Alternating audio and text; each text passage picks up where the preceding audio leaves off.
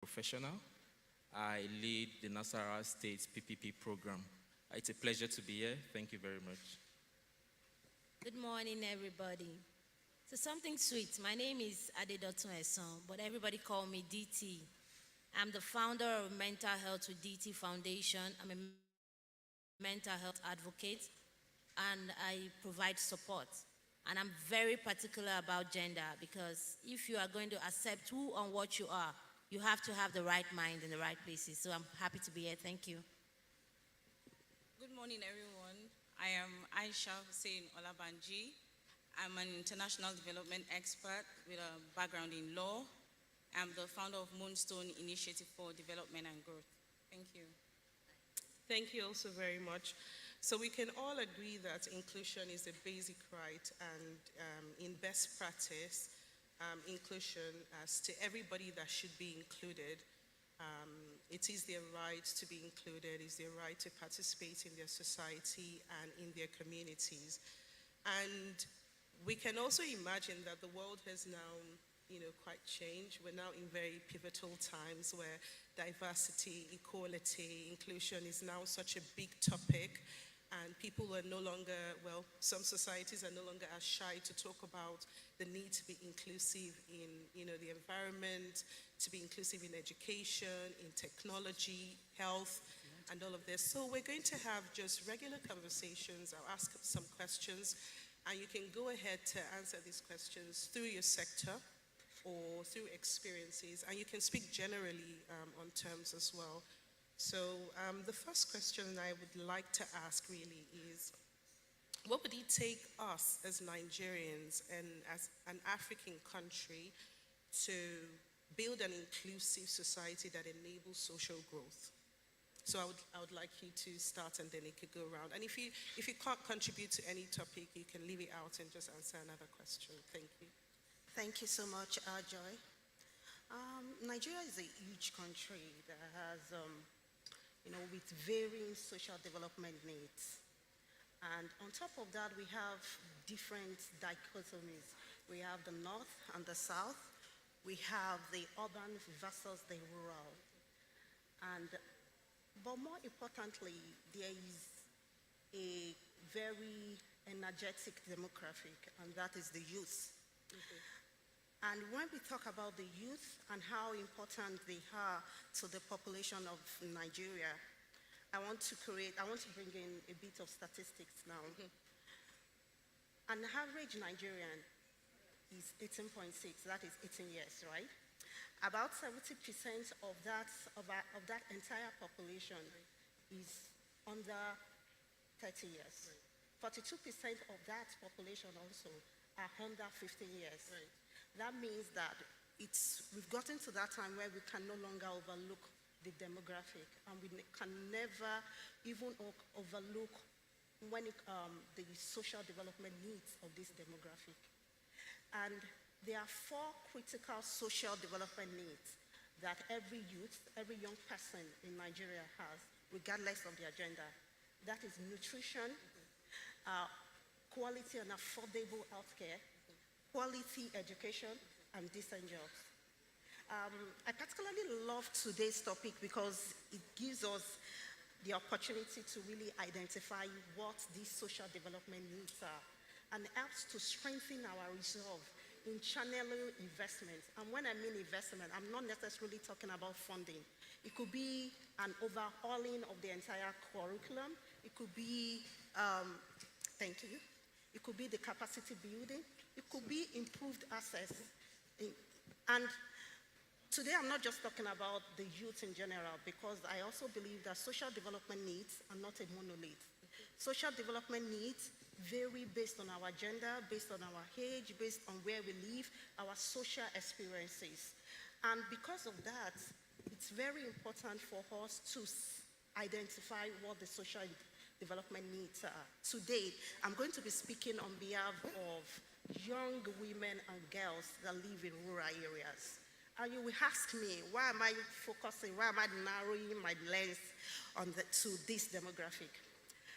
According to National Bureau of Statistics, we have about 104 million women living in Nigeria today. And out of this number, we have 70% of them that are under the age of 30. And 60% of that are women that are young women and girls that are living in rural areas.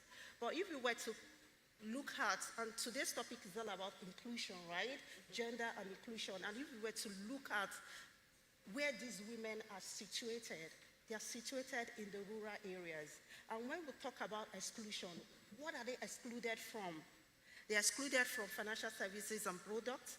They are excluded from quality and affordable healthcare. And layered within this healthcare is sexual and reproductive healthcare.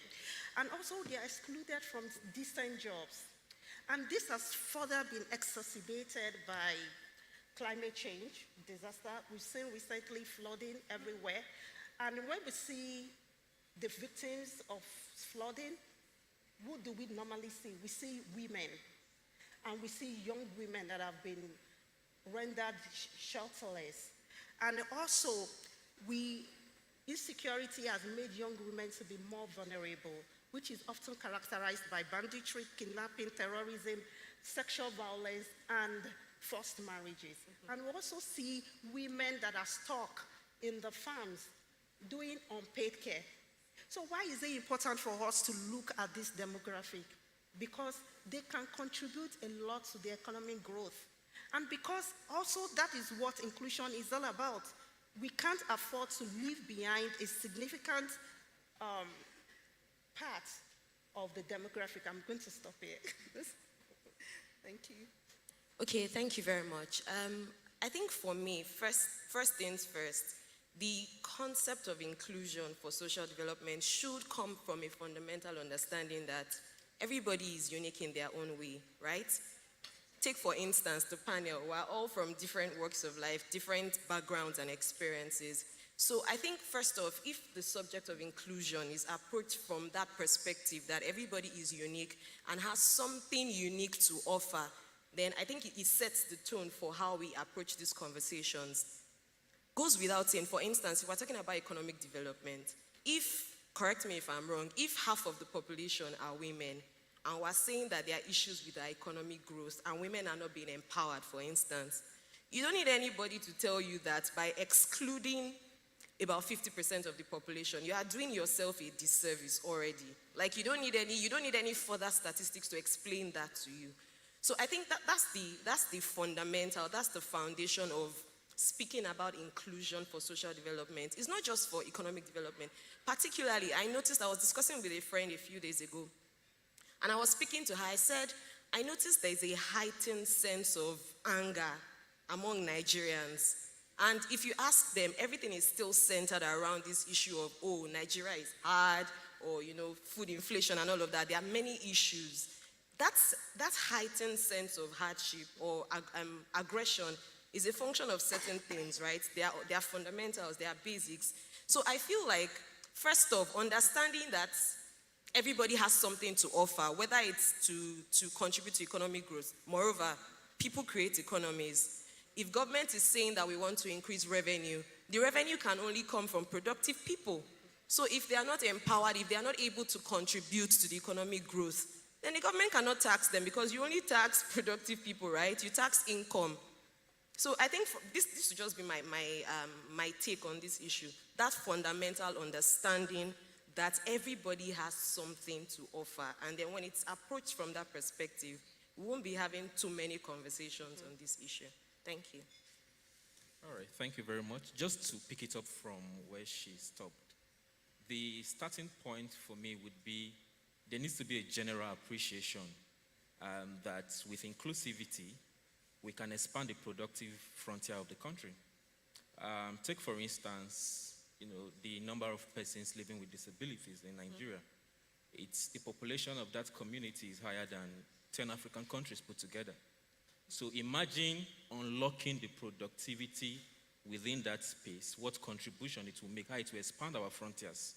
So really, to achieve this, we need to now think about how do we democratize opportunities for everyone, across board, whether in the rural, irrespective of location, whether rural or urban areas, irrespective of gender, whether male, female, irrespective of the age, whether you're a youth or you're an adult, or, so when we democratize opportunities, democratize access, that is founded on the principles of social justice and, social equity and social justice, we are beginning to open the space for everybody to contribute their productive, their productive abilities. So take, for instance, if you look at the factors of production that drive an economy, you find that, entrepreneurship is that key component that coordinate all other factors of production. And if you are not able to trigger that, you're not able to open up that entrepreneurship space, which is mostly composed of the youth. If you're not able to open that space up and allow opportunities to trickle down, then you hold back. There's a break in terms of the productive potentials of the country. So we need to have that appreciation that with inclusivity we can achieve more. With inclusivity, we can create more wealth across board. I think this would be my quick contribution for now. Thank you very much.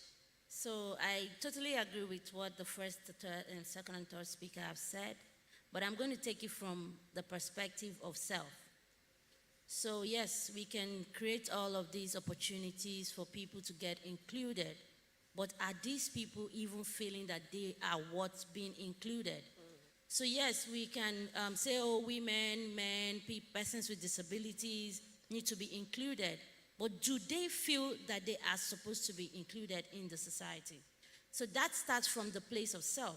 So you need to, as a person, individually, because as a country, everybody thinks, oh, maybe the government needs to do this.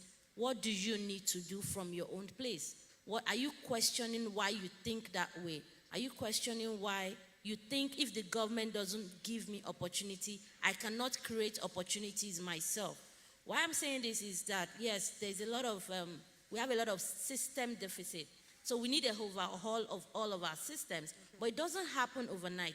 But if you can do from yourself, okay, I have this ability. How do I let the world know that I can include to the society? How do I improve myself? How do I ask for what I can get? So empowerment is a two-way thing. These opportunities are there, but do I know, am I informed that the opportunities are there? Or do I have the capacity from within to get this opportunity? So that's the angle I'm coming from. So for us to really enjoy inclusion in all aspects, it starts from you, feeling that you need to be included and you need to ask for that inclusion. Thank you. Okay, thank you for that. So I will be lying on every other person's points, and I will be coming from the enabling environment point of view. So for the sake of those who, like when I saw the topic, I'm imagining inclusion for social development. The first thing that came to mind is, social inclusion.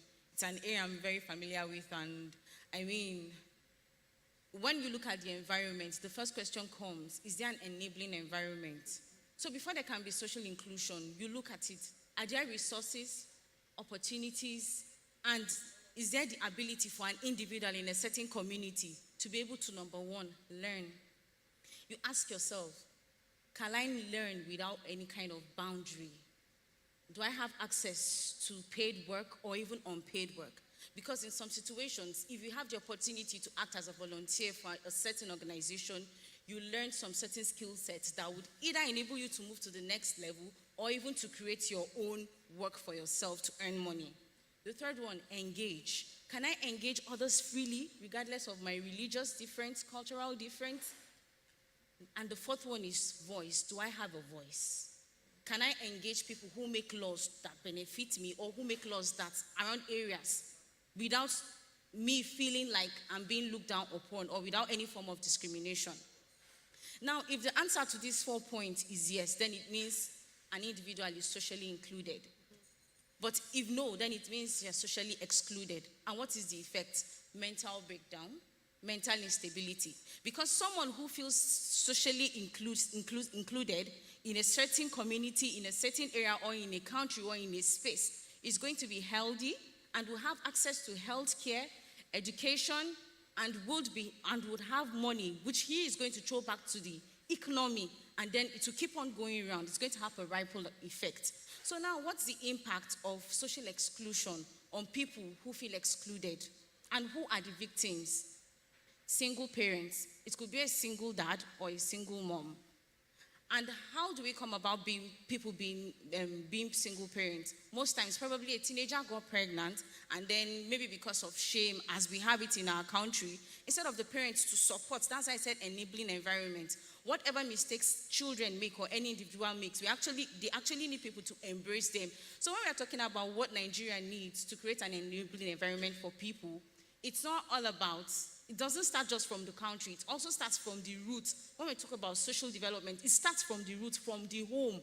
What kind of reception will that person get from his family? If a woman is supported by her family, then she'll be able to go to school. After giving birth to that child, she'll be able to go to school, then have a job, and then have money, then have access to health. Because a person who is well employed, or a person who is employed, will probably have a job insurance, and then access to health. But if you don't have a job, how can you have money to pay for health, and then that's deteriorating?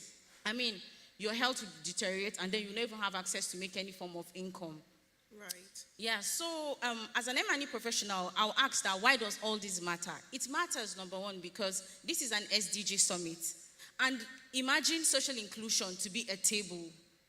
The SDG has 17 goals, and social inclusion is like goal 16 or something. So imagine it to be a table. Once a person is being excluded from benefiting from the perks of social development, then there will be poverty. Poverty is also one of the goals of the SGD.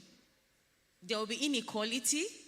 They won't have access to justice. I mean, it's already like 3 parts of the SGDs that is already like cracking down. And once those things are not on the table, then a table has 4 legs. So imagine 2 legs of that table gone. Then it's going to fall off. And then when people feel socially included, then it means they can sit on the table with other people because they feel like, oh, we all can come to the table, be on common ground, discuss about common interests that will benefit us.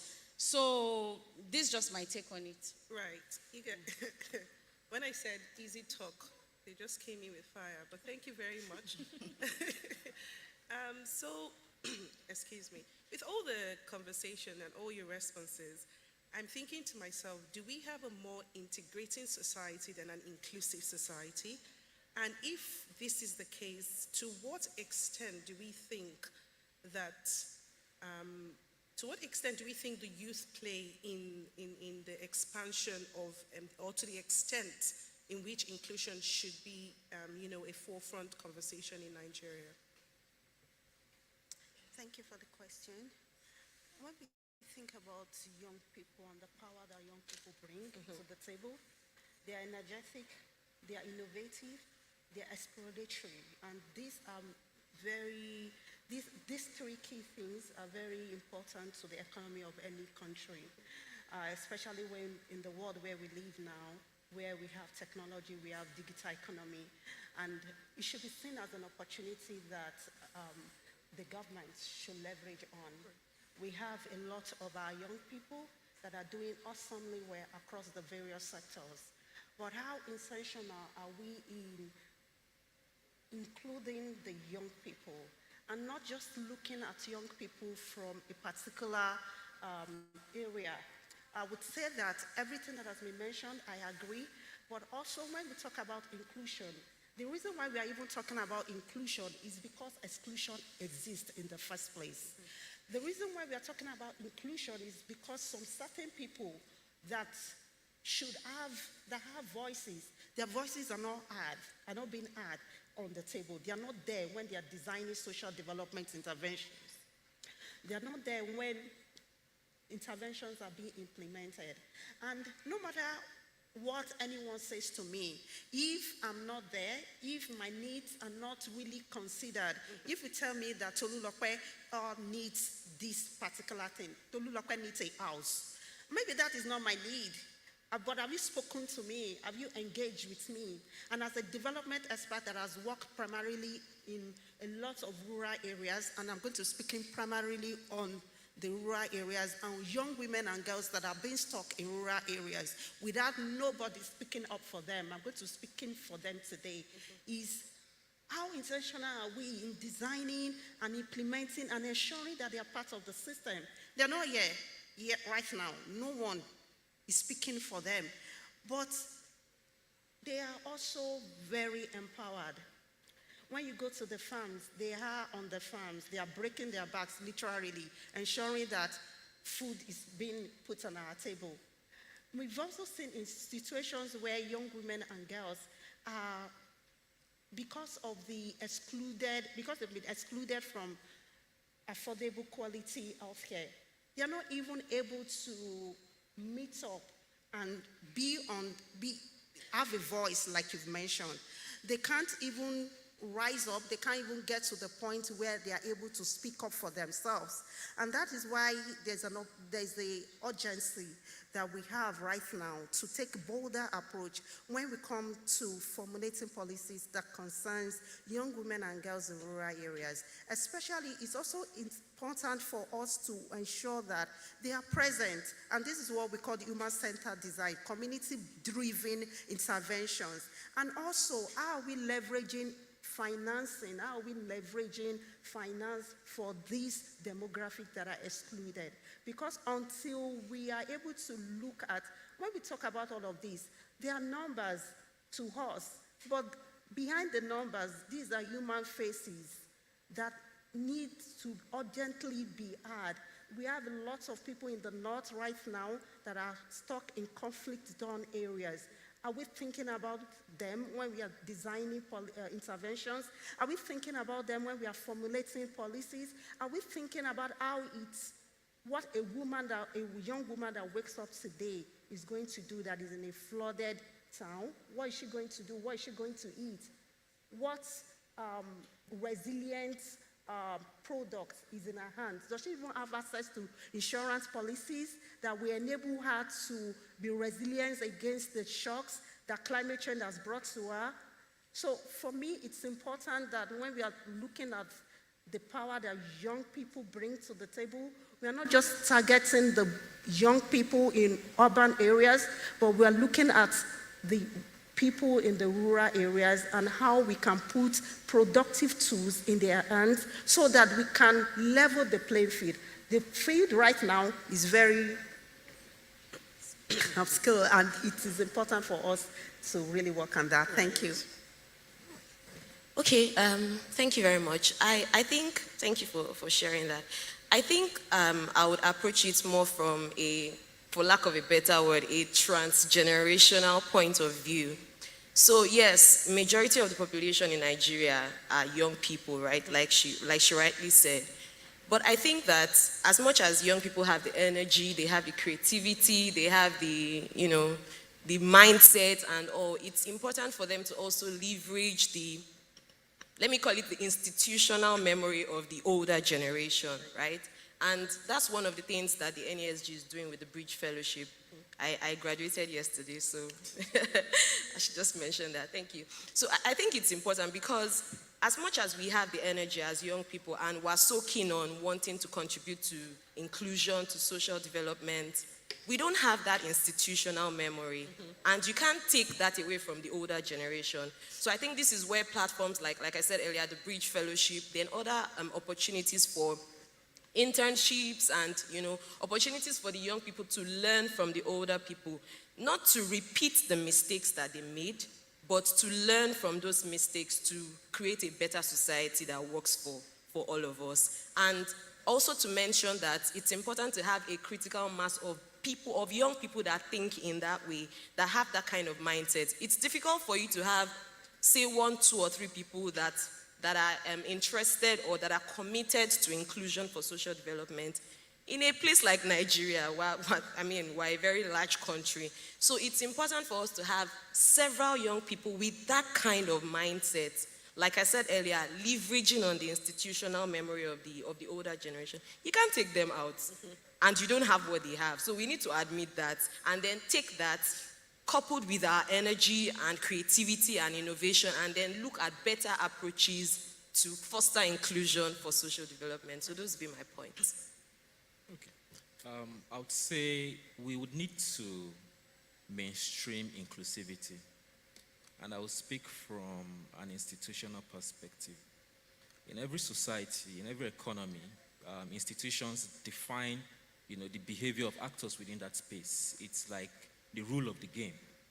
And there are both formal and informal institutions. So we need to ensure that we institutionalize inclusivity. Take the informal institutions, for instance. I was involved in a research recently, and in one of the states, one of the participants in the survey mentioned that they can't access properties without a male representative. Being in the room. You want to buy land as a woman, you have to bring in a man. Either your husband must be there, or so. There are these traditional practices, norms, cultural practices that no longer fit within this, within the current context in which we find ourselves, and they don't foster inclusivity. And then we go to the formal institutions. We also need to ensure that the institutions are strong enough to ensure that they guide behavior of people. That the institutions are strong enough to ensure that when you want to assess justice, that you're able to assess justice when a wrong is done. And we must also see it from the perspective, inclusivity must also be seen from the perspective of an opportunity to really develop a space and not a tick box exercise. Because there are platforms where you find people just say, oh, the men on this platform are too much. Let's just put a lady to balance it up. Not really because, there's an appreciation of the value that the woman is bringing on that table. So we must move beyond that beggarly approach, to really begin to see the opportunities within every space, like I said, irrespective of the age, irrespective of the gender. And also, we must also look at it from the perspective of the demand and supply side, in terms of there is the supply side to inclusivity in terms of the institutions that have been discussing, and then there's a demand side. So we must also continue to bring public pressure to bear. The issues are well known, to be honest. What is required is just discipline and focused implementation of these issues for us to move to where we need to be. Thank you very much. Thank you, everyone. So yes, the place of the youth cannot be overemphasized. Nigeria is experiencing a youth bulge, and we all know that. And according to demography, a youth bulge can either be a positive thing or a negative thing to a country, but it depends on how that country or that economy is ionizing these people. But first of all, I'll go back to basics. In Nigeria, we have a lot of youths. They have this potential, they have energy. But what is our value system in Nigeria? Is it encouraging them to be positive with those energy or negative? I'll bring an example. In our society, we celebrate people based on what people have, what you see them carry, what they have. Nobody is going to question how did they get it. So as a typical Nigerian youth, I want to be respected, I want to be seen, but the only way I'll be seen is what I can show. That is our value system in Nigeria. So for them to be positive, for them to work in a way that, oh, it's expected, they need to see, oh, this is what my people are doing. Going back to institutional memory. The old people, you see these rich people, they only show, they are respected based on what they're showing. But if we come back to where we now respect people based on what they are able to add, what value they are able to add to the society, then we start seeing this potential and we start ionizing it positively. But if the value system has not been dealt with, it's difficult to really include these people positively. So that's one part of it. Then secondly, our youth too. Right now, we have a lot of us. We have our voices in small silos. How are we able to work together? Can we have a bigger community? Because everyone is working in little clusters. So how can we come together with one voice, with a positive push? What is that thing that, okay, we want to change our nation in a positive way. But the truth is that the value system, if it's not dealt with from within, from home, from our generation, the older generation, it's difficult for us, the youth, to really give our best. That's why we find that most of our youth, the best of our youth, they're leaving because that's the only thing they've seen. If I don't leave Nigeria, I cannot amount to anything because they feel like nobody is giving me the opportunity to show myself. And if I'm that person that don't want to do the negative thing, nobody's going to give me the opportunity. So these things need to be dealt with. Lastly, sorry, you see that, okay, another reason why the youths are not seeing, they are not analyzing them positively is because the opportunities are not there. You find someone who the parent is not rich, that has struggled, the parents have struggled from the rural place, they brought them up. They've gone to school, they come out with the best grades. They go for interview with people that are not up to them, but because those ones have some form of influence, they don't get that opportunity. So all of these things, fundamental things, needs to be dealt with before we can actually harness the potential of the youths. Thank you. Okay, thank you all. So, the role of the youth in inclusion, for me, I'll be looking at it from two sides. So we have the socially active youths, the activists, and then we have the passive ones. So I think we've come a long way. And right now, we're in a very pivotal period in the history of the world at large, whereby diversity, the issues of equity, and also inclusion is in the front burner. I mean, in the past, people were just quiet. Then all of a sudden, I think in the mid 2000 and something, fellowships from different sides started coming up, and then youth started getting interested in activism and non-profit issues, developmental issues. And now, when we look at Nigeria today, I think we've lost count on the number of youths that now have NGOs that are working to improve people's lives. I know about a lot of NGOs, starting from those working with school-age children, women empowerment, youth empowerment, those working on rape issues, and all other things. So I really think these active youths are actually playing a very big role in terms of inclusion, because they are now running after the people in the mid-years that have been doing things, but on a more low-key. We can look at what happened during the NSAS revolution. I mean, I don't know if that's the right term to use, but that's what it seemed like. Youths came out in thousands and then blocked the toll gate in Lagos. That has never happened. And Lagos came to a halt. Nigeria came to a halt. The globe heard the news. The world shook that this thing is happening in Nigeria. And these were young people. And this whole thing started during the civil rights movement back in the 90s. And then the world went silent because we silenced people's voice.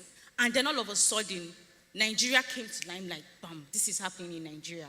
So I think it's a big thing. We have youths that are active and are bringing about change. Look at in 2019, the Not Too Young to Run campaign. They were able to make a major change in the constitution. So I think our youth are actually doing a lot. But the question is it enough? Now, for the passive youths, I mean, there's always a good side. I mean, a coin has two sides. So for the passive youths, some of them are on social media warriors, speaking about what is right, what is wrong, and all that. I also think they are making some little bit of impact. And also, for those ones that are not making any impact, honestly, you can't blame them, because when you look at social development, the kind of content we bring out is not just about us, it's about our environment. Some people actually are afraid of talking because probably they're in a zone that once you talk, you find yourself in jail. And let's be honest, most people are not coming out today to speak about certain things that may change people's lives because they know that the justice or the justice system is not for the masses, to be honest. And that was why when I mentioned those four key features when it comes to social inclusion, I said, do we have a voice? So despite everything that happened during NSAS campaign last year, were we able to get what we wanted? Lives were lost. Nothing happened. Panels were set up. No fence fell. Right. Some even had to leave the country. And that's why you see that a lot of our youths that should be bringing about major change in this nation are leaving the country en masse. Every day. Every single day. But I hope, because I've spoken to a few friends of mine that have also jackpot, and they said they'll definitely be back. So it's just like an adage in Yoruba that says, Agbo, Tofi di lo seyin, agbára ló lọ mú wá. It means if a ram moves to the back, run away. Because if it comes back, it's coming back with power. So I am speaking for the youths, that the youths are definitely coming back to make this country better, and it's going to happen. Because this is a movement. Thank you. Absolutely.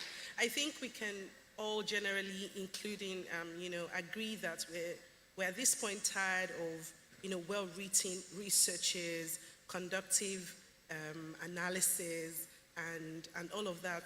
Because I imagine that if we're not excited about the morality of inclusion, that we could even be excited about the business cases, right? Yeah. That we could be excited that if the people living with disability, diverse gender inclusion, women, men, we could be excited about the business cases of these things, right? And for the life of me, I'm just like, we have to blame somebody. So who do we blame?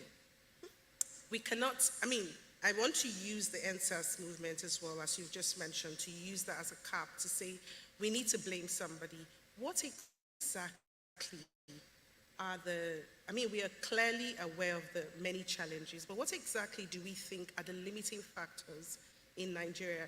Forgetting the part of governance of all the governments, which we can't really take that out because they play a major role. But what other than that are the challenges or are the pillars of the problems of exclusion?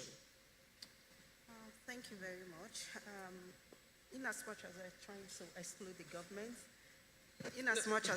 to exclude the government, I don't think you have an excuse. I think more importantly is an enabling environment is very important.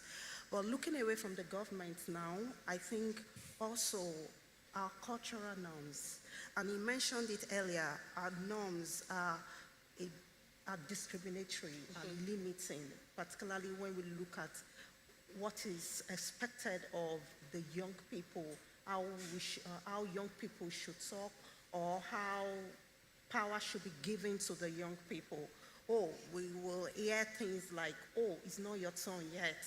It's not, you're too young for this.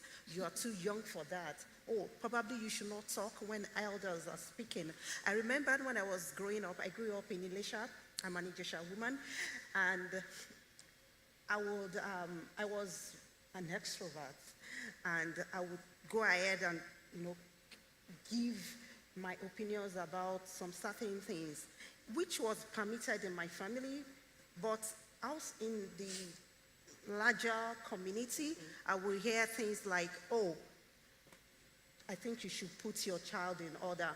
I think you should do this. I think you should do that. And most of the times, when we think about social norms have reference groups. Who are these reference groups in the society? And these are the people we should actually blame.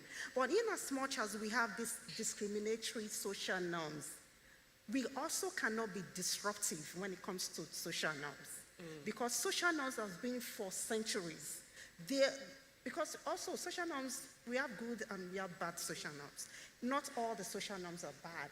But how do we then work innovatively around the social norms in a way that gives power to the young people, in a way that empowers young people, in a way that gives voices that allow the voices of the young people to be heard?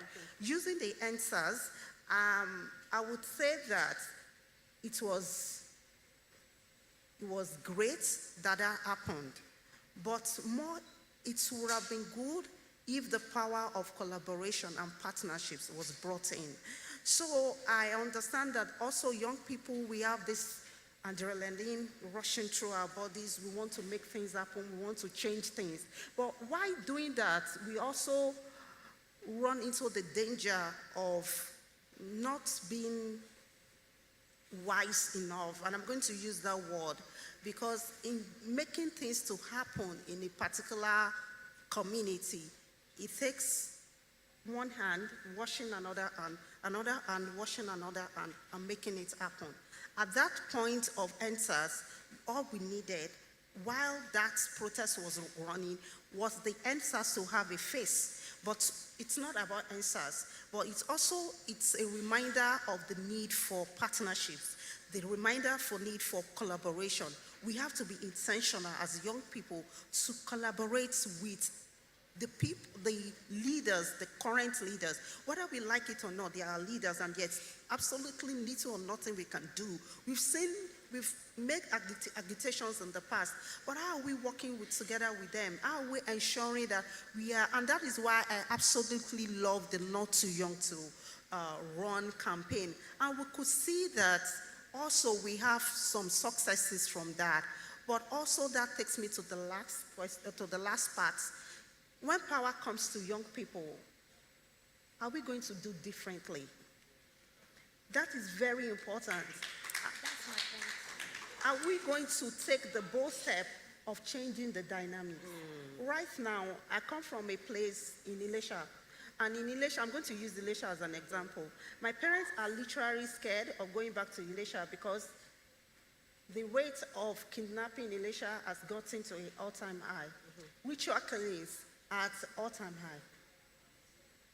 Those criminal acts are not perpetuated by the old people. So when it comes to passing the blame, actually, we have to look in the mirror. Are we going to do the right thing? If I don't have a job, if I've been outside of school for 8 years and I don't have a job, does that give me the liberty to go ahead and do ritual killings? Does that give me the liberty to go ahead and kidnap my mother and kidnap my relatives just because I want to put food on the table? Yes, poverty brings desperation, but in that also we need to be resilient. I think it's important that even as we are agitating for power to come to the youth, are we going to do the right thing? Because right now where we stand today in Nigeria, I don't think the young people will do the right thing. Right. Unfortunately, we have just an hour for this conversation, which is really terrible. But we will take just one more, and then we would allow questions, if there are any questions. I don't know if there's someone with a microphone. If there are any questions. If not, then we will just take 2 more questions with the discussant, and then we will conclude this session. Are there any questions from the audience? Right. Excuse me. So you have all, tried to express very rational and very articulated points, and I'm very thankful that you mentioned that. And truthfully to say that we are a very territorial country, and our communities are very territorial.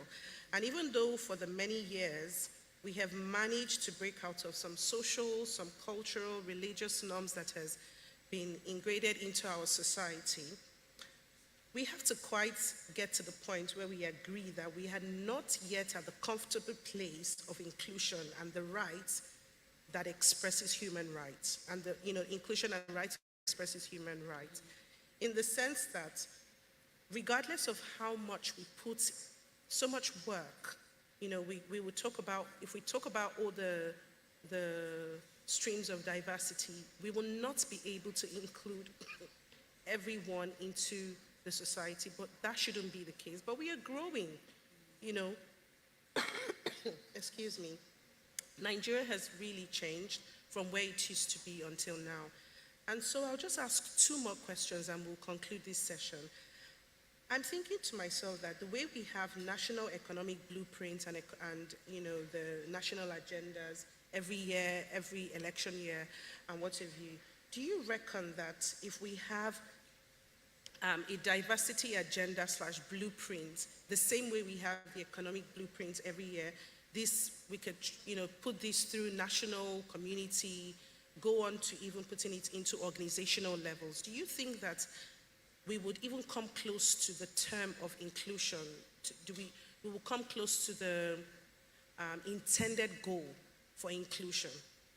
And please just try to make your responses short because we have less than 8 minutes or 10 minutes for this session. I think that would be a good starting point in terms of clearly articulating what we want to see in terms of inclusivity.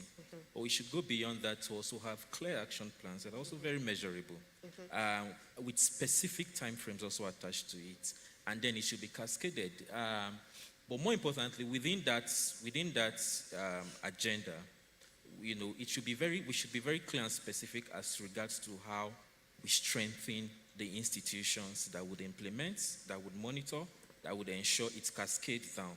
Because what you find most time is that there's a friction in terms of cascading policies and programs of government from the top to the bottom. So we must ensure that we're able to strengthen the institutions, that we ensure that that process is very fluid and that is a very transparent process. It's a good starting point, and it's going to help foster inclusivity. But quickly, just to touch to a point in terms of the diaspora issue. Nigeria has an uncommon opportunity right now. South Korea, Japan, China, India, leverage on the opportunity of the diaspora, people. So we must quickly begin to put in place the necessary enabling environment that will attract our people in the diaspora back to the country to develop and expand our frontiers of development. So it's very critical. Thank you very much. But I think we should, there's a positive side of the JAPA movement. The sense that we agree that there's a lot of people leaving, but there's a lot of people who are learning with the purpose of returning to come improve Nigeria. So I don't think it's entirely wrong. Yes, we would really like for them to stay, but do we really want them to, stay with us in this whole process? So because we're out of time, we will just take one more contribution, and this will just be on the practicality of, do you think if we measure our economic, and this is organizational-wise, nation-wise, development partner-wise, do you think if we measure impact and growth performances through gender indicators, do you think maybe we will come close to a level of impact? Do we think we will come close to inclusion in a sense? Because, if right now many organizations are leveling their impact goals through the SDG goals, if we have a framework, a legislative framework, a policy framework that is very clear on what inclusion indicators are, do you reckon if we use these indicators on the national level, economical, whatever, all the sector levels, do you think we can come close to inclusion? One more minute and when we're done with this. Okay, so recently I was talking to someone and I was telling the person, when we develop or when we design women's economic empowerment programs, standalone women's economic empowerment programs, or we deliberately integrate gender into every budget line, into every sector, I believe that is the only way we have to go. For a long time, women's economic empowerment or anything that has to do with women have been very tokenistic. That means that we are going to, look at the way even products are designed in the bank. You would see them very pinkish products. But if we were to take that product to a rural woman, that product will not work for that rural woman because they've not been able to identify or design that product based on the needs of that rural woman. So it's important that even when we look at the various policies that is being pushed out from the Ministry of Agriculture and Rural Development, Ministry of Budget, Ministry of Transport, how intentional, it goes beyond just having a gender desk officer in the ministry. It goes beyond just talking about, do we have 3 women there? Or do you want us to put 2 women there? It goes beyond that. It goes to intentionally sitting down and see what are the peculiar needs of women, what are the barriers that women will need. When it even comes to maybe the Ministry of Lands, are we thinking about, this is the way we will design or work with the customary court? Because, these are the intricacies or the small details that we need to put in place. Maybe there and then we can say that we become serious about really addressing the gender issue. Tolu, I'll allow you to conclude just because I see you itching, and then we can close this session. Okay, yes. So, definitely, yes. There is a need to have a measuring and monitoring and evaluation framework just last night I was discussing with my husband, and I said that Nigeria would have been better if there was, or if there is a monitoring and evaluation framework to measure targets and results.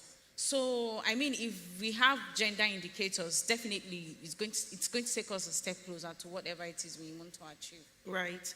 Thank you also very much for this wonderful talk, and thank you, the audience, for having paid attention this 1 hour. Thank you, PIC and NSGS, for this opportunity. It's been a good open to the summit. There's a gender summit this morning. Please have a wonderful continuous summit and a good morning. Thank you very much. Thank you.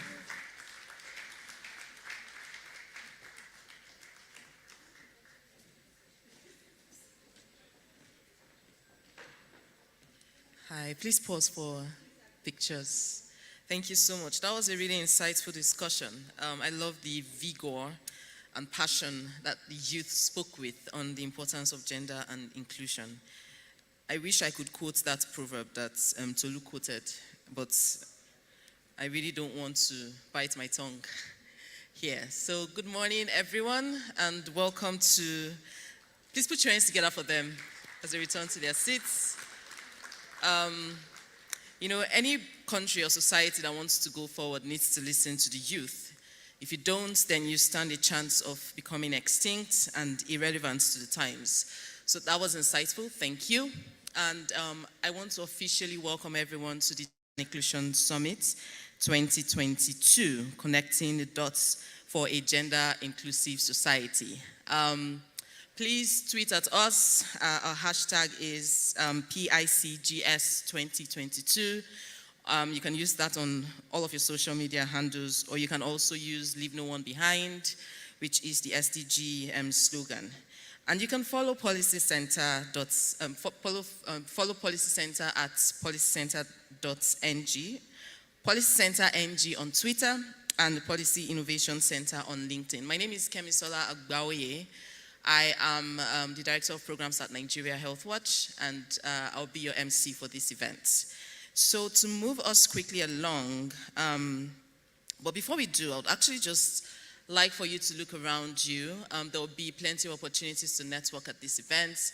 If there are people that you do not know, it would be really great for you to, say hi. Reflect on some of the insights and the evidence on making the case for a gender-inclusive society that you'll be hearing here this morning. And make sure that as you go, key next steps and insights that will be integrated into your practice going forward would be what you would go away with. So to get us started, I'd like you to watch a video that tells you about this summit.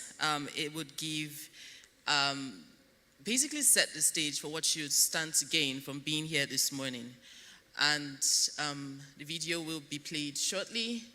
Please enjoy.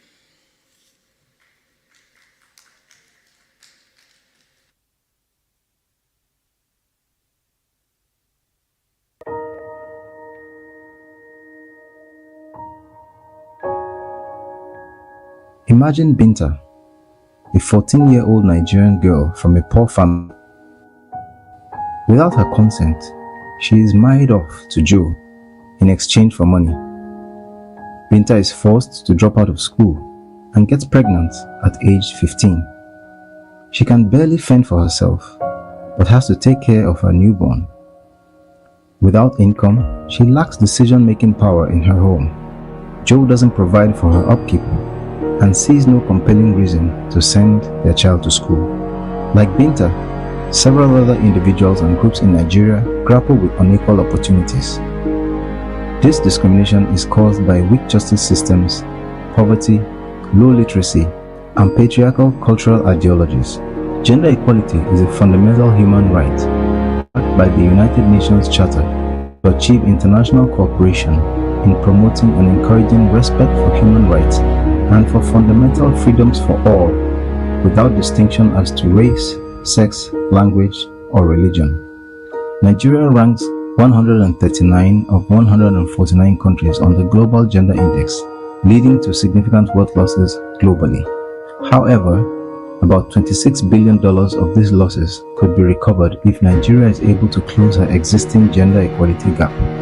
In light of these realities, the High-Level Forum on the SDGs has partnered with the Policy Innovation Center to organize the first national-level Gender and Inclusion Summit. The HLF SDGs is a program currently run by the NESG with support from the Bill and Melinda Gates Foundation towards the actualization of the SDGs by 2030, including the attainment of gender equality.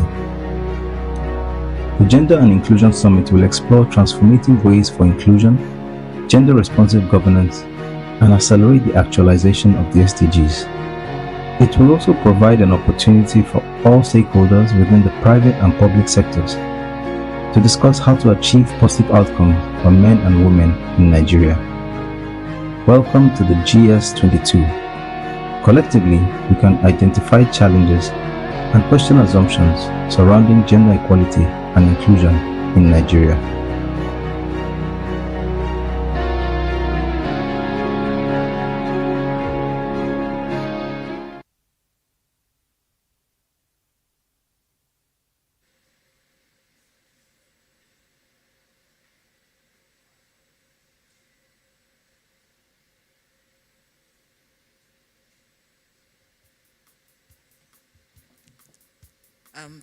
Thank you so much. So that is what we're here to discuss. That is basically a summary of what the Gender and Inclusion Summit is about. So very quickly to take us on, I'd like to introduce Mr. Nii Yusuf, who is the chairman of the Nigeria Economic Summit Group, where the Policy Innovation Center is housed. Please put your hands together for him as he comes to give us an opening remark.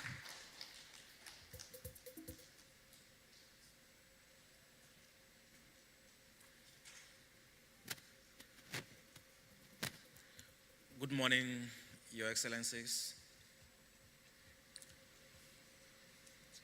distinguished Nigerians,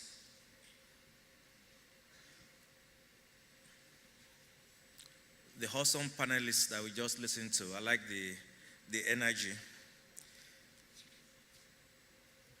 It's indeed my pleasure to formally welcome you all to the NESG's Policy Innovation Center Gender and Inclusion Summit 2022, the first of its kind, with the theme, Connecting the Dots for a Gender-Inclusive Society. I thank you all for coming, for participating, and also for lending your voice on this critical, global, and for us in Nigeria, a very strategic issue. I would especially like to acknowledge and thank Her Excellency, the British High Commissioner to Nigeria, Ms. Katrina Lang. Thank you, ma'am. And also the United States Ambassador to Nigeria, Mary Beth Leonard. Both have accepted our invitation to accentuate the policy implementation and the policy imperatives of gender equality and inclusion in Nigeria. I'm delighted to address you today in this opening remark of a summit which marks a significant event for all of us and is indeed a major stride towards the collective efforts in creating the egalitarian society that we all seek.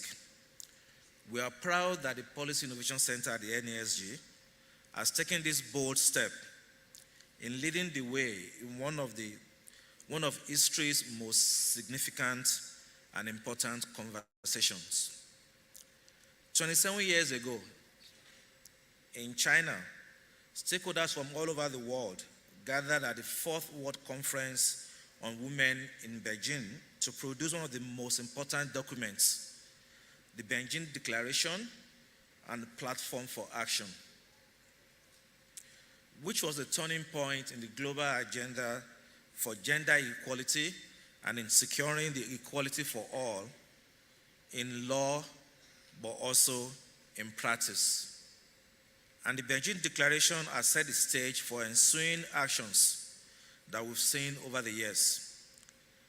However, as we are all aware, 27 years later, the concerns raised then, most of them are still largely unresolved. Gender parity is not recovering, sadly, according to the Global Gender Gap Report 2022. Indeed, it has been said that it will take another 132 years to close the global gender gap. That's 132 years that we can't afford. So as the crisis compounds, the women's workforce outcomes are suffering, and the risk of global gender backsliding further intensifies. The recent COVID-19 pandemic has done more to open our eyes to the economic vulnerability of different countries. The pandemic has also opened our eyes to the plight of women and other marginalized groups and the challenges that they face. Statistics are out there for all of us to see, showing how the pandemic disproportionately impacted women and other marginalized groups. We also saw the spike in violence, primarily influenced by societal norms and the imbalance in power, which again was mentioned during the last plenary. According to the World Economic Forum, in covering 63.9% of its gender gap, Nigeria is currently at the 123rd position, had returned to higher and higher levels of parity between 2013 and 2016, which was registered in the 16 years covered by the WEF report. Nigeria also ascends 16 ranks on the overall index, with positive changes recorded on the economic and also on the educational sub-indices. After dipping in 2021, the overall workforce parity recovered in Nigeria, which is good, but the participation rates decreased for both men and women. While equality in professional and technical workers declined from 1 to 0.628 over the past year, parity in legislators, senior officials, and managers increased from 0.434 to 1, as women now make up a majority in this particular sector in 2022. On educational attainment, Nigeria records higher levels of parity in secondary education and tertiary education enrollments. However, both shares of men and women in secondary education in 2022 are lower than in the previous year, 2021, though this increased in the tertiary education level. So it's mixed results. The sub-index where Nigeria has the widest gap, and the widest gap that we need to close, like most of you can guess, is political empowerment, which has been widening since 2012 and currently stands at 96%. And that is why I must congratulate you all for lending your voices by coming to this critical national conversation, which will culminate in the afternoon in a ministerial session that will receive the policy consensus for action in the future. I would like to thank the Honorable Minister of Women Affairs, Dame Pauline Talen, and the Honorable Minister of Finance, Budget and National Planning, Dr. Zainab Shamsuna Ahmed. Both have agreed to co-chair the ministerial session that will happen later this afternoon. Consequently, this Gender and Inclusion Summit will crystallize into a national multi-stakeholders consensus that supports and enhances all the ongoing processes, including those of the National Council on Women Affairs and Social Development, the network of interventions by critical actors in the development, by the civil society and private sector to deliver change at scale. Time will not permit me this morning to talk about the ramifications of today's issues. The responsibility to call to human rights, a mission to save us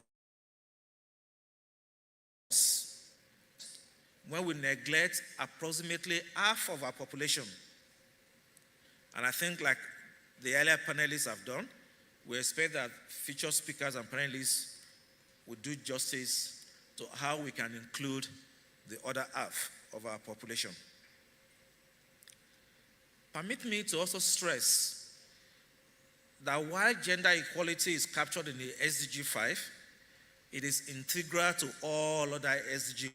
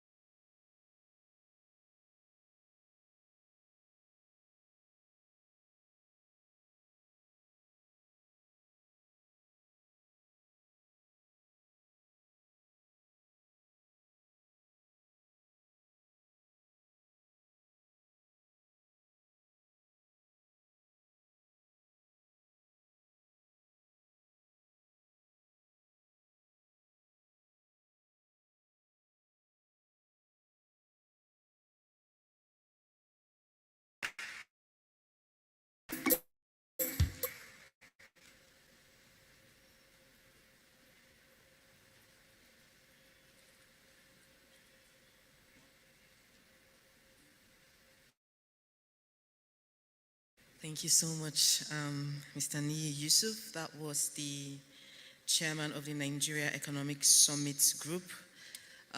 Really insightful thoughts that you have shared there. And I like how you ended by saying we would not rest until all of our efforts translate to positive social change that is evident in improved quality of life for all Nigerians. Thank you so much. So that's why we're here. That's why we're lending our voices.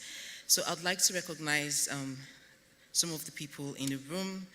I'd like to recognize Alexander Borges Gomez, the Deputy Head of the EU Delegation to Nigeria. Thank you so much for coming. He'll be sharing a special remark later. I'd also like to recognize the British High Commissioner to Nigeria, Mrs. Catriona Lang, who is also present with us and would be hearing from later as well. I'd like to recognize Sibyl Chidiak, the Senior Program Officer of the Gender Equality Division at the Bill and Melinda Gates Foundation, USA. I'd also like to recognize the presence of, the presence of the Comrade of the Women Affairs of Adamawa State, Lami Patrick.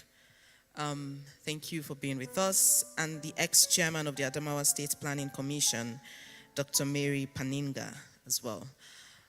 Thank you all for being here and looking forward to hearing some of your thoughts on what we're here to discuss. So next I'd like to welcome Alexander Borges Gomez, the Deputy Head of the EU Delegation to Nigeria, for his special remarks. Please put your hands together for him.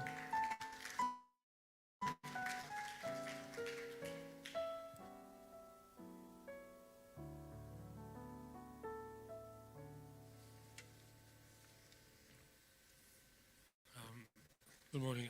I always admire the brave efforts at pronouncing my name, which is not too bad, actually, considering that I'm Portuguese and it's impossible to read. Anyway, thanks very much. I'm sure all the protocols have been duly established, and therefore, if you allow me, I'll stand on them. Very briefly, I just wanted to say maybe an initial remark, because the previous speaker stole my first 3 points, which is about the fact that this is actually gender equality. It's not just fair and right, but it is also self-interested as well, because this is what we're going to say in order to, if we do believe in this, which we in the European Union do, and act upon. I mean, our programs, both internally and externally, are to a great extent based on principles related to gender equality. But not only is it fair and it creates a fairer society, more just, but also by allowing girls and women to fulfill their potential is in the interest of the two halves of the population. So it's something that we should strive for. One thing that was not said, and I think it's important, is that we feel that we have progressed in this, in the European Union, and we're helping the world outside down this path as well. But it is true that there's a great deal of stereotypes and harmful practices, which are very often disguised as culture across the world, but also in Europe, that hold women and girls back. And this is something that it's a bit more insidious, and we should keep an eye out for. The problems, in a sort of nutshell, they manifest itself worldwide, is that, on average, 35% of women have experienced gender-based violence. In some countries, this goes up to 70%. In 2020, less than 50% of women had paid jobs, as against 76% for men.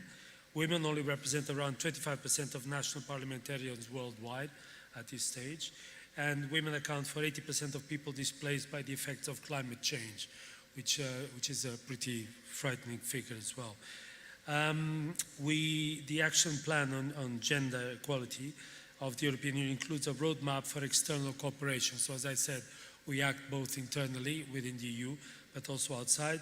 And the objective there is that by 2025, 85% of all external activities of the European Union should contribute to gender equality and women's empowerment. In 2019, that was 64%. which sounds like a lot, but there's a lot to do still.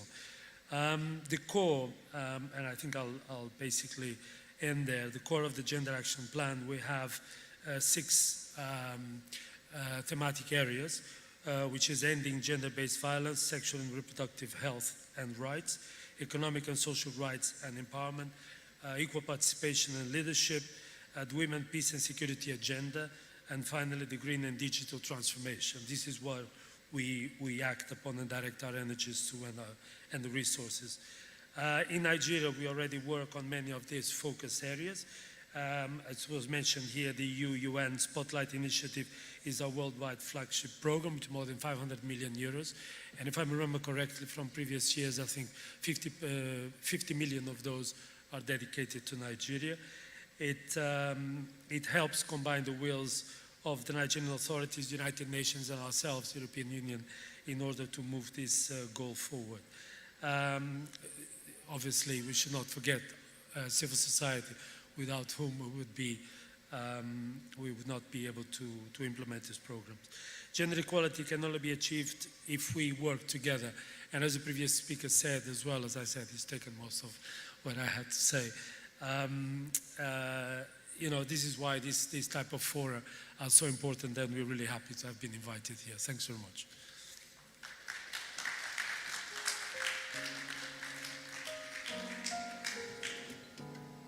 Thank you so much, Alexander.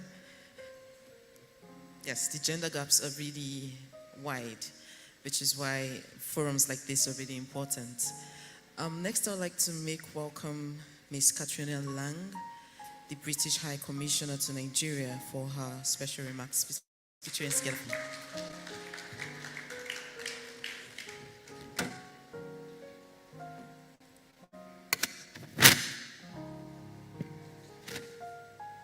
Good morning, distinguished ladies and gentlemen, chairman, who I had the pleasure of seeing last night, all protocols duly observed. It is indeed a great landmark to be here at the first Nigeria Economic Summit's Group, first Gender and Inclusion Summit, and subject very close to my heart. I'm the first female High Commissioner here in Nigeria, and I've tried to use, thank you, that platform to speak out loudly and clearly on this hugely important issue. As my colleague Alexander said, there are social norms, religious norms, behavioral norms, which are used, frankly, as excuses for not making progress on gender equality. And I think all of us must stand up and challenge those norms. Gender rights are basic human rights and everyone's entitled to them. Sadly, though, we cannot assume progress will always go forwards. I had the pleasure of working in the wonderful country Afghanistan, where we had so much hope for a better future for these amazingly brave women and girls, and tragically their lives are now absolutely grim. So we must really safeguard progress and make sure that we don't backslide. Just very briefly in terms of what the UK does, my colleague Alexander, the European Union has 6 areas, we have 3, but it's quality, not quantity. So we organise our work under the 3 E's, as we call them: educating girls, empowering women, and ending violence against women and girls. So on education, the UK has worked on education for decades now, and particularly in northeast Nigeria, where we've supported 1.4 million additional girls going to school. On the empowerment side, this has been a big focus of our work, particularly around financial inclusion. So we recently launched a $100 million program financed via British International Investments to the First Bank of Nigeria, which will direct funding specifically to women-owned enterprises. On market development and climate, we've just launched, and we launched it at COP27, a very large program, $98 million, which is designed to support livelihoods, but particularly, again, female entrepreneurs who are struggling to adapt their farming methods to climate change. And we're also digitizing humanitarian and social cash transfers so that women can receive the money directly into their bank accounts, which of course gives them more empowerment. And then finally, on ending violence against women and girls, and of course we're about to enter the 16 days of activism. We've been supporting the Nigerian army and police, training them to understand how to approach this, ensure they don't themselves abuse, but also to spot it in the communities. And finally, I wanted to give a bit of a push to a very important summit that we're hosting. It's a ministerial conference on preventing sexual violence in conflict. It'll be from the 28th to 29th of November. Nigeria will be represented by the excellent Dame Pauline Talent, so we look forward to seeing her there. Thank you for inviting me today, and I'm looking forward to the proceedings.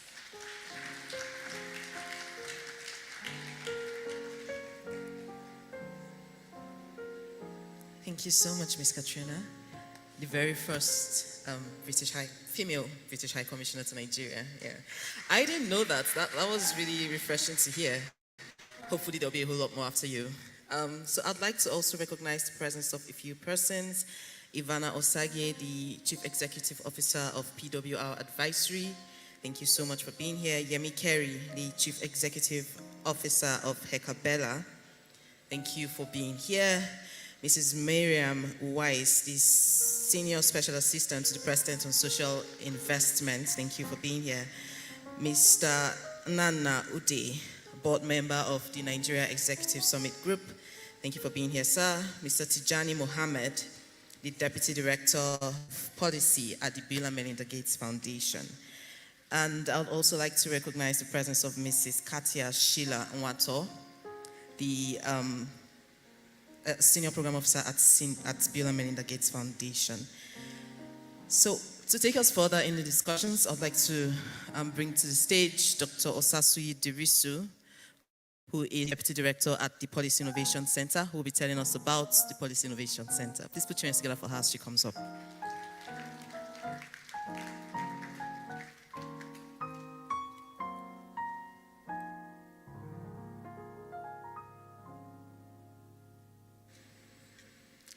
Good morning, everyone.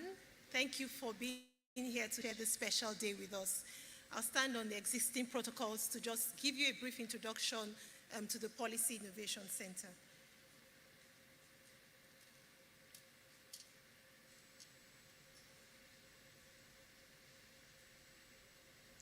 So our focus at the Policy Innovation Center is about policy for humans, human-centered policy design, improving policies with new approaches. So the Policy Innovation Center is the first national level body of its kind in Africa and Nigeria and Sub-Saharan Africa, using lessons from behavioral science and social sciences, as well as other innovative policy tools to inform program and policy design and implementation in Africa. The PIC is an initiative of the Nigeria Economic Summit Group and is sponsored by Rockefeller Philanthropy Advisors with support from the Bill and Melinda Gates Foundation. Our vision is to improve the design and implementation of government policies and programs using lessons from behavioral and social sciences. And our focus is really just to improve outcomes.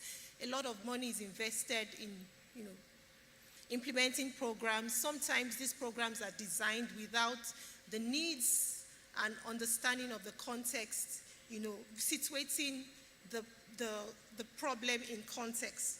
So we work with public bodies, private sector, NGOs, and international community to support ongoing critical priorities for the SDGs.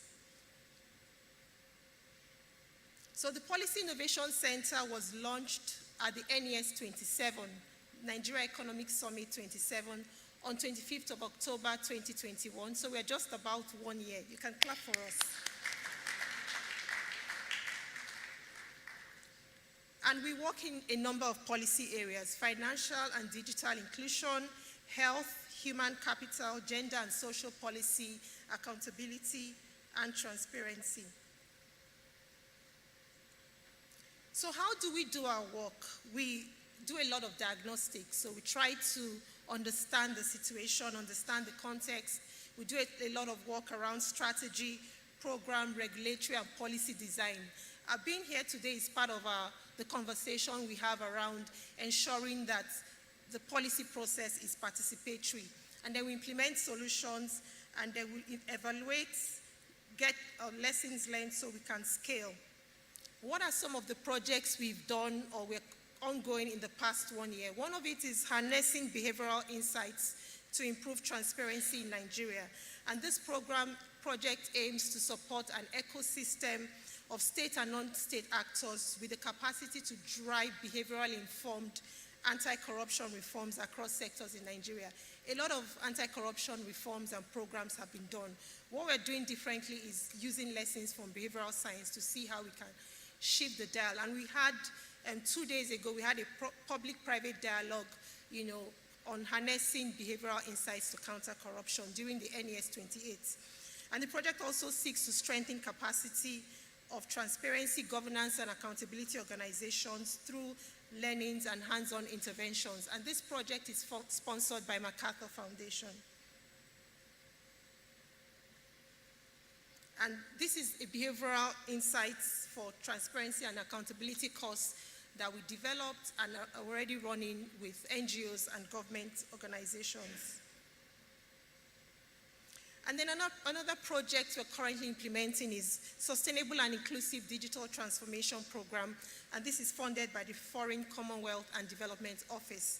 And this project, we're trying to support the growth of an enabling environment for inclusive digital transformation across 5 states in Nigeria and at national level. The project is being implemented in Kaduna, Jigawa, Kano, Lagos, and Edo states.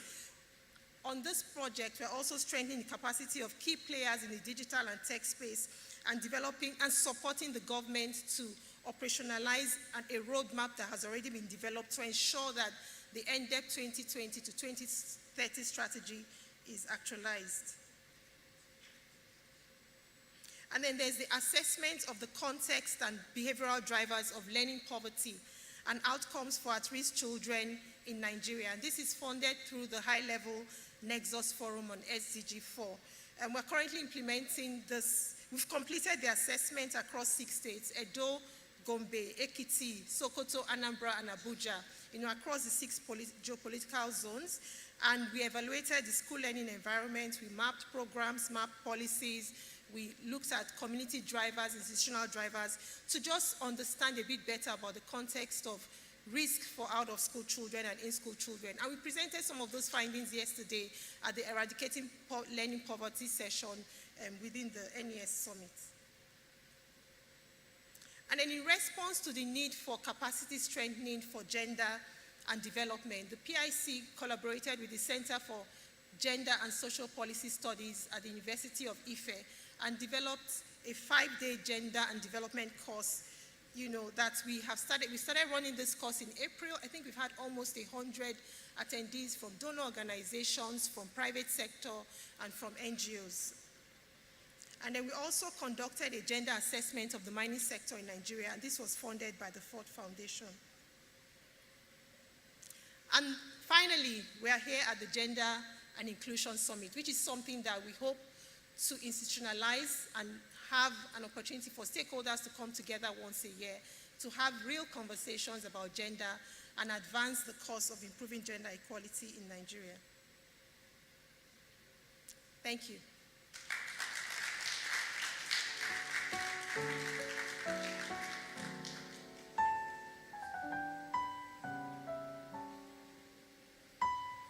Thank you so much, Dr. Sasui Dirisu, who is the Deputy Director of the Policy Innovation Center. So I'd like to make welcome,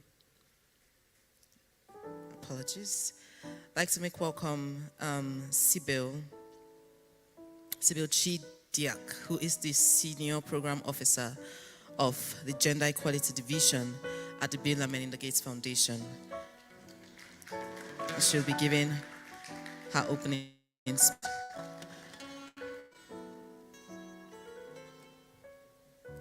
I too have a name that's very hard to pronounce. It's Sibyl Chidiak. So permit me to stand on established protocols. Good morning, everyone, distinguished guests. It's an honor to be here and to have been invited by NESG to provide the opening remarks on a topic that is dear to my heart. Connecting the dots for a more gender and inclusive society is a bold theme and a priority mandate for us all joining this inaugural Gender and Inclusion Summit. Today is about bringing everyone together. It's not just about women, but for us to think more broadly about equality and equity in inclusive, transformative ways, helping to bring about more equitable perspectives in the work we all are trying to reimagine, recommit to, and engage in to make Nigeria a better place. It's no news to you that as one of Africa's largest economies, Nigeria, with an estimated population of 211 million, is projected to have the world's 5th largest population by 2026. And according to the World Bank 2021 statistics, Nigeria is home to over 104.2 million women and girls. Yet we are missing the mark on creating the environment to unlock the full potential of girls and women.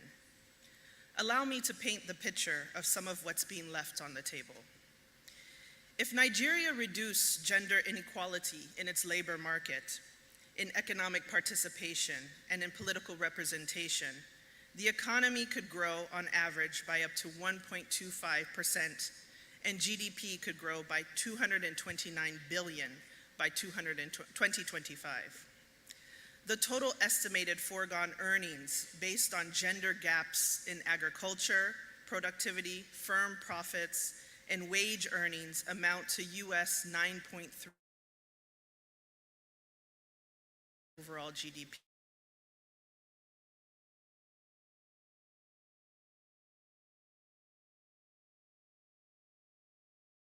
Voices and their perspectives. As of February, 184 out of 187 countries in the Interparliamentary Agreements. Nigeria is among the 10% of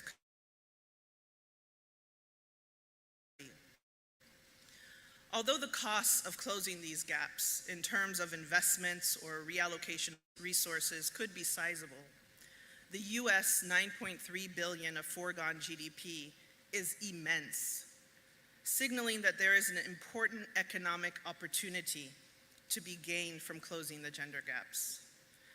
Nigeria's development depends on harnessing the economic power and equality of women and girls, and Nigeria has not yet reached that potential. At the Bill and Melinda Gates Foundation, we see huge opportunity to support Nigeria on leading the global efforts to harness women and girls' economic power and equality. Each of our investments and partnerships are based on our fundamental belief that everybody deserves to lead a healthy and productive life, regardless of their social or economic background. In Nigeria, the foundation partners with federal and state-level government agencies and affiliates, development partners, and private sector and civil society. The foundation currently manages over 100 grants designed to support a broad range of health and development interventions in Nigeria. Our grantees and partners, like the Nigerian Economic Summit Group, play a pivotal role in charting Nigeria's future, and the Gender and Inclusion Summit has similar potential for impact. Nigeria has been a long-term partner for our work on the continent, and we are proud of our partnerships, what our partnerships have produced. From strengthening primary health care systems, developing human capital development frameworks, improving livelihoods and economic opportunities for women, and much more. Through our collective efforts with government stakeholders and other partners, our vision is that by 2030, Nigeria will have significantly advanced its progress towards achieving Sustainable Development Goals 2, 3, and 5. But it truly does take collective efforts, from multiple stakeholders and partners to drive dialogue and action to advance the country's development agenda. There has been a long-term feeling that gender equality is too deeply entrenched and too amorphous a problem to solve in a systematic manner, and that the solutions are neither investable or quantifiable.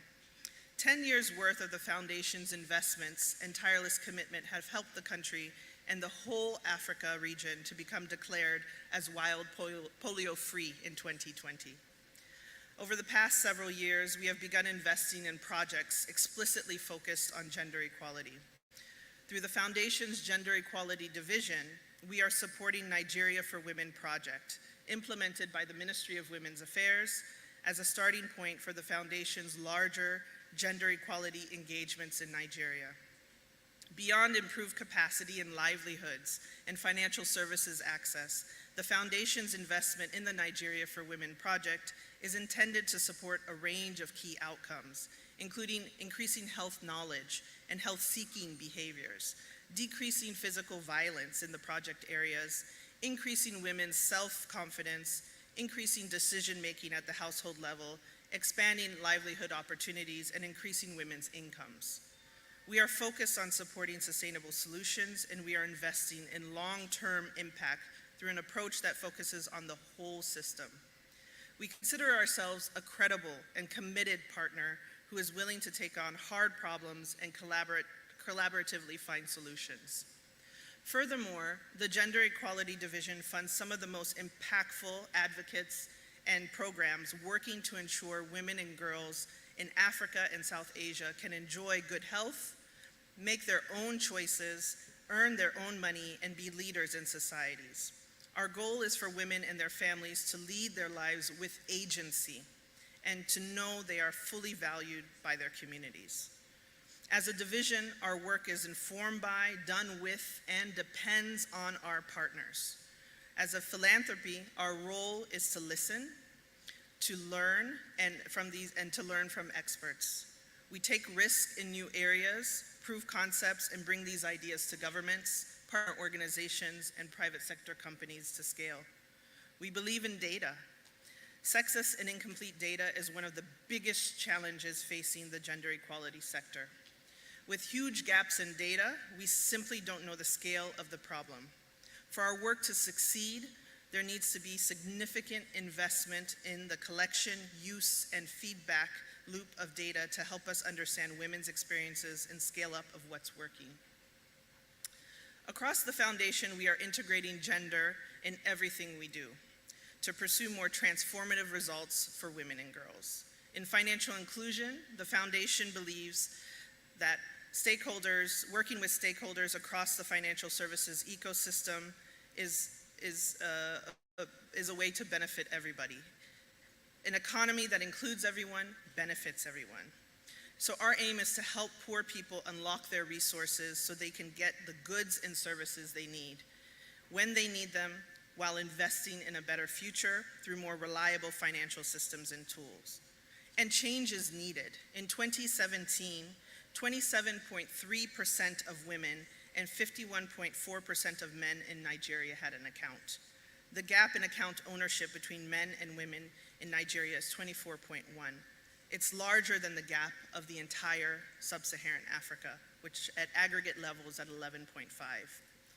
Our support has resulted in the emergence of an ecosystem that is more conducive to innovation while maintaining the stability of the financial system.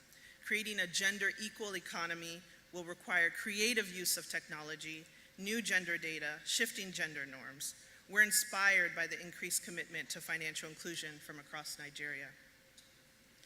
Now, when it comes to who makes decisions about how household money is spent, women are less than half as likely as men to say they make the decisions themselves, leaving them without a voice in household finances. Women's economic inequality translates to the labor force. In 2021, the labor force participation rate among females is 47.9 and among males is 59.6. When women do enter the workforce, they still face inequalities in opportunity and income. Self-employment is the most common income-generating activity among women, yet self-employed women in Nigeria earn significantly less profits from their enterprises than self-employed men. Policy and financial commitment show where priorities lie. Nigeria has made some steps forward and some steps back. We're inspired by the March decision to partially rescind the decision to throw out the 5 key GE bills. Women's voices are being heard, but it's not enough. To date, the Foundation's work in Nigeria has shown that social and gender norms are barriers to achieving a breadth of key development outcomes. Women's groups with economic objectives like self-help groups, savings groups, and livelihood groups have emerged as an important means of increasing gender equality, as well as women's well-being and empowerment and their access to opportunities. To narrow these gaps, policymakers and their development partners need not only a detailed account of the key drivers of these gaps and economic costs associated with them, but also rigorous evidence on effective policy options that can be used in the planning and prioritization of Nigeria's economic future. We have an opportunity to rethink what gender and inclusion equality means, not just cushioning the effects of inequality, but building better within existing structures, creating new ones, and investing in genuine equity for women, girls, and those marginalized. Investing in equity is the key to unlocking sustainable development and creating systems that work for Nigeria. So let me end on this note. Building equitable structures will require considering gender throughout all of Nigeria's sectors and economies, and we must connect the dots.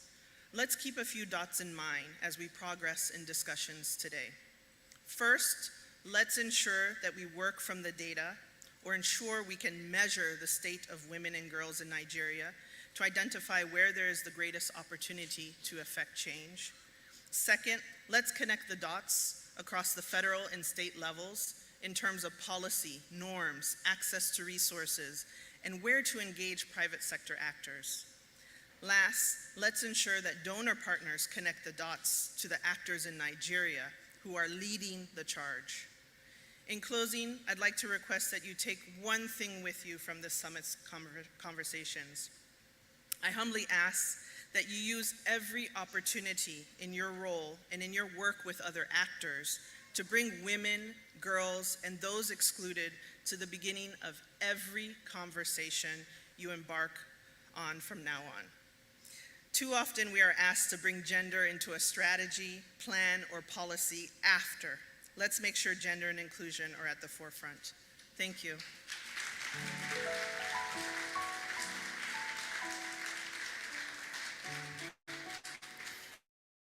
Thank you. Sibyl Chidiak is the Senior Program Officer of the Gender Equality Division at the Bill and Melinda Gates Foundation.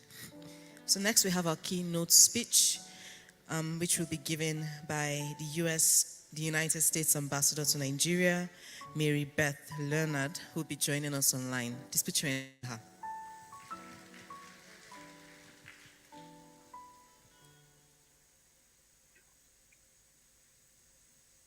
So you're going to start? Yeah. Distinguished guests, ladies and gentlemen, I'm so honored to be your keynote speaker today.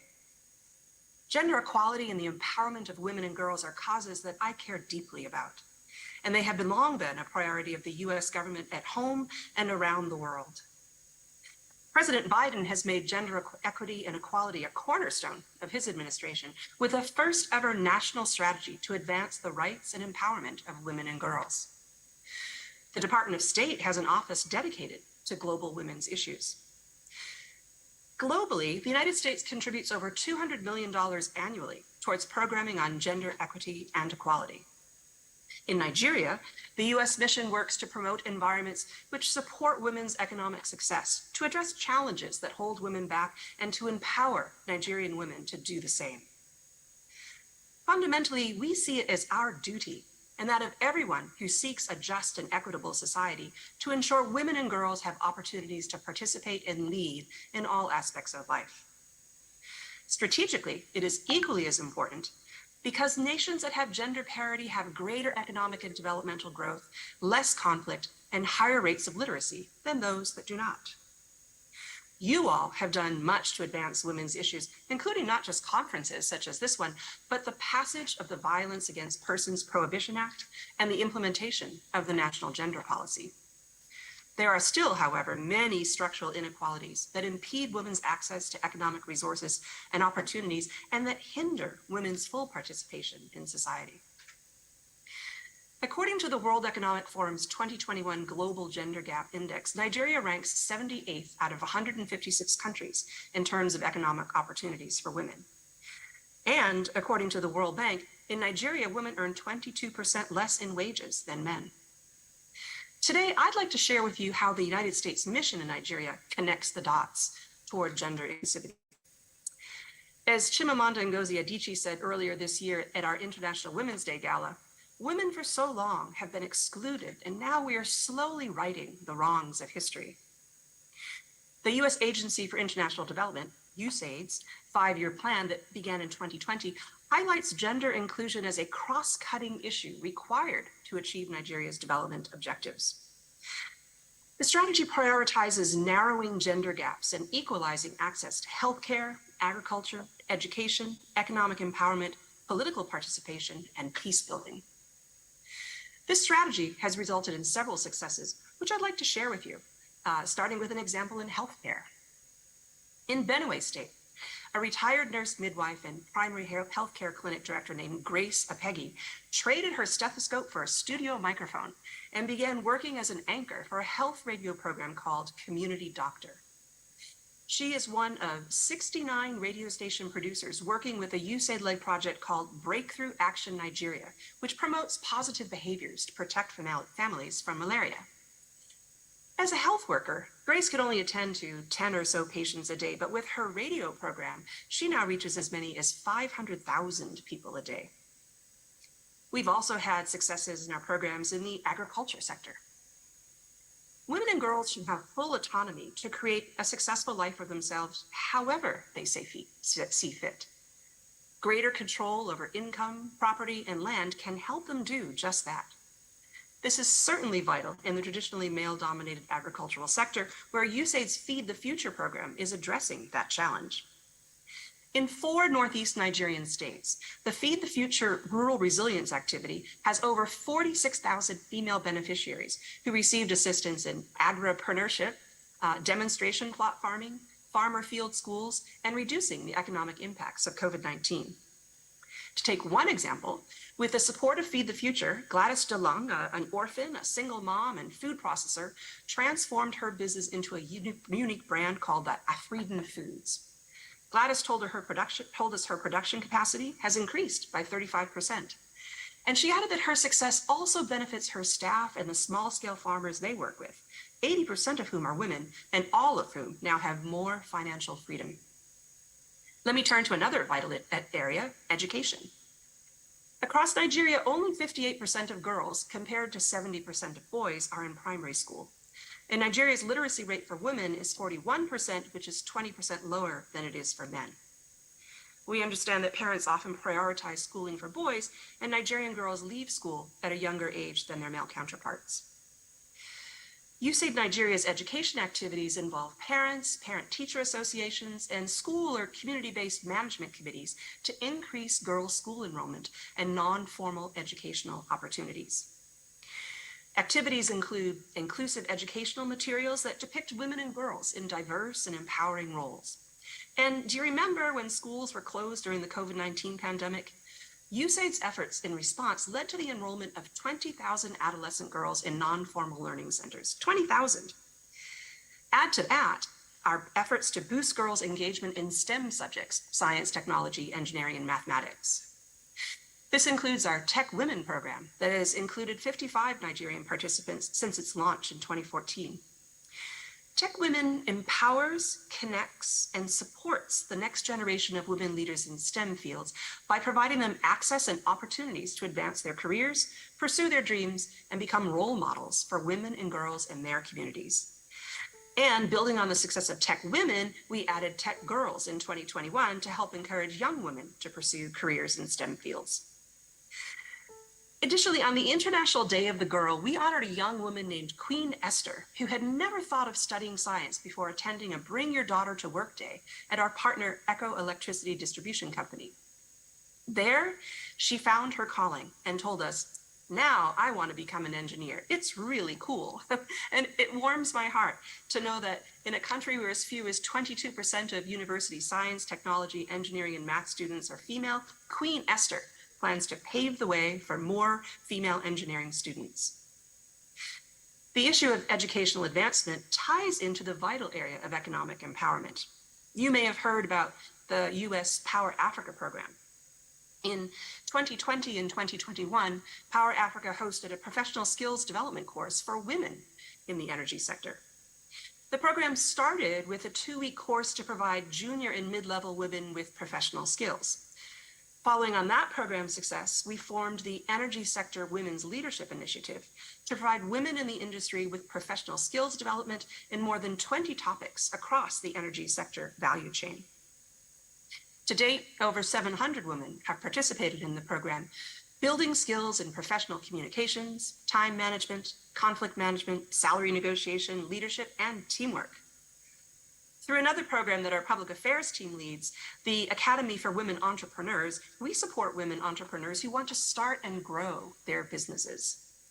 Since its launch in 2019, another 770 women entrepreneurs across Nigeria have received business training in leadership, management, and finance from experienced facilitators and have developed a supportive network of successful women entrepreneurs, many of whom serve as mentors for new participants. The last area I'd like to touch on is the political. Women's participation in political life is essential to the challenge of gender inclusion. As Africa's largest democracy, Nigeria sets the tone for the rest of the continent. Nigerian women's full participation in public life is fundamental to sustaining Nigeria's vibrant democracy, yet women and girls often face high barriers in electoral politics, governance, and peace building. Nigeria's representation of women in state and national government stands at only 4% in elective office and 16% in appointed positions. Women not only lack a platform, their viewpoints are excluded from the decision-making process. The upcoming 2023 elections present a critical opportunity to include more women in leadership positions in government, and we encourage women not only to vote on election day, but also to consider running for office at all levels of government in future elections. This campaign season presents an opportunity to demand candidates prioritize policies and legislation for women and girls. Mission Nigeria has several programs aimed at supporting Nigeria in reducing gender-based violence. And during these elections, we will be working with local NGOs aiming specifically at reducing violence against women in politics and during the elections. And we will work to strengthen the capacity of women's groups to advocate for laws and policies that provide better protections for women. Elections also provide an opportunity for individuals not just to participate in the governmental processes of their country, but to hold officials accountable for their actions or for their inaction. Challenging candidates to share issues-based campaign strategies with the public is one way to hold officials to their word once they are in office. Reflecting on our work to connect the dots thus far, we know that there is hope. Recognizing the challenges women face, the United States is committed to promoting women's empowerment. We will continue to support Nigerian women in their efforts to have greater productivity, economic diversification, and income equality. We will continue to push for full implementation and enforcement of laws and regulations already enacted, with emphasis on those complicit in violations of law being held criminally accountable. And we will continue our long-standing partnership with the Nigerian government, the private sector, and civil society to each do our part to build a more gender-inclusive society where women and girls can reach their full potential. Thank you all so much for inviting me to participate today and for sharing your own insights and experiences as we march forward on this journey toward full gender inclusivity in Nigeria. Thank you.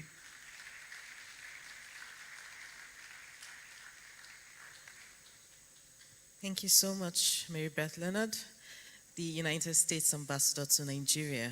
I'm sure from her presentation, we probably heard a few things that Nigeria could adopt and do better when it comes to ensuring gender and inclusion in systems, policies, and processes. So before we continue, we'll just take a quick musical interlude. Please put your hands together for the band.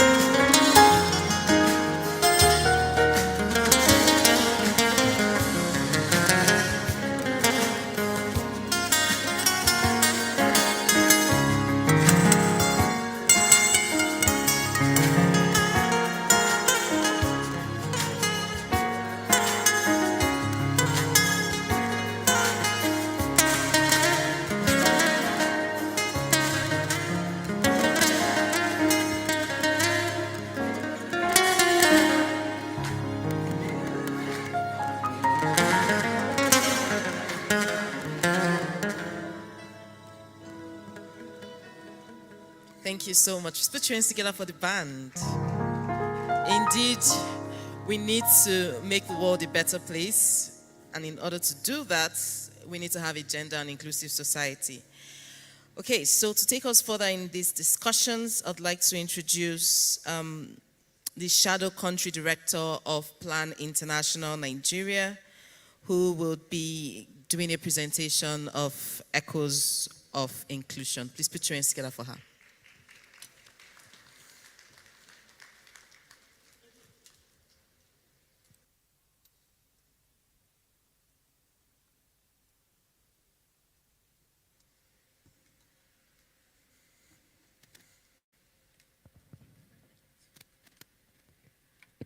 Good morning, everyone.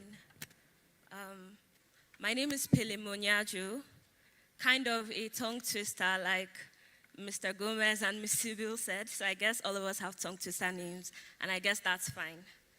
I am the Shadow Country Director of Plan International Nigeria, and I'll be sharing a brief story with you, so please follow me on this journey. I'll start by presenting a poem.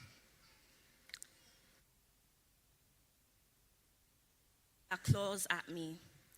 Thumps within, perhaps it's a sin. I can't tell them of the entity that has inhabited my body home and enslaved me to her cruel deeds. She's a mirror image of me. The facade on my skin, bleaching me from outside in, I am dying. Though my body seems to flourish like a tree planted beside living waters, every day I tap away my sanity on my mobile phone, yet my soul is immobile. There is a stranger living within me. With the stench of pain and paralysis, she has seized my heart. I am afraid. Slow dysfunction occurs from inside out. Yet, when I ask Mother to pull me out of the duvet of my depression to see light again, she only deepens the abyss with chants of, "Get out of that bed," and "You're lazy." So I'm convinced I'm crazy. So I keep falling in the abyss with no clue of when I'll catch a glimpse of light. You see, I'm plummeting into the depth of the unknown, yet no one knows. I am subconsciously seeking help with every "I'm fine" that I utter. Tell me, how do I escape the dark room of my mind? This is the curse of exclusion.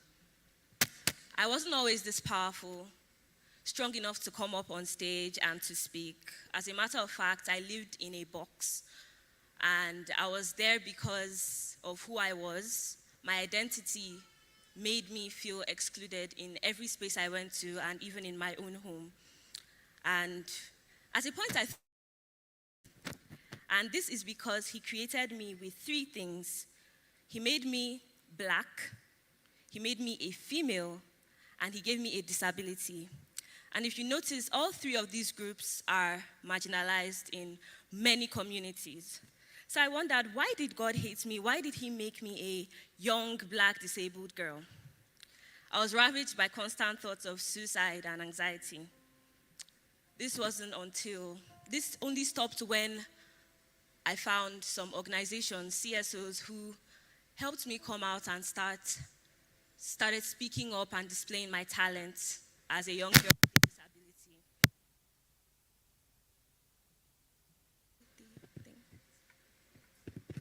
Okay, as a young girl with disability.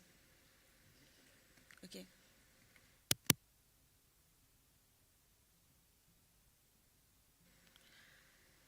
Ms. Sibyl spoke about putting women and girls in the front line.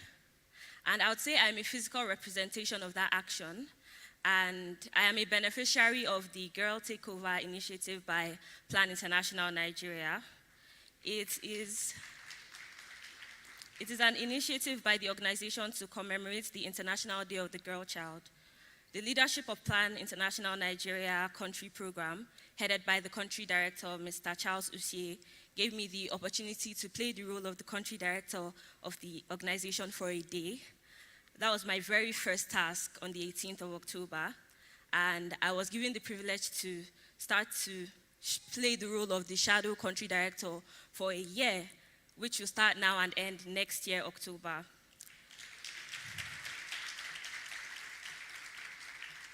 This will allow me to learn firsthand leadership skills and use my voice as an advocate for girls' rights and participate in major decision-making processes while being free to equally express my opinions as a representative for Nigerian girls. I was very anxious. On the day I was asked to be the country director for a day, I was very anxious because obviously I've never been a country director before. And it was a very scary experience. And I was like, what am I going to do? I'm going to boss around older people. How am I going to do it? And as someone who hasn't even gone to the university yet because of my disability and everything, I was really scared. But when I came into the environment, everybody was really welcoming, and I got to meet all the staff, and I acquainted myself with the environment. And one thing a wise man told me in the office is that once I sit on that chair, the spirit of leadership will come upon me. And this is not a spiritual thing. It's not a spiritual thing. The spirit of leadership did come upon me, and I chaired the Monday morning meeting, and I was speaking. I noticed that everybody was looking at me with a certain eye, and I was trying. Thank you. I was trying not to be disrespectful, but at the same time, still being the boss, you know? And it worked. And it influenced the way I saw myself and my potential as a girl, you know? And I realized that once a girl is given the opportunity, she will lead and she will be able to take position. During Plan International's Global Girls Summit this year, Grammy Award winner Angelique Kidjo said that girls don't lack potential, we lack opportunity. And this is very true. And it is an honor and a privilege to be in this position. There are so many girls who don't have such a platform to contribute meaningfully. And one thing I believe in is the concept of Ubuntu. And I'm sure a lot of us are familiar with it. It means I am because you are. I am because we are. This is about humanity, and this position is not owned by me. Rather, it's a representation of the inclusion of girls. It is one huge step to bridging the equality gap. And during this whole time, I expect to lend my voice meaningfully to Plan International's Nigeria Girls strategies. I hope to enhance my leadership skills and develop soft skills like problem solving, public speaking, communication, and critical thinking. I also hope to learn how to be the boss.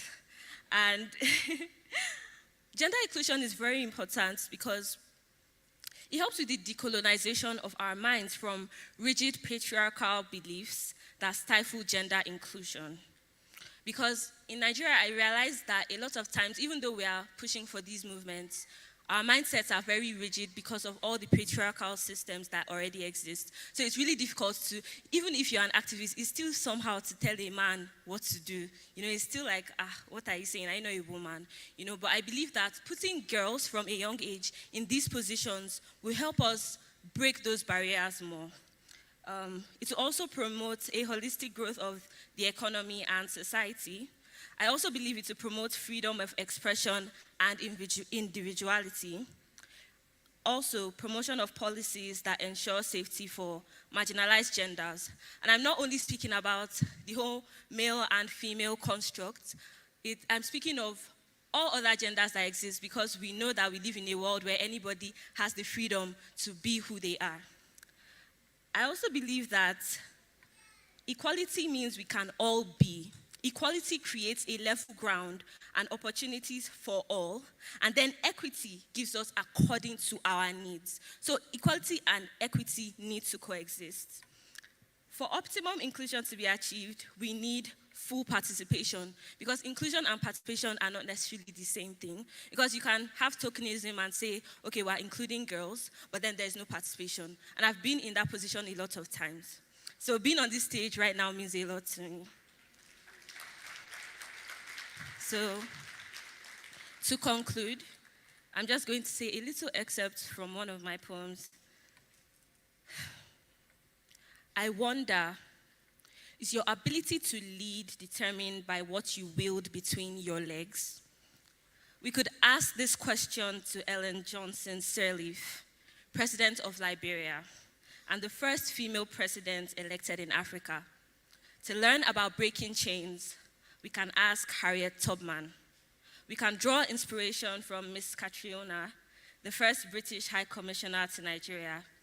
There are so many women today teaching us that mouths aren't merely for smiling or for pretty words.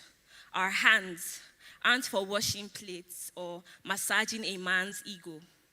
These hands are for claiming our power.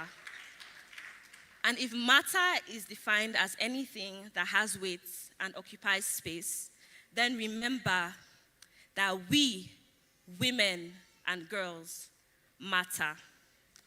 Now, before I leave, there's something I always like to ask myself: do we really need to change the world or realize our power? So to realize our power, I want to do this one thing. So I'm from Benue State, I'm Tiv, and in our village, there's something we do.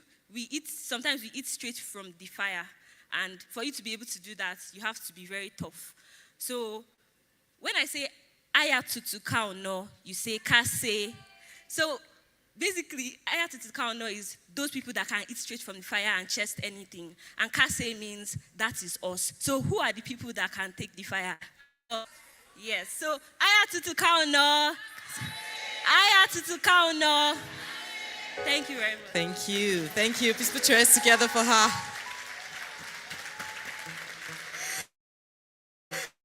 Wow.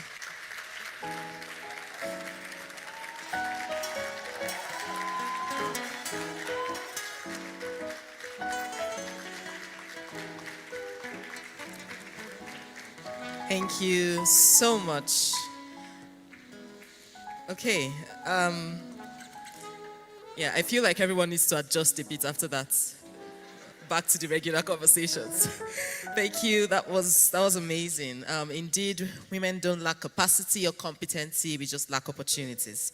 Okay, I'd like to recognize the presence of Dr. Charles Osi, who is the country director of Plan International. You know that organization that gave this girl the power? Yeah, that's him. Please put your hands together for him.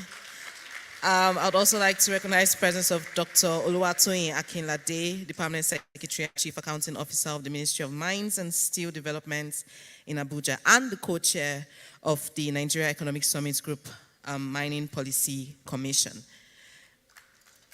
Please put your hands together for her. Okay, so now we're going to listen to a very quick presentation by the head of this Section on Gender-Based Violence Response Unit at the Ministry of Justice, who is Yewande Bola Awopetu, who will be making a presentation on access to justice for survivors of Section on Gender-Based Violence. Please put your hands together for her.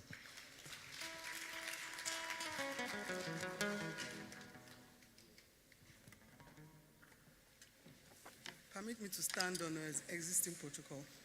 Good morning, everybody. I'm here to speak about access to justice for gender-based violence. Closer. Okay. Gender-based violence refers to the harmful acts directed at an individual because of their gender. It is rooted in gender inequality, abuse of power, and harmful norms. It is a serious violation of human rights and a life-threatening health and protection issue. It is estimated that 1 in 3 women will experience sexual or physical violence in their lifetime. If I'm to ask a quick question in this room about who has experienced GBV, I'm sure everyone would either have 2 answers. Either they have experienced it personally or they know someone who has experienced it, either from family, from friends, or close community. That is how prevalent and widespread gender-based violence is. Now, access to justice is a basic principle in rule of law which describes how every individual has equal access to the legal system. Simply put, it implies that access to the justice system is available for everybody to enforce their rights, seek redress, or claim a remedy due under the law. Now, what are the legislations at the federal level that regulates access to justice? We have the Violence Against Persons Prohibition Act, we have Child Rights Act, we have the Penal Code, and of course the Administration of Criminal Justice and the Evidence Act. Now, the agencies at the federal level, which is also replicated in the states, that also provide access to justice for victims or survivors of gender-based violence. We have the Federal Ministry of Justice, we have NAPTIP, we have Nigerian Police Force, we have NSCDC, National Human Rights Commission, Legal Aid Council, and the FCT Judiciary. Now, we have supporting partners that have assisted access to justice in the federal. We have the EU-UN Spotlight Initiative that is working with the federal level and 5 other Spotlight states. We also have ROLAC and we have FIDA.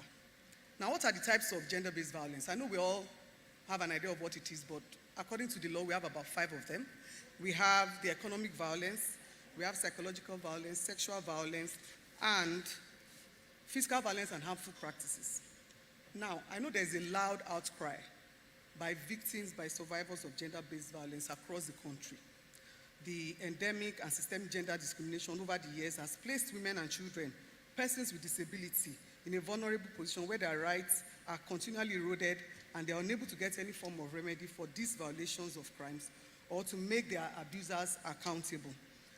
Now, I want to speak about what the Ministry of Justice is doing quickly to address some of these issues, in view of the fact that I have 5 minutes. The HAGF has set up, established an Ministerial Management Committee on the Eradication of Gender-Based Violence. It is chaired by the HAGF himself and the Minister of Women Affairs. He has also set up an SGBV response unit in the Federal Ministry of Justice. Our role is to prosecute cases, to facilitate any legal action or legal events that that the victim or the survivor needs. We also facilitate a lot of referrals to agencies, ministries, and NGOs or organizations that victims of GBV would need access to. The unit also, we also have capacity building performance for criminal justice actors in the FCT. 2 weeks ago, we had one for investigators and prosecutors, and by December this year, we're going to be having for the judges in the FCT and 15 other states. These are some of the activities that the HAGF has put its effort into to make sure that access to justice is available for all victims of GBV in the FCT. Now, in conclusion, I must say that the task has been Herculean, in fact that we started just barely 2 years ago. But we've been navigating the rigidness of the system, including cultural bias and norms, which foster GBV or violence against women. It hasn't been easy, but we remain resolute to provide fair, transparent, effective, non-discriminatory, and accountable services that promote access to justice for all. Now, when we face obstacles, we find a way around it. We think outside the box, we push until it gives, and someday we know that together we will all get there. Thank you very much. Thank you so much. Really great to hear about what the Ministry of Justice is doing to combat sexual and gender-based violence. So now we're down to our first panel session for the day, and I'd like to introduce Dr. Osasuyi Dirisu, the Deputy Director of the Policy Innovation Center, who will be moderating this session, and she will introduce our speakers. Please put your hands together for her.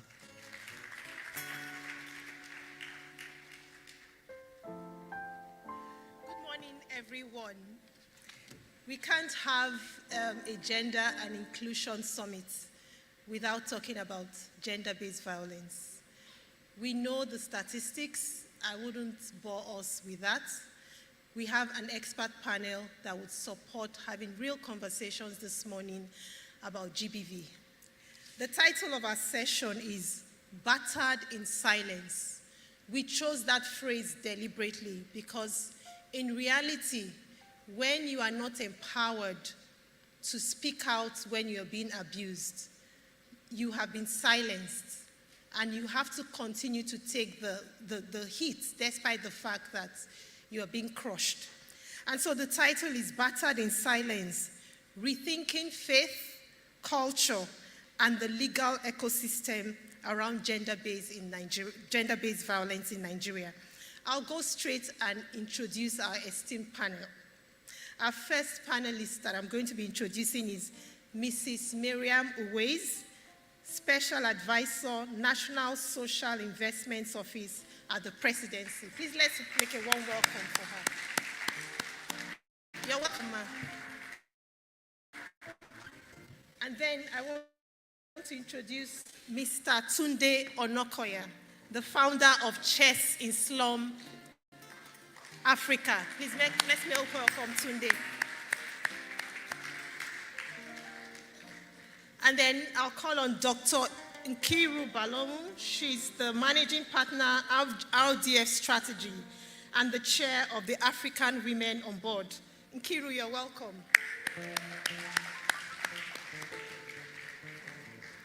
And finally, Mr. Bamidele Osibo. He's the Director, Monitoring and Evaluation, Foundation for Resilience, Empowerment and Development, working on the EU Spotlight Initiative.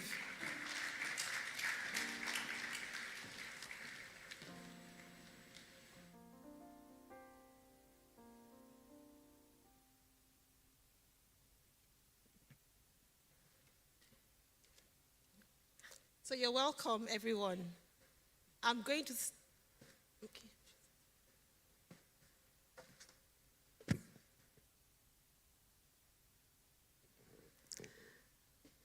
I'm going to start in a very unconventional way. Tunde, a few weeks ago, you broke the internet with the news about the money wives in Cross River. I would just like you to tell your story briefly to set the context for our conversation this morning. All right, thank you. Good morning, everyone. My name is Tunde Onokoya. I'm a National Master of Chess. I am not an authority on this subject, but I do have some very recent experience. I'm the convener of Chess in Slums Africa. Chess in Slums Africa is a non-profit organization that uses the game of chess as a framework to give children living in impoverished communities access to education and mentorship. So what we do basically is we use chess as a tool to empower children, and give them access to education. Sometime last year, we did a phenomenal project, and it brought a lot of attention to the work that we do. Then somebody on Twitter just sent me a post. So he served in a community in a remote village in Cross River State, and he discovered something very dark. So he made a video about it and sent it to me on Twitter and asked if we could consider it as our next project. When I watched that video, I cried. And everyone else I sent the video to, they were literally in tears. So what we discovered a village in Cross River State called Becheve, where little girls are being used as collateral for loans.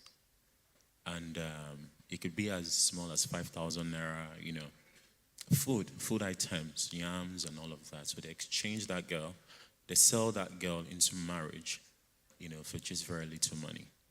And it's a culture, that has been a part of, the entire Becheve village for so many decades.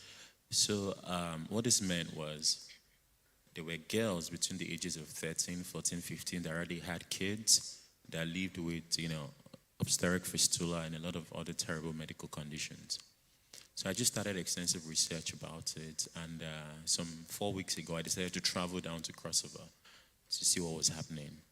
And when I got there, it was true. It was a lot worse than, I'd even read. And there were a lot of cases.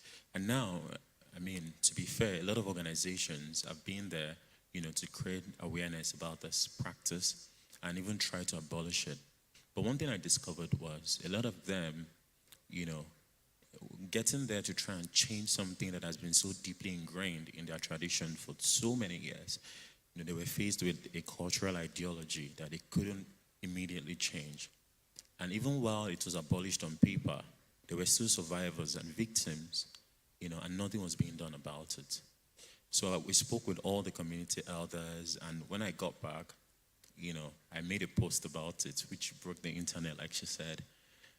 it came with the good, the bad, and the ugly. The good because, a lot of good people got to learn about this and they showed support for these girls. And a lot of thousands of people committed, right, to helping these girls, bailing them out, and supporting their education.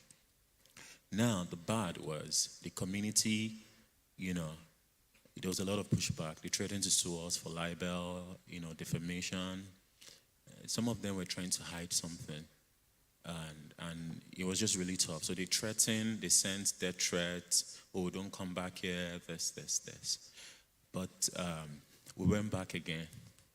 And I just got back 2 days ago. So we were in Crossover State for 2 weeks to do the project. And so when we got back there, there was a full-blown crisis on ground. The youth, everyone was so upset about their culture being called barbaric.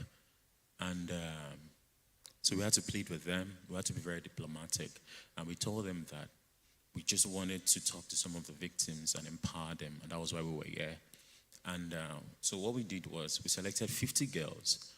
Some of them were victims that were in their husband's house at the age of 14, 15, 16. It's just horrible. So we selected those girls. We selected some children that were also children, girls that were children of survivors, and we profiled all of them. So we created a database for 100 women, and we started teaching them chess, the younger ones. And for the older women, we did a vulnerability assessment. So we just profiled them, right? So we designed a peer-to-peer support system to pair these women with an outside support system. Because I think one way to really approach this problem is to first help the women realize that they're not alone in this world. Yeah. And there are people that could actually stand for them. And this has to, be paired, like it has to be peer-to-peer. Beyond having an organization standing to mediate between the people that are affected and people that can help. So we did really, really good work in the community for 2 weeks. It came with a lot of lessons, a lot of difficult conversations, and I'm happy to share some of those insights today. Thank you so much. Thank you so much, Tunde. Thank you. I want to turn to you, ma'am. I know that you've had, very rich experience working with vulnerable children, and you've seen gender-based violence firsthand.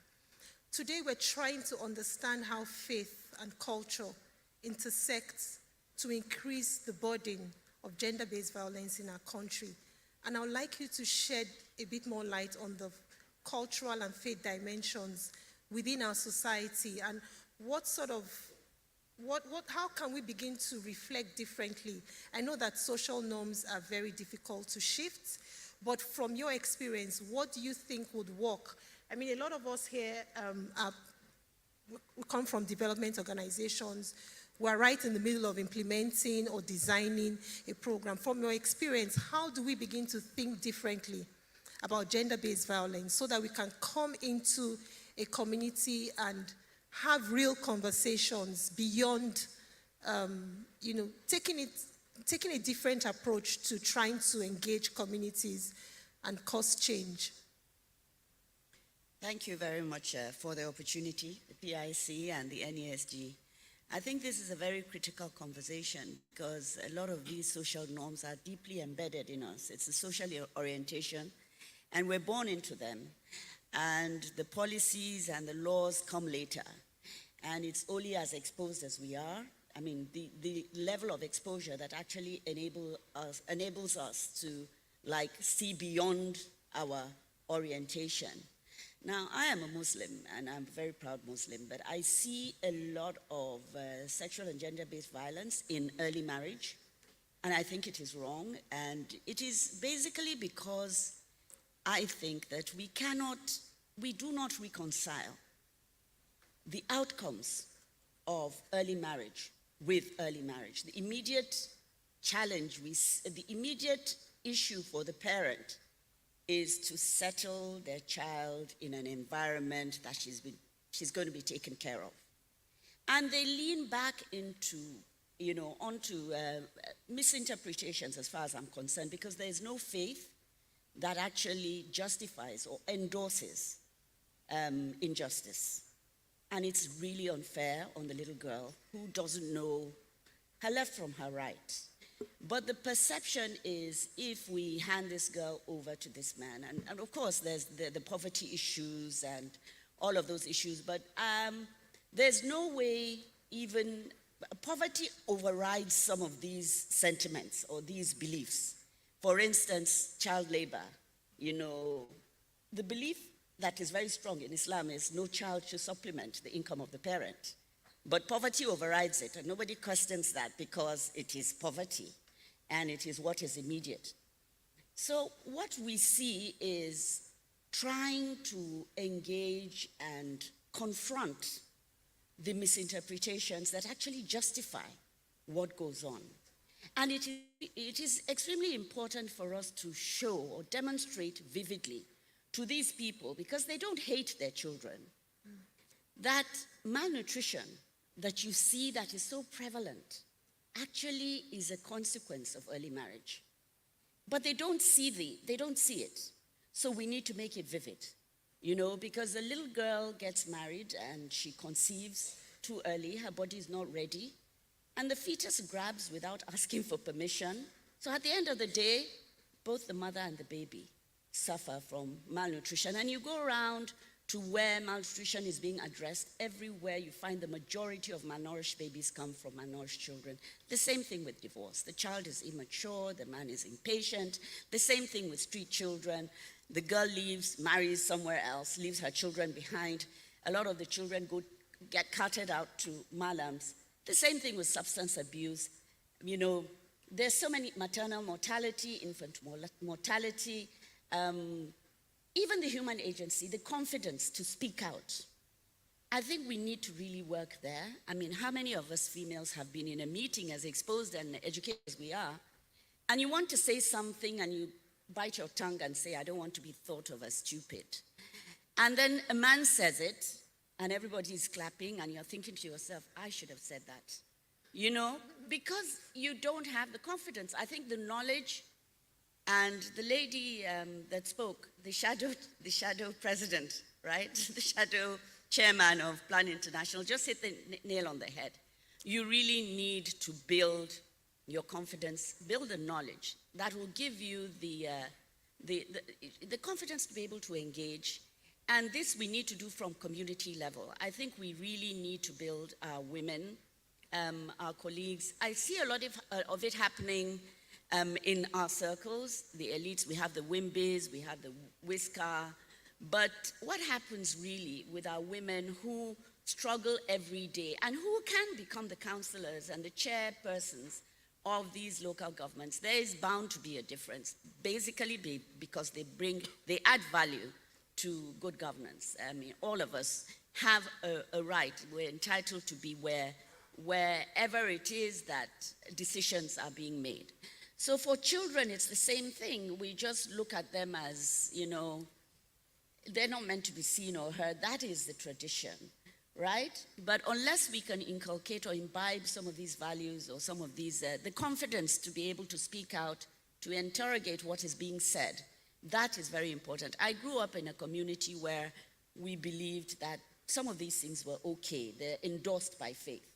But as you grow and your mind, your intellectual capacity grows, you begin to interrogate and you find that it's actually not true. There's no basis, or even if there is a basis, there are other schools of thought who have different views, and you are not compelled to believe in one view. And so you can make an argument to this. So I would say that knowledge and confidence are the bottom of, are the foundation of what is required for us to be able to confront a lot of these issues that actually put us in a box or keep us in a place that, really we should be doing so much better. And even with politics, there's so much that needs to be done, even in our own minds, finding people who actually have the capacity to engage, but also creating the structures that make it relatively easier for women to engage with the politics that they need to do. You come in with maybe your thoughts of having to do, maybe going to the legislature, and around you, you also have the responsibility of ensuring that your husband's socks are clean, his food is warm, the children go to school on time, and if the school is far, there's a problem. If there's no crash, you have a problem. You know, sometimes working in government, I think that I too need a wife, because a wife, you know, the wife does everything, and you are the wife, and you're also the legislator, and you're also the mother, and you're also the friend, and there's so much that you need to do in your own mind. So, I mean, well, I think this is... Thank you, Ma. Thank you so much. I just want to share 2 short stories to kind of take this conversation forward as I go to Dr. Nkiru. About 4 years ago, I had the opportunity to lead a project around female genital mutilation, and we had a lot of expert dialogues in some states across Nigeria. And we had this expert dialogue with, it was like a clinical ground round, so among medical doctors, social workers in the hospital. Before I tell this story, I just want to quickly mention that gender-based violence is not just about sexual violence. It's also about physical, emotional, socioeconomic. So when you deny resources, you're committing gender-based violence. It doesn't start and stop with sexual. And then there's also psychological violence. And so we're having conversations around female genital mutilation. And a very top doctor, you know, who is a professor on the panel, said to me that while we're discussing psychological violence after female genital mutilation, it's a figment of the woman's imagination that because she was mutilated, she currently now has, you know, she's depressed or something. And this is someone who is in the position to provide support policy around supporting girls who had been caught. And I was so shocked. And then I'll tell this other story. You know, some couple of years ago, working on an access to justice project, and we had this dialogue with traditional leaders, and we're trying to explain why it was important for girls to get access to clinical management of rape services within 48 to 72 hours after rape. Because of the culture of silence, there was very limited reporting in that community. And these traditional rulers told us sincerely that they didn't know that there were implications like HIV, sexually transmitted infections, that could come from a girl not getting access to care after she had been raped. They were just interested in protecting her dignity, keep her in the house, let her not go out so that no one knows this has happened, because once people know this has happened, then she's not going to find someone to get married to her. But that project was transformational because they sincerely opened up to say they didn't know. So sometimes when we think about faith, culture, and the legal system, there's a lot of lack of understanding that, you know, comes into the box. It's not just always about the norms, but sometimes people genuinely will change if they know better. Not necessarily because they're experts, like the example of the professor I gave. And so I want to turn to Dr. Nkiru now. And I mean, you're a lawyer, you've done a lot of work around gender and law. We're looking at the legal ecosystem. Whenever we start to talk about gender-based violence, people point us to the Child Rights Act, the VAP Act, and all that. But in reality, we know what access means. We know what those barriers are to access, even when you have the framework. Can you discuss this a bit more? Thanks, everybody. Thanks for having me, PIC. And I also wanted to sort of like shout out to the shadow director, country director at Plan. You moved me to tears, and I'm so inspired by your story. So well done, and keep the light shining. And so I'm not a lawyer. I'm a failed lawyer. I was a lawyer in the past, but I'm not anymore. So my journey around gender started from University of Lagos. I'd gone in to teach intellectual property, but my dean, who is now my boss again, Professor Agomo, she asked me to teach. And at the time, I thought it was ridiculous because I'm clearly commercial, and I did not want to go down the gender route. But I did, and I think it was the best thing that happened to me and my life and my experience. Because it sort of like exposed me to a whole bunch of conversations around gender and law. And because it was the first time that it was being taught at Unilag, we had to create the curriculum from scratch, all of that stuff. Anyway, fast forward. I left Unilag and went to private sector. And our experience was that, my experience running a company was that I found it really difficult. And I was younger and I cried a lot. And I think I talked to Mr. Jella about this. I actually cried a lot running a company because I was constantly trying to raise money, and you're raising money from men. And I think I've said this before, and so when you're done with your presentation, which you spend 3 months working on, someone then says, let's continue this conversation in Cape Town. And you know how that, it sort of defeats the whole point. You're demoralized, and so you're constantly crying. And I just wondered how other senior women were coping with it. And I remembered I'd gone to a few women conferences, and all the women would say, work really hard, pray, and everything will be fine, and you get to the top. And I just couldn't understand how my own working hard and praying was not working. So I started sort of doing polls in terms of with my colleagues, my peers, to find out how they were coping and how they were managing. And you would hear the horror stories. And these are senior women that you know that come on the stage like this, and they say all these wonderful things about working hard. But privately, they tell you the horror stories.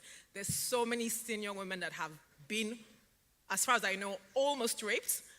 Not raped, but I wouldn't say if I was raped. I actually would not.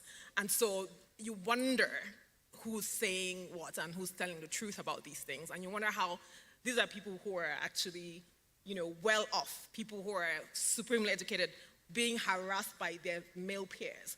And so that's how we started African Women on Board, which is like, how do women in leadership positions, how are they coping, how are they experiencing? So a lot of surveys, we did a lot of surveys, a lot of polling, and we found that the reason there was so much attrition was actually related to sexual violence, but not just sexual violence, financial violence, psychological violence, bullying, all of that toxicity at work. And so, to be honest, we went into our work thinking that women in the banking sector had the most problems. We'd heard about marketing women, the marketing girls. So we went into our work thinking that they had, the major issues around gender-based violence.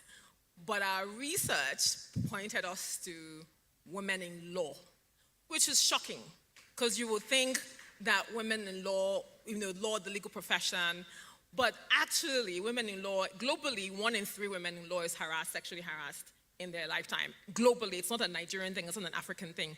Globally, 1 in 3 women. In Nigeria and on the continent is 1 in 2.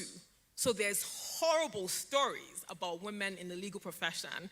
They call them conference materials when you go to all these NBA conferences, where the girls, they're called conference materials. The NBA has done a lot of work around this area, but imagine the people who are, so another story is like, think about a judge, like a judge who's like, a female judge, and you come before her to say that you're going through a divorce or whatever it is, and that your husband, been horrible to you, and she's thinking in her head, horrible, they're beating me every day, you should chill out, And so, if women, who do you go to if the legal profession is not even safe for lawyers? And so that's how the journey about, sexual harassment, gender-based violence at work, and we've done a lot of work with private sector, and we actually dropped the phrasing gender-based violence, because when we sort of went to CEOs, so we work with a lot of CEOs of companies, and so when we go to them, and they're usually guys, but also women, they really are unhappy with the term gender-based violence, so we actually had to start redefining things. So we called it safety in the workplace, creating conducive working environments for both men and women to thrive. Now, that's the same thing as, but that seemed to sort of like connect. So in terms of our lessons and our learnings, language in terms of equality, equity is quite useful, how you sort of word language to actually move things. But when you do word this, when you word things more carefully, you can see that people are more open to listening. And so I'll stop there, and I'm sure we'll sort of like move into other questions, but like that's my own experience. Now, I didn't see this coming. I wanted her to talk about the legal ecosystem, and then she tells us that 1 in 2 women in the legal profession who are supposed to support other women going through gender-based violence are also experiencing that on the job. So I think this is a good point to speak to you, Bamidele. So Bamidele is doing a great work with the gender-based violence dashboard that was instituted, set up in 2020. Can you tell us how that journey has been in just trying to help us to begin to even have some data across the country around gender-based violence? And what are the challenges you faced in trying to get the dashboard up and running? You know, what lessons are we learning from the collation of data for gender-based violence that's gone on for the past 2 years? Thank you very much, and thank you for having me. So I work with FRED, Foundation for Resilient Empowerment and Development, which is funded by the EU Spotlight Initiative. And one of the things that we do is to work with the Ministry of Women Affairs to support them with the National Gender-Based Violence Dashboard. Now, this is a dashboard that was initially piloted in 6 states, 6 Spotlight supported states, but I'm happy to say that we've been able to cascade it to all the 36+1 states in Nigeria. So basically all the states in Nigeria, the Department of Planning and Research Statistics have access to the dashboard. Now, coming to how the journey has been to get people reporting on this dashboard. So I'll just give you some data we have. Till date, from 2020, we only have about 11,000 cases that have been reported on that dashboard. That's a very small, minute amount of data, but we are coming from where we had only about 1,000 in 2021. So we are growing, and people are starting to report on it. And just some analysis, just some little analysis on that, because we had evidence is very important, data is very important. It's important because we need data to inform policy decisions. We need data we have a lot of IPs here, international partners, bilateral partners.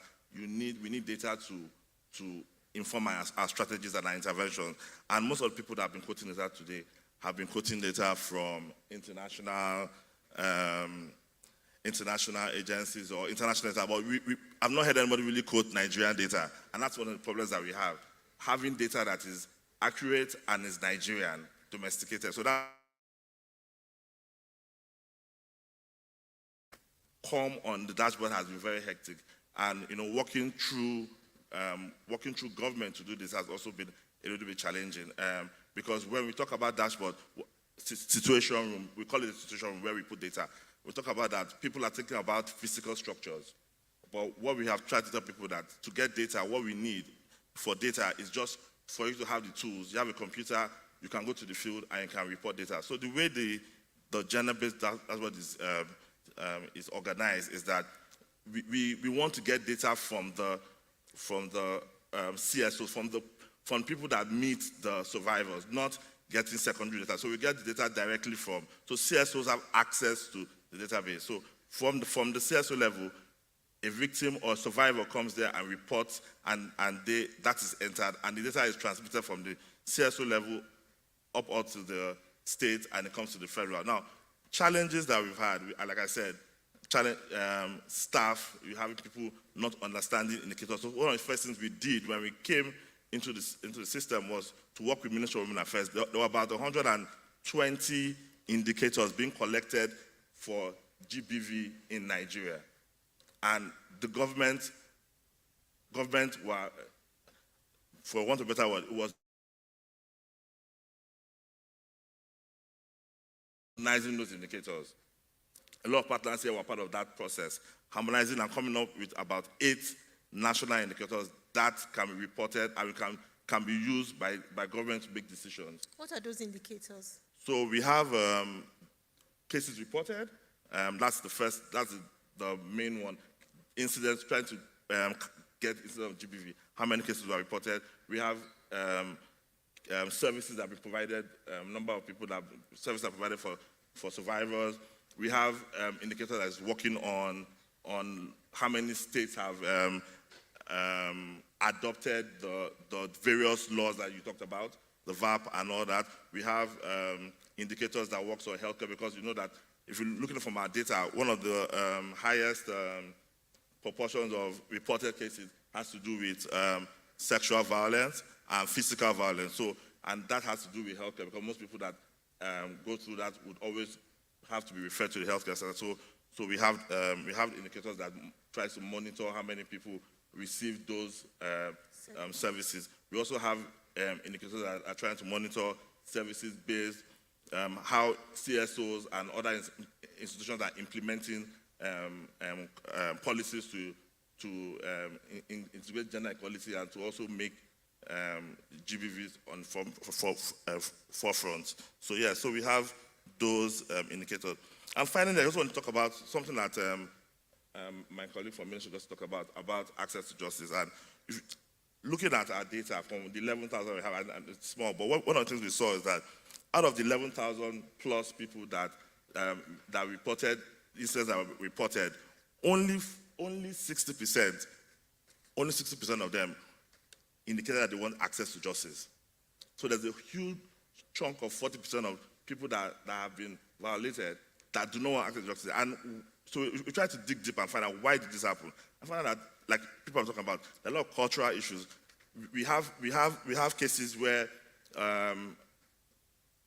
someone wants access to justice, and within a week, those cases are closed already.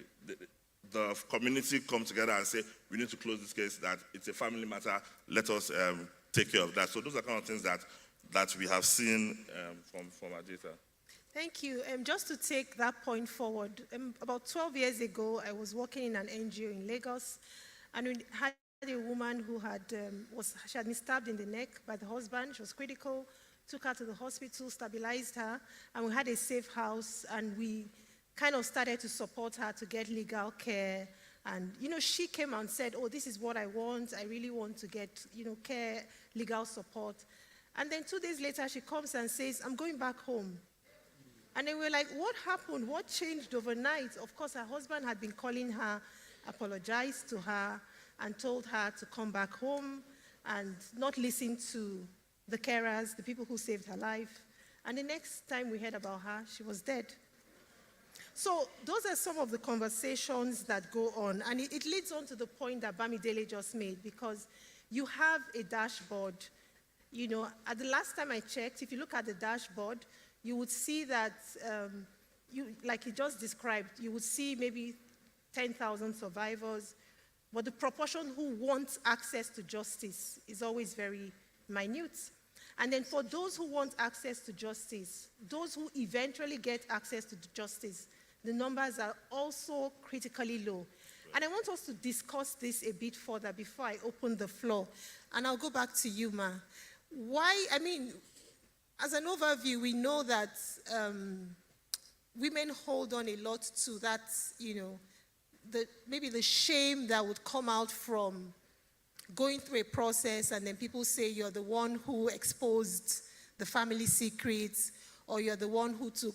How do we begin to empower? And I would at this point mention that I also know that we also recognize that gender-based violence also, I know that there will be conversations about male violence also, but it's important for us to look at the data. The data speaks to the fact that women are disproportionately affected. So we just want to discuss a bit further. How do we look helpless sometimes when we talk about the fact you speak to survivors, they don't want access to justice. They want to go back home.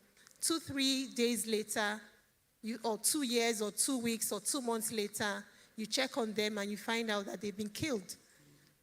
How do we move forward with this sort of situation? Again, I think it's a social orientation. I think it's the way we've been, let's try and cover, let's try and protect, thinking that we can keep it down. But as you said, every time there's any harassment or any, violence, there's always a mental relationship or aspect to it that we cannot play down, and it erupts eventually. I think part of the problem is we don't have enough paralegals who will actually protect the children or the women or whoever it is that is. I'm lawyers, and I'm a lawyer myself. They're quite expensive. They're in town. A lot of what happens is in the communities. We need to have a concerted effort of creating people who understand what the issues are and who will continue to persist, or who will persist in ensuring that these issues are brought to light. Many people don't understand the implications of covering or trying to, I mean, using culture.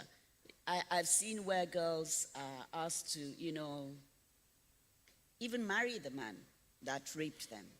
I have an NGO in Kano that works with women and children. We did a case years ago where a little girl was married off. She was only 12 to a 17-year-old man, no, 37-year-old man. And she ended up poisoning his food. Not just him, four of them died because she put poison. She said the pain, she was obviously raped when she married him. And getting her, she was arrested. She had no education whatsoever. And we engaged her, and she just kept saying, I didn't mean to kill him. I just wanted him to feel the pain that I felt, you know, when he violated me. Eventually, we were able to take her out from the system because we impressed on the judge that, look, this girl, even under Islamic law, she needs to have the mental capacity to appreciate what she did for her to be guilty. And she doesn't even understand what she did. Now, he said his biggest problem was how does she go back to a community where she's killed 4 people? And her parents were, you know, her family were always being abused. And, you know, all of those things come together to try and, you know, work against how you get this girl justice, or these people who have survived some of these incidents. You know, we're able to take her to a safe home. She was released to us and all of that. But it was a matter of time before she started having, you know, crying. As she grew and she began to understand what she had done, it now, you know, manifested in the way she behaved.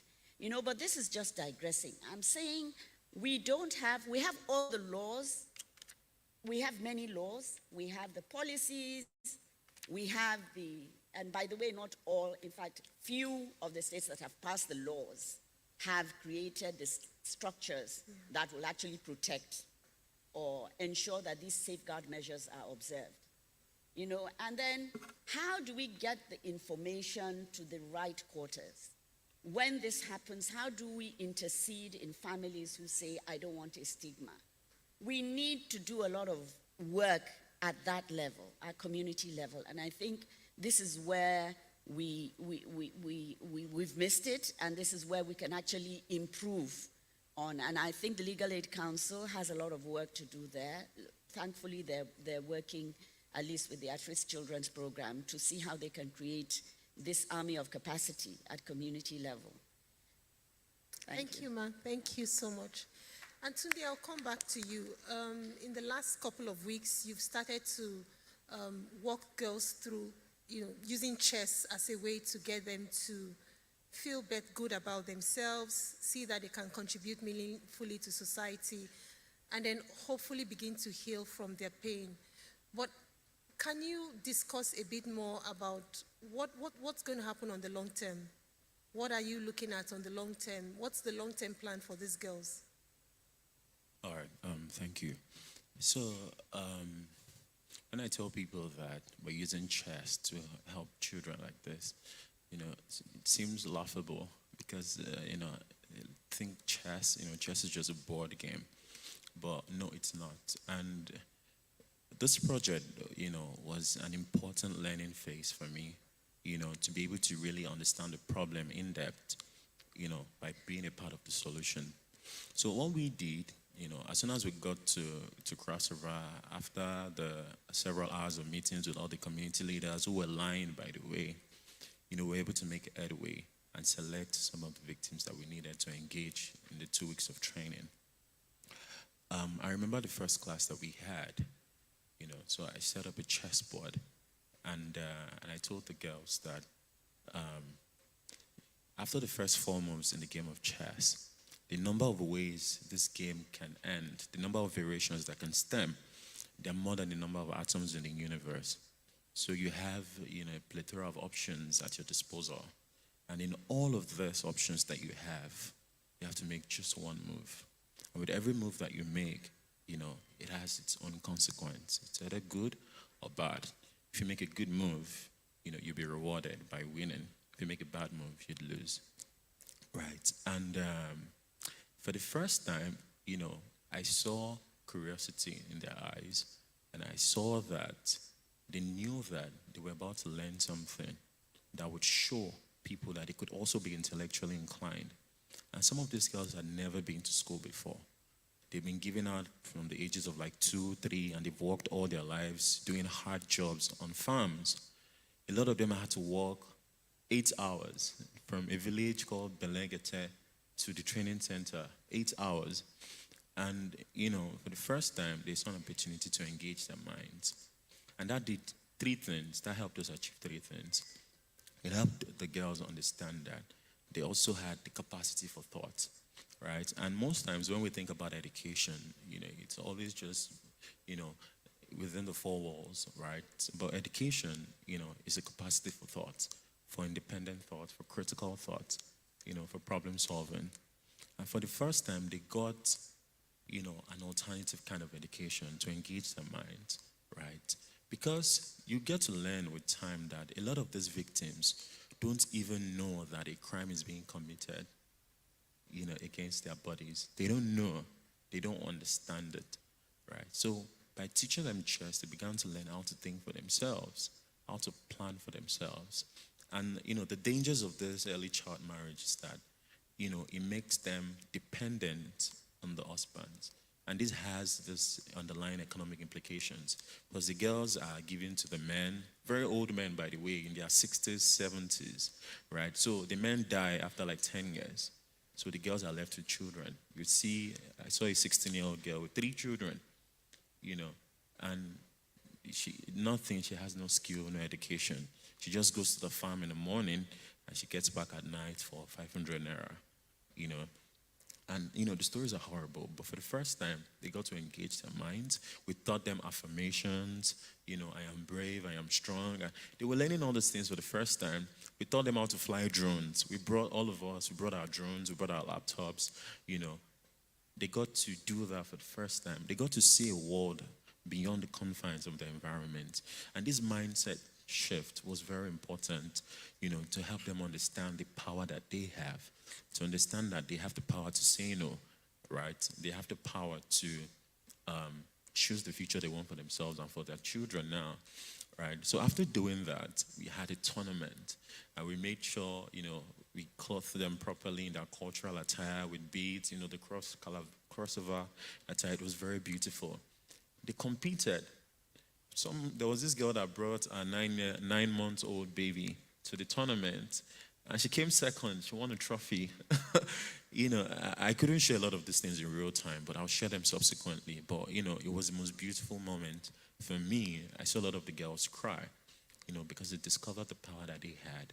Now, going forward, we designed, like I said, that peer-to-peer system where those girls will be paired to, people like that can connect with them, right? Have at least 2 or 3 hours monthly dedicated to talking to the girls, to listening to them, to learning about their week, their struggles. Like I said, it's important that they know that they're not alone. Then also have a monthly stipend support system of $50 every month for the next 2 years, that they can invest, as capital to their business, right? Because you want to make sure that connection is personal, is intimate. It's not some organization that is mediating and empowering. When we're trying to scale, sometimes, you might forget about the people that you're advocating for. So by doing that, there's that monthly empowerment for the girls. They have that session with outside mentors regularly. And for the ones that still want to go back to school, we're putting 23 of them on educational scholarship support.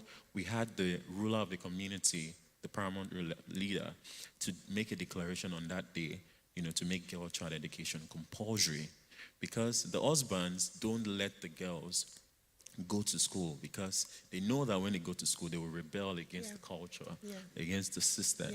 So we made sure that he not only made that declaration and it's signed on paper that every girl child below the age of 18 must go to school. And we will be there to support their education and also make sure with the mentors that have been assigned that they're never left alone, at least for the next 2 years, while we're still working out. Because the entire legal framework around this is just useless. Trust me. Yeah. You will not get justice because who's going to walk 7 hours into these villages to, just trust me, it doesn't work, right? So we also work with some of the youth in the community that, stood against that culture, right? To, whenever there are new cases, to intercept those new cases and colors. And Thank you so much, Tunde. Thank you for sharing. That's so really emotional. Thank you. Coming back to you, Nkiru. So what's the way forward? 2 questions in one. So have you seen this happen the other way around? So men who have been abused by women, in your experience in the corporate sector, and then also how do we go forward? He's just giving an example about empowerment for girls.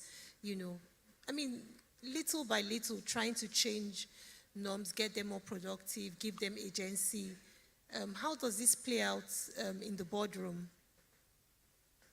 Thank you. So, have I seen men who have been chased around boardrooms by women? Yes, I have. It's not unknown, but it's what the society has created. So I was teaching at Unilag, and you have girls go to lecturers to present themselves.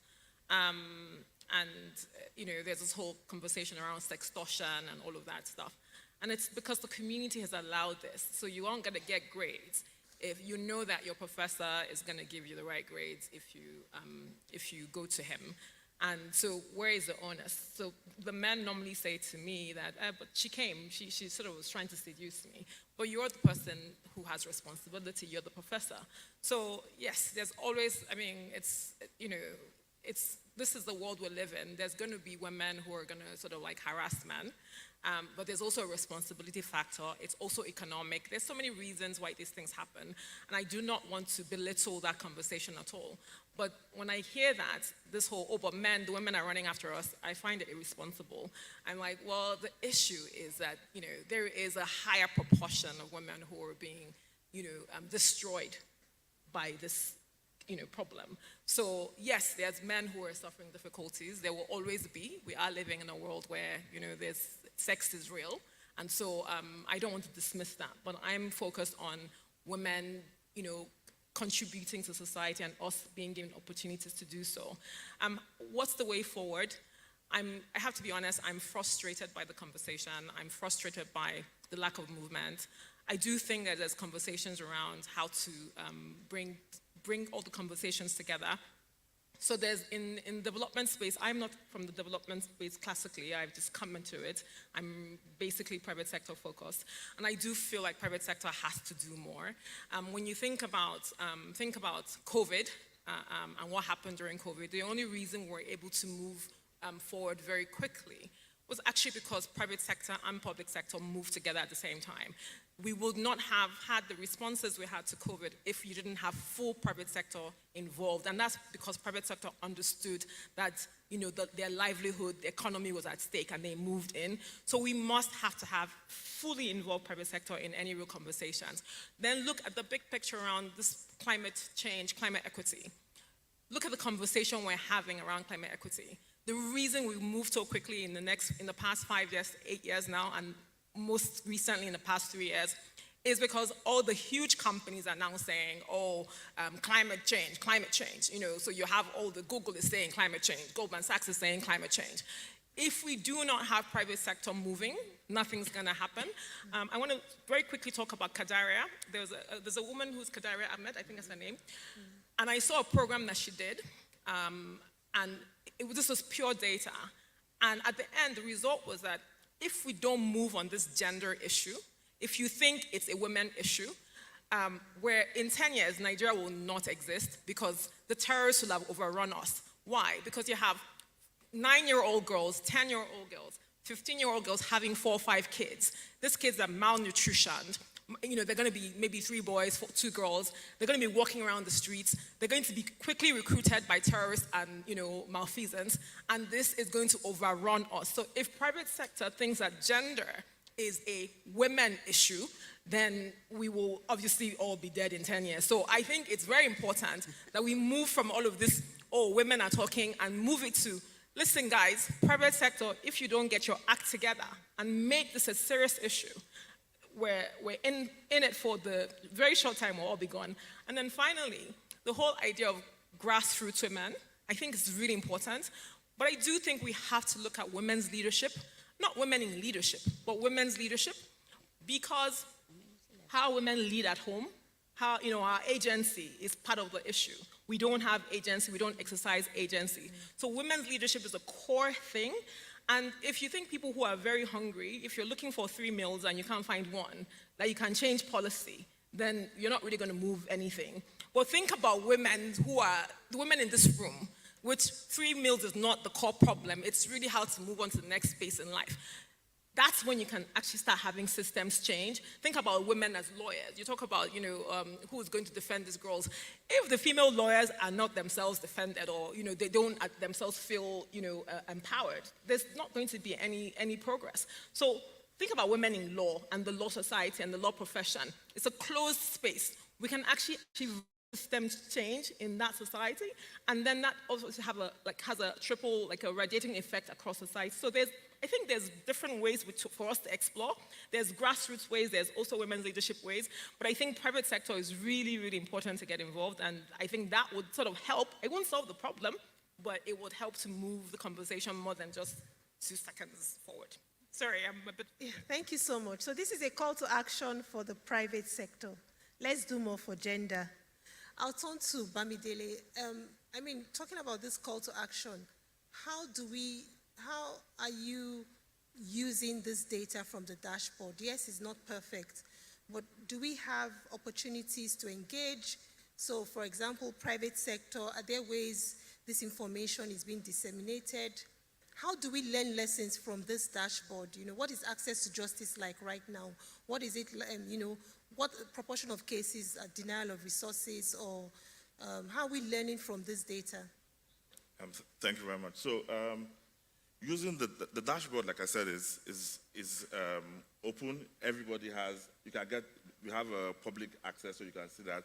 And I'll give you some data. I'm a data person, so let me just give you some data. I'll give you some data. So we have about 40% of the cases we have of the cases we put on the dashboard being cases of denial of economic rights, for women, and inheritance rights and all that. So now, how do we use data to do this? For instance, I'll give you another data spec. It takes 116 days averagely for a case to be reported, an incident to be reported from the day that the incident happened. 116 That's what we have from data that we have, 116 days. So what is causing that long lag in reportage for incidents? So we have those kind of issues with data. 2, we said at the dashboard, we use the dashboard like Federal Ministry of Women Affairs now to target interventions. We see that from our data, about 49% of the reported cases are for people below the ages of 18. So you have, of all the 11,000 cases that we have on the dashboard, about 14% of those cases are for people below the age of 18, meaning that government needs to tackle that sector, that section of the society to know what is causing this. And if you look at some of the cases, you have cases. We look at who are the people who are the perpetrators of this violence. You find that about 60% or 70% of these perpetrators are relatives, family members, and people that close to the perpetrator. So we've talked about having this shift, knowledge and attitude shift. I think that we need to continue to use the data that we have to mirror the interventions that we have. So if we see that we have, for instance, now we have 60% of minors. How many safe spaces do we have? Are we investing in safe spaces for minors when they are violated, when they are so what we do for what we are trying to encourage is that government, private sector support the use of dashboard in your locality. Go to the dashboard, look at the cases that they use that data that we have, use it to inform your interventions. Don't use, yes, it's good to use the data that the UN has sent and international, but try and use this localized data that we have to help your interventions. Thank you so much. Right now, I want to open up for questions and comments. Please, if you have questions and comments, put up your hand and someone will get to you. Let's do that quickly.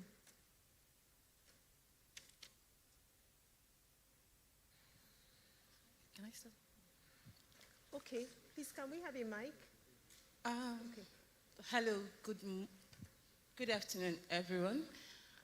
It's a very beautiful opportunity for me to be here. I'm going to start with, I don't know, I feel good here because coming in here, everybody's getting, good morning, ladies and gentlemen. I am non-binary and I am human. So I think that gap is still here and we are working towards connecting the dots on gender inclusivity in the society. So there should be a space for non-binary people like me to be able to express ourselves. So permit me, I'm going to have to speak for just a few minutes, few seconds, please. It's not going to take a time. So I think on this gender GBV we're talking about, I think exactly what we're talking about. Please, everybody's one house. rolling on me. Please, one house, please.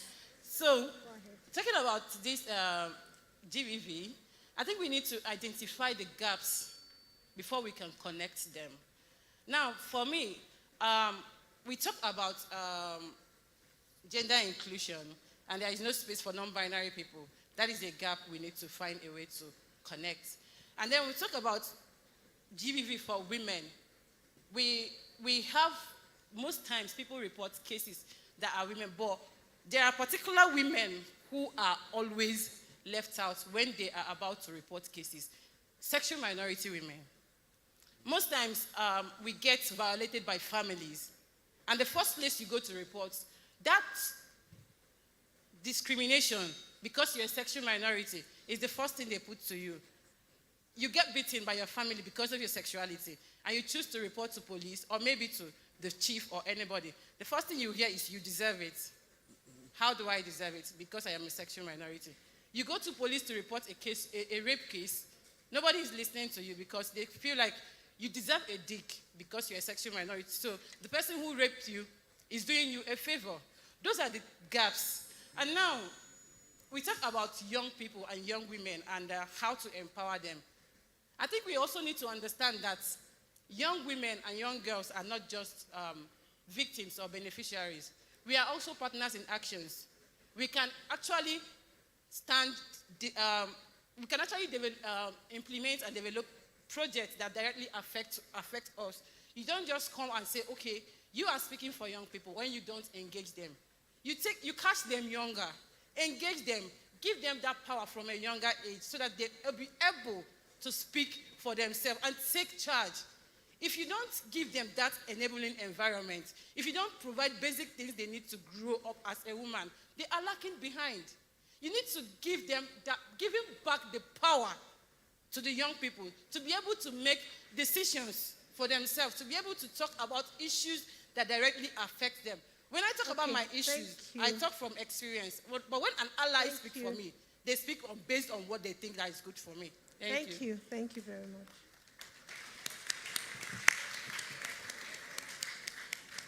Sorry. So can we do this quickly, please? Okay, thank you. Good afternoon, everyone. I'm Modukwe Adetiba. I believe that the panelists have done justice to most of the discussion. However, we've been able to identify the dots. Then how do we connect it?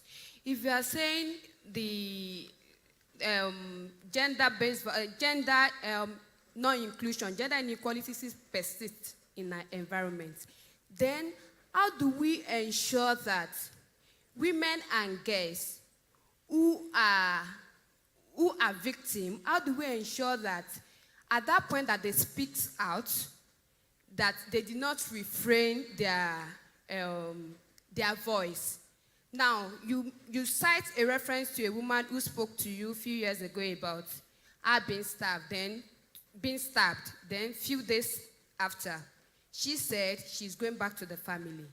Now, if we have a existing legal framework, and how is this framework, how are we implementing to ensure that, aside you speaking out, even when at that point you want to back off, how do we ensure that there are some certain body who are monitoring, who are evaluating that if you are backing up, are you backing off into that unsafe space?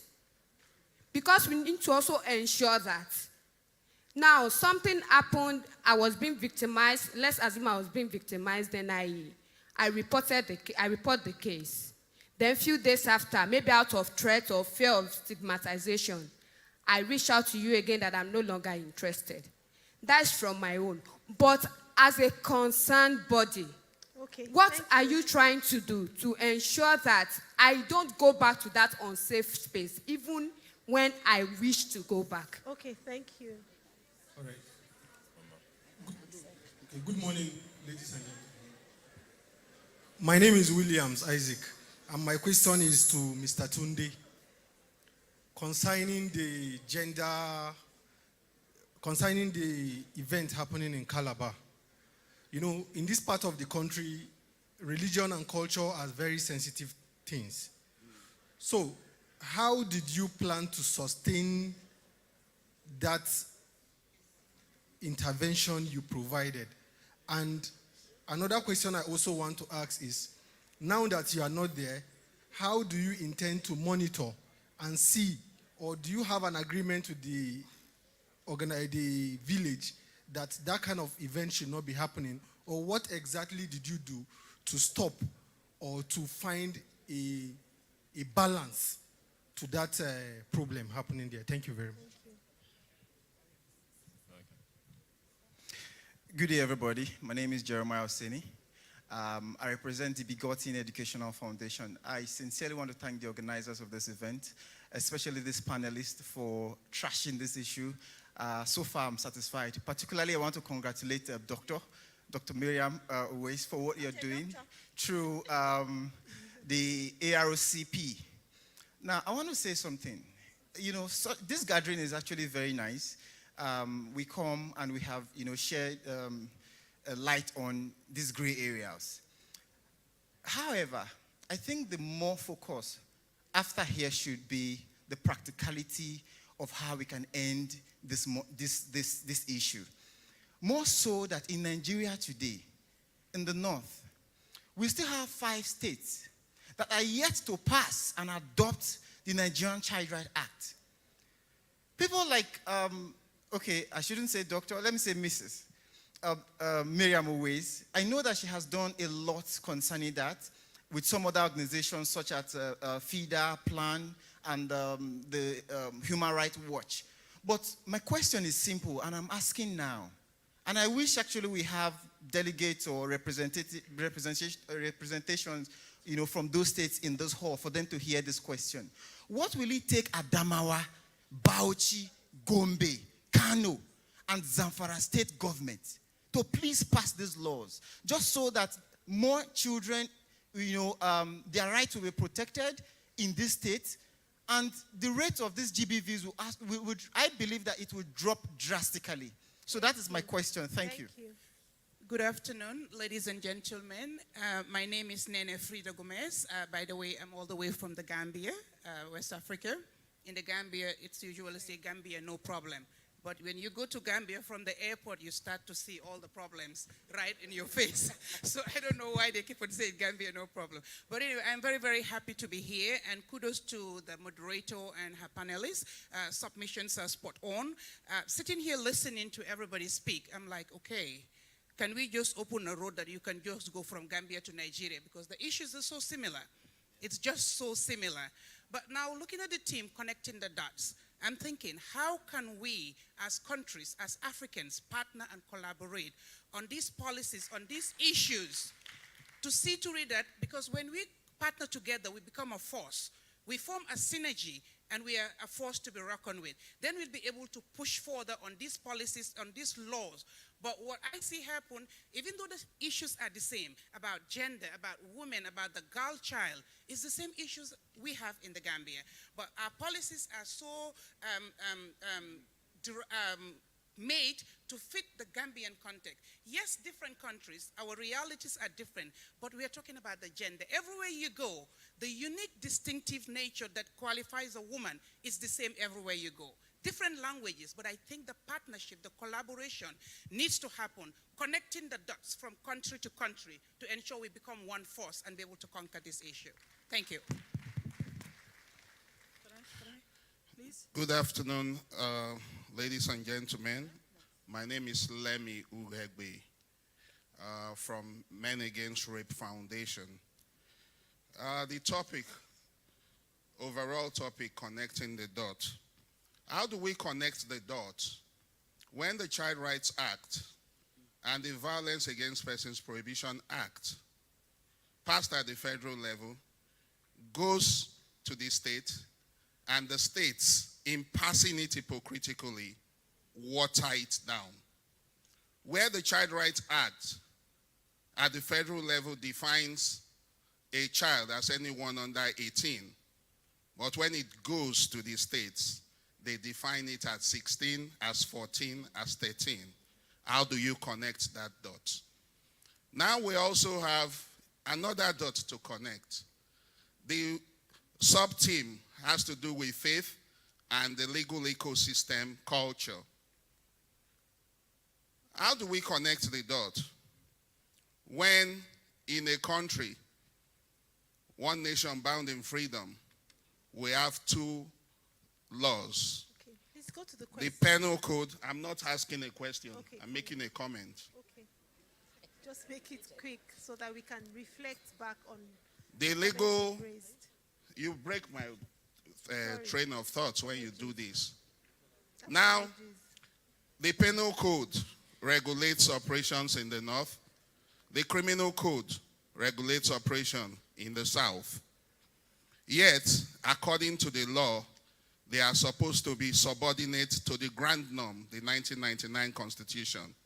Under the penal code, if a girl is 13 or 14 and has started showing signs of puberty, even at age 9 or 14, so long as she started showing signs of puberty, you can take her up in marriage. That is child marriage. It contradicts the spirit and letters of the 1999 Constitution. And ordinarily, if we say we want to walk the talk, then we should be taking decisions from here to interrogate through legal framework, go to court and challenge those conflicts, those provisions that conflict with the Constitution. That's for the penal code. Under the penal code, section 55 says, if you have married your wife by native law and custom, you can pick the cane and whip her, chastise her as though a child or a slave. Section 55. In the penal codes of several states within the north, those provisions are still there. In conflict with the provision of the federal constitution that says that there shall be no discrimination on the basis of gender, sex, and all that. Now, how do you connect that dot if we do not walk the talk? Then I round off by making this clear that we discuss faith and we upgrade cultural and traditional practices and treat it as if it's a religious practice. Child marriage is done across the country. It may be more prevalent in the north, but it's done across the country. And when this is done across, you need to stop so that other people can make comments and then we can quickly you are reflect. connecting the dot, aren't you? Okay, fine. I round off by congratulating PIC for this, but there's so much to connect, so much dots. The law, the legal framework, and the facts that... Thank you, thank you, thank you. Thank you. I just want to take 2 or 3 more comments. Please, can you do it in 30 seconds, please? Let's be considerate for others who need to speak. Thank you. Can I go ahead, please? Yes. Finally, I get a chance. I'm representing the country vice president of FIDA, who says to put our words out here, because we're working with women and children, taking care of their welfare and rights. And we're available in all parts of Nigeria. And we take cases pro bono, and we do mediation and family counseling, as well as partnering with people and going to sit out and take watching briefs on cases. But I'd like very much to speak to my lady in the middle, because she says she's frustrated and she's looking to get the private sector in. And we're saying, to conquer SGBV, we need all sectors, private, public, everywhere, because you can do so much. You can talk about it. If there is no framework institutionalized that government backs up, we will just keep talking and talking. We've done enough of. We need to do more interventions. That's why what FIDA has been pushing, and I have said that for FIDA. When it gets to my turn on the abstract, I should talk about sexual harassment in the workplace. And thank you for talking about what women lawyers are going through. Because at one point in the MBA, they said, oh, we set up a committee and look at the problem of sexual harassment and all. Nobody will talk. If I am harassed, I will not talk. That is clear. So there must be another way to force the hands. And later we'll have that conversation. Thank you very much. Hello. Good afternoon. My name is Hassana Bello Aliyu. My question is about, do we have a national sex offenders register? And if we do, is it effective? I worked on an education project in Edo, and I know Edo has a sexual offenders register.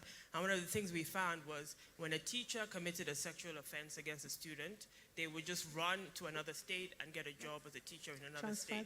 So how do we, if we have a register, how do we make it effective and make sure it interacts with all the states' different registers? Thank you.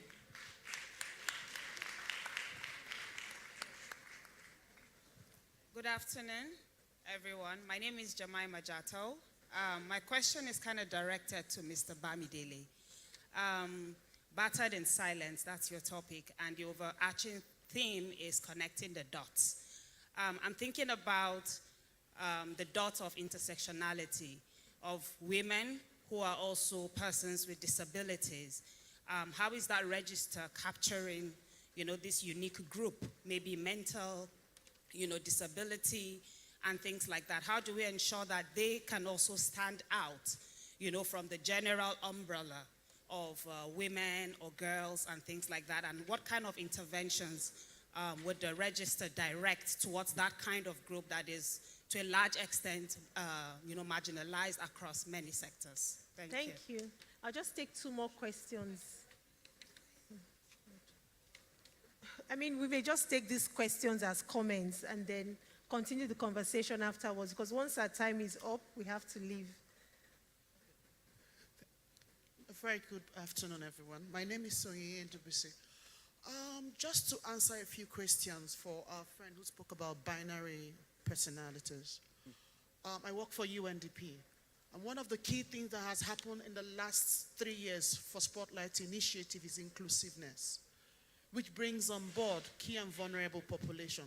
So I want to believe maybe you're speaking for yourself, but there are key ministries who we engage with. There are key organizations who reaches out. Nigeria is such a very big country, and as such, you can't reach everyone. But we're here to connect the dots, which means everyone here is a partner, which means we have to put to work how we can help propagate whatever intervention we are doing. So now coming to the point that Bamidele has raised about reportage, everyone is represented. The US government is doing a lot of work. The European Union is doing a lot of work. And also for the last person who spoke about people living with disabilities, there are key outputs that are speaking to everyone's need. But like I would say, and I will repeat here again, is the need for private sector to assume their role. Election is coming. How many women are seen on newspapers? How many visibilities are we seeing to promote women leadership or women in leadership? How do we make a change on that table where we do not belong, where power is? So I speak today from a point of practice and not just rhetorics, that we need to do more than we ought to do. When the government cannot help us, we need to help ourselves, primarily as a Nigerian. How many women would you want to vote for? And let's call a spade a spade. We're talking about de-radicalization of children. From the homes, that is where our kids are corrupt. We are too busy chasing money. How many of us have time to sit down with our boy child? Forget about the girl child, now we're talking about gender, which I'm a gender expert. But who are those people who are perpetrators of violence? They grow from children to boys, from boys to adults. How do we mothers, because here in Africa, mothers take the burden when the kids are bad, right? So now we need to also define how we can build on women empowerment. Women empowerment is what, for a woman to have a voice, to bring the funds, and to prepare her children or her generation or community. Women empowerment is key. Thank you so much. Thank you. Okay, we would have to, 30 seconds. We need to leave here. Thank you. We need to leave now. Okay, thank you very much. My question is to Bamidele Oshibo. Thank you for highlighting some of the, and it's very good that we are getting routine data that is highlighting some of the challenges we are facing in terms of reporting gender-based violence cases. And you highlighted two critical things. You said, one, you found out that a lot of these victims are less than 18 years old. And the second is it takes them about 4 months for them to report. So it's one thing for us to have the data, but it will be good. I don't know if that is part of what the Spotlight is doing, but I would like to also understand what is being done when we have the data. What corrective actions are we coming up with? And what have you seen that has been making a difference in moving this agenda forward? Thank you very much. Thank you so much. So I'm just going to appeal to my panelists. Unfortunately, we need to be out of here in 2 minutes. So in 20 seconds, just respond to any of the questions and we can continue the conversation over lunch. So thank you very much. Before I joined government, I used to do a lot of work I used to do a lot of pro bono cases. I ran my law firm. It's not easy to stand up and say I have been, and I don't think we should trivialize that. I think it's very important for us to create privacy for these people who have been violated, because this is a very sensitive issue for them. And you have, in narrating your story, you relive the experience. You engage with structures that are not necessarily empathetic. So you go to the police, so what? You go to the judge, so what? So a lot of it takes courage, and there's a lot of dependency also. When a woman is involved with a man and she's married to this man for years, it's not easy for her to imagine her life outside. I'm just responding to someone here who said, you know, how do we stop them from going back? I think the most important thing is to keep holding their hands and ensuring that we're there for them. We really cannot stop women who are adult and who make the conscious decision to go back. We can only be there for them and ensure we remain in their spaces so that we can support them in case they want to come out. And I'm sorry that I have to say this, but these are the realities. This is what I've seen. We've seen maybe just a handful of women leaving because this is what they go through. And I don't think we should sit in judgment and say, why did she go back? Yeah. Because many times we're not in their shoes, and this is what they have gone through. Thank you. Thank you, ma. Yeah. Tunde, 20 seconds. All right. Sustainability, 20 seconds. Yeah, sustainability. So I think one thing, if we can talk about the problems, you know, they're endless, but let us talk about solutions by actually doing something practical. Just empower the women. I can tell you for a fact that, you know, in the community, I mean, in the context of the work I do, you know, in child marriage, empower the girls, give them an education, give them the capacity for thought, for independent thoughts. They will rebel against the system. And don't forget about the boys too, right? Because you see that, you know, innately, it's not that a lot of these young men want to violate these girls, but, you know, this primitive mindset that have been ingrained in their culture tells them this is how it has always been, and this is how it should continue to be, right? But then, educates them too. Just like she said, those women that were neglecting, they will have kids that they can't take care of. And these kids will grow up to become a liability to society. And that is how we have all these problems are interconnected. So to really solve those problems, we have to create prosperity by empowering these vulnerable people. Thank you very much. Thank you so much. Thank you. I think for me, the solution would be collaboration between private sector and government and, you know, the public space. I do think that we have normalized so many things. This is why you have 11,000 people reporting. That's because literally out of 100 women, maybe it's 90, and we think it's normal. So I think pushing back on those norms is essential. And collaboration and private sector understanding that this is a key issue. The gender issue is not a women issue. It really is a societal issue, and we're not going to move forward if we don't move women forward. Thank you. Bamidele. Yeah, just to say that for women with disabilities, I mean, it's a key vulnerability factor that we collect for the dashboard, and also we're also tracking the under 18s, as you said, and trying to use that data at the Federal Ministry of Women Affairs to target interventions for them.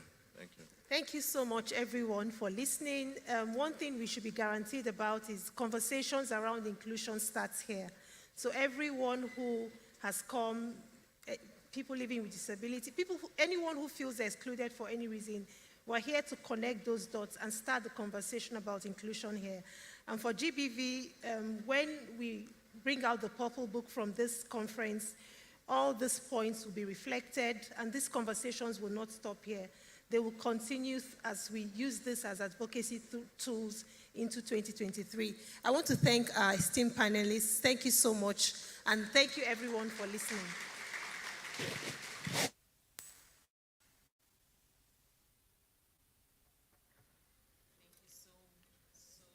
Much, Dr. Sui. Thanks to the panelists.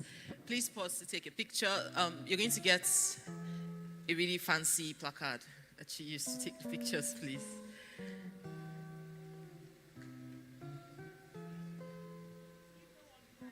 Yes, leave no one behind. Please step forward a bit, I think. Yeah.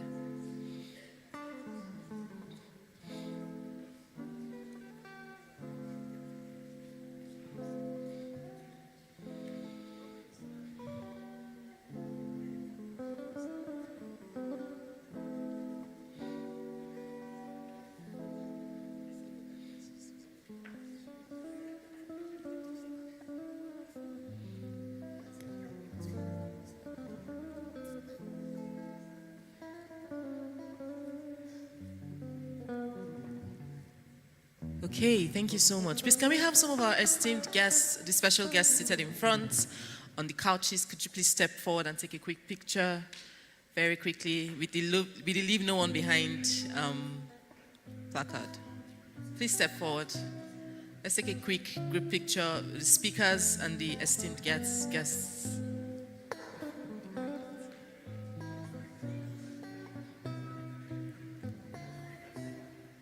Can we do this quickly, please? Thank you.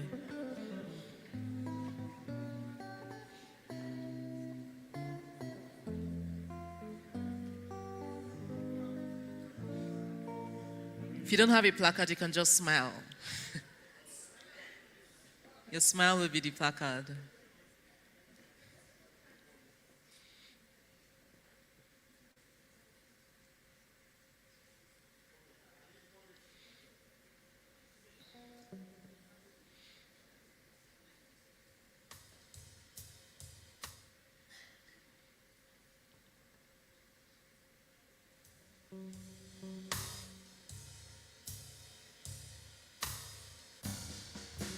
Okay, thank you so much. So very quickly, we're going to break for tea.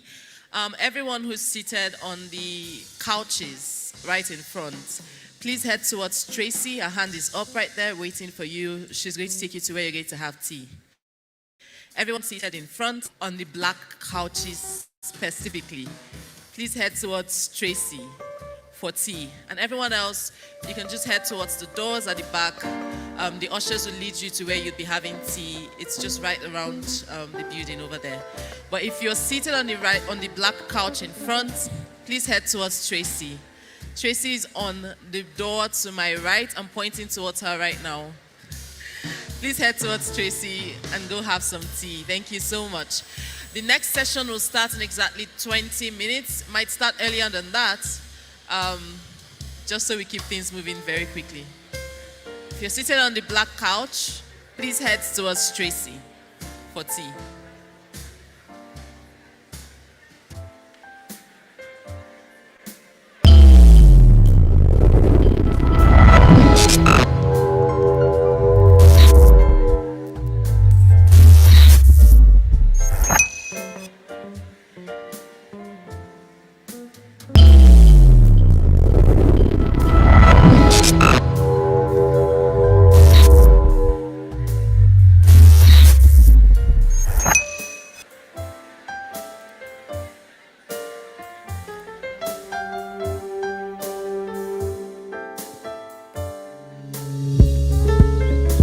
Have you been discriminated against on the basis of your gender, beliefs, or disabilities? You are not alone. 32% of people living with disabilities need help finding suitable jobs, while 82% of adult Nigerians are worried about gender disparity. But now is the time to act, not ponder. If you're game, join us to connect the dots for a gender-inclusive society with transformative ideas and focused policy recommendations. Participate in Nigeria's first ever national level Gender and Inclusion Summit.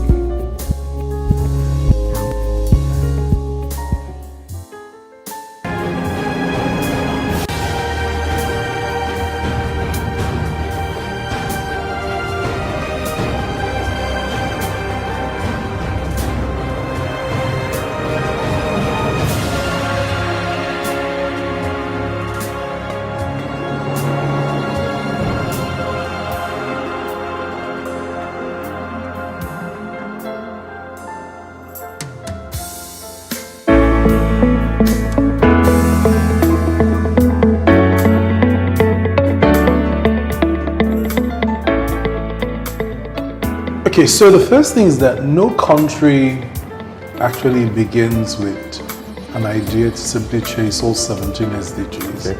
The SDG framework itself recommends that countries prioritize the SDGs that are important to them based on their baseline. And the baseline is 2015. So the 2015 baseline allows us to first begin a conversation as to where are we. And that is kind of where our conversation, in this series started, where the baseline indicators point to aggravated human conditions that need to be alleviated. So in that regard, we as a country prioritize the HCDs, Human Capital Development SDGs. So, end hunger, end poverty, education, health, gender equality were our top priorities. Then, of course, decent work and driving labor participation is something that we then added because of the scale of the unemployed in Nigeria. Basically also to support the government's ambition to lift 100 million people out of poverty by 2030. So that's, for example, how countries set their own targets for the SDGs. So the Nigerian target for the SDGs is to lift 100 million people out of poverty by 2030. And it's possible. But to do that, yes, it's possible, but to do that, you need to create jobs, right? What we need to create what we call high elasticity jobs for opportunities to partner information and data and the work we're doing and on collaborating to drive the SDGs in this decade of action. Join us at the website. It's hlfonsdgs.ng.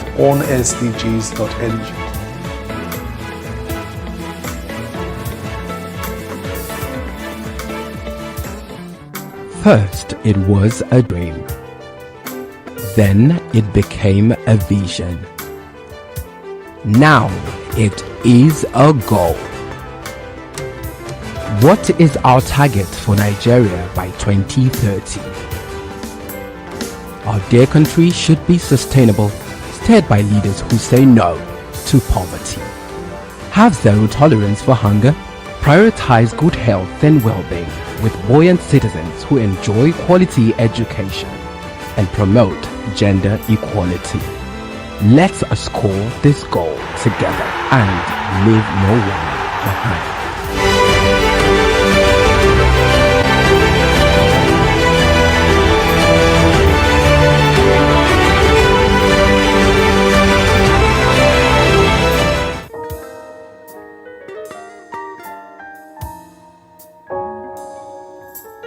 Imagine Binta, a 14-year-old Nigerian girl from a poor family. Without her consent, she is married off to Joe in exchange for money. Binta is forced to drop out of school and gets pregnant at age 15. She can barely fend for herself, but has to take care of her newborn. Without income, she lacks decision-making power in her home. Joe doesn't provide for her upkeep and sees no compelling reason to send their child to school. Like Binta, several other individuals and groups in Nigeria grapple with unequal opportunities. This discrimination is caused by weak justice systems, poverty, low literacy, and patriarchal cultural ideologies. Gender equality is a fundamental human right, backed by the United Nations Charter, to achieve international cooperation in promoting and encouraging respect for human rights and for fundamental freedoms for all, without distinction as to race, sex, language, or religion. Nigeria ranks 139 of 149 countries on the Global Gender Index, leading to significant wealth losses globally. However, about $26 billion of these losses could be recovered if Nigeria is able to close her existing gender equality gap.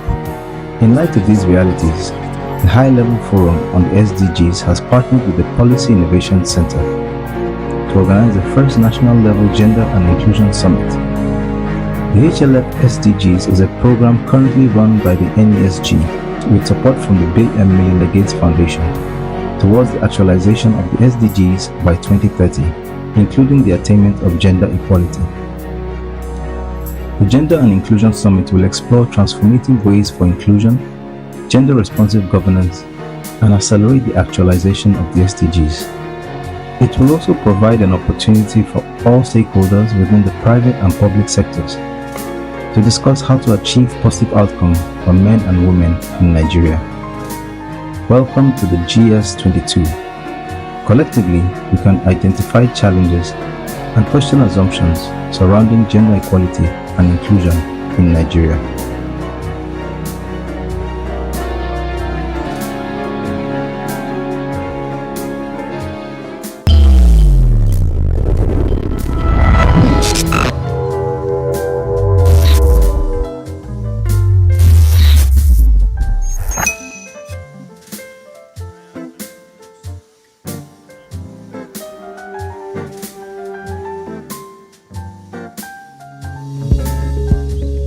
Have you been discriminated against on the basis of your gender, beliefs, or disabilities? You are not alone. 32% of people living with disabilities need help finding suitable jobs, while 82% of adult Nigerians are worried about gender disparity. But now is the time to act, not ponder. If you're game, join us to connect the dots for a gender-inclusive society with transformative ideas and focused policy recommendations. Participate in Nigeria's first ever national level Gender and Inclusion Summit.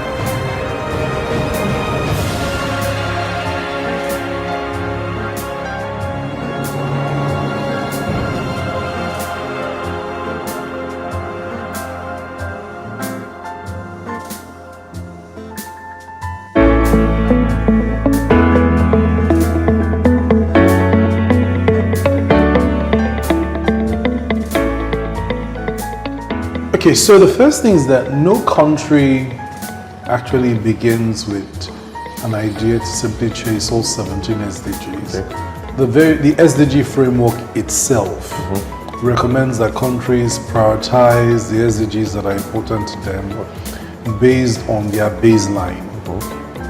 And the baseline is 2015. So the 2015 baseline allows us to first begin a conversation as to where are we. And that is kind of where our conversation, in this series started, where the baseline indicators point to aggravated human conditions that need to be alleviated. So in that regard, we as a country prioritize the HCDs, Human Capital Development SDGs. So end hunger, end poverty, education, health, gender equality were our top priorities. Then, of course, decent work and driving labor participation is something that we then added because of the scale of the unemployed in Nigeria.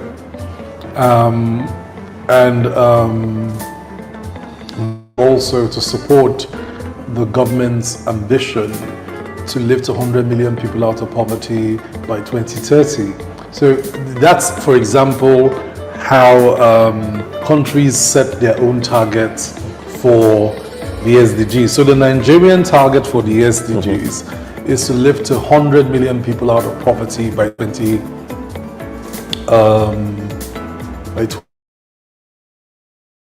Possible. But to do that, yes, it's possible. But to do that, you need to create jobs, right? What we need to create what we call high elasticity jobs for opportunities to partner information and data and the work we're doing and drive the SDGs in this decade of action. Join us at the website. It's hlfonsdgs.ng.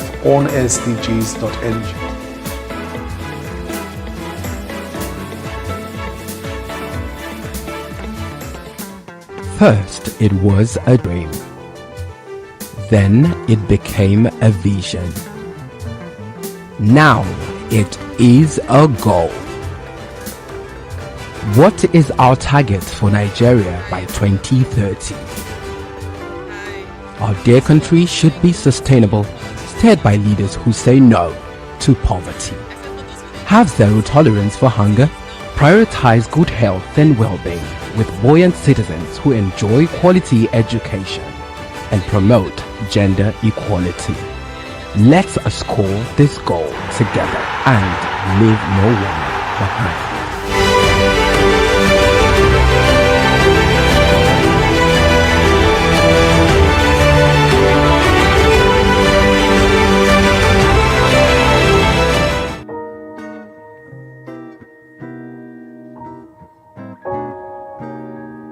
Imagine Binta, a 14-year-old Nigerian girl from a poor family.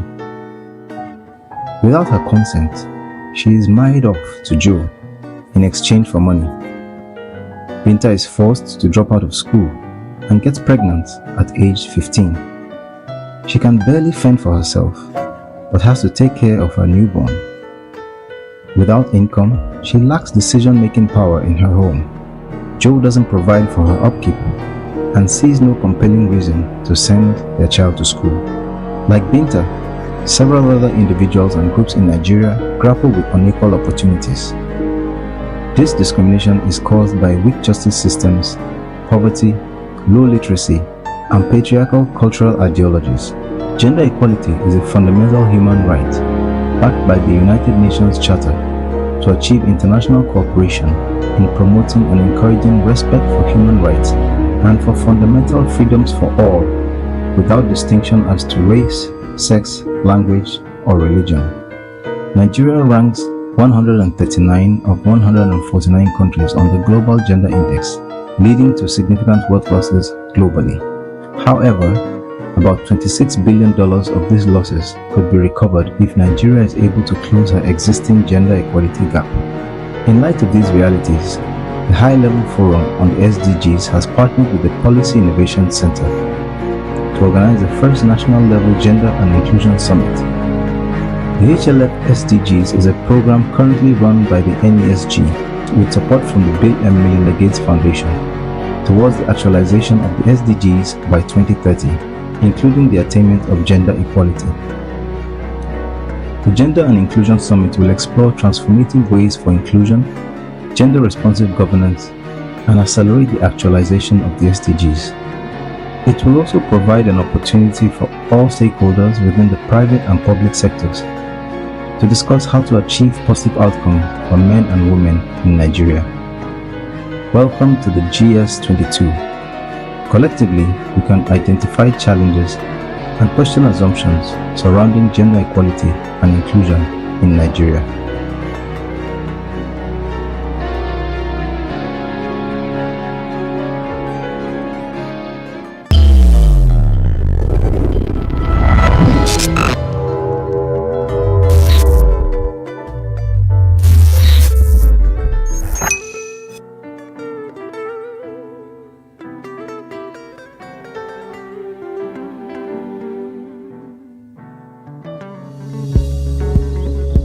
you been discriminated against on the basis of your gender, beliefs, or disabilities? You are not alone. 32% of people living with disabilities need help finding suitable jobs, while 82% of adult Nigerians are worried about gender disparity. But now is the time to act, not ponder. If you're game, join us to connect the dots for a gender-inclusive society with transformative ideas and focused policy recommendations. Participate in Nigeria's first ever national level Gender and Inclusion Summit.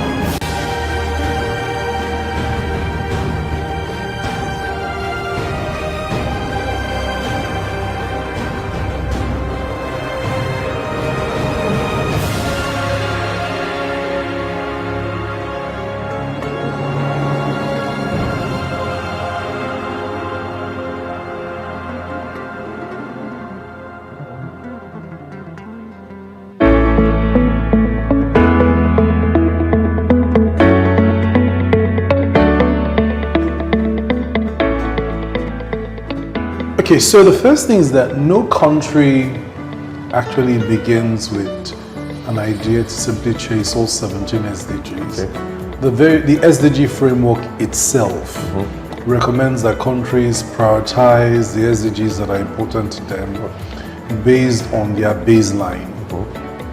And the baseline is 2015. So the 2015 baseline allows us to first begin a conversation as to where are we. And that is kind of where our conversation, in this series started, where the baseline indicators point to aggravated human conditions that need to be alleviated. So in that regard, we as a country prioritize the HCDs, Human Capital Development SDGs. So, end hunger, end poverty, education, health, gender equality. At Policy Center NG. Okay, please can we settle down? No more pictures, please. We need our stage for the event. Thank you. We need our stage for the next session.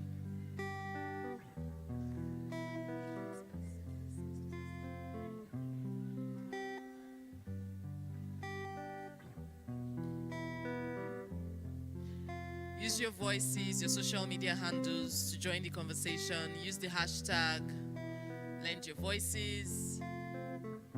Okay, can we settle down, please?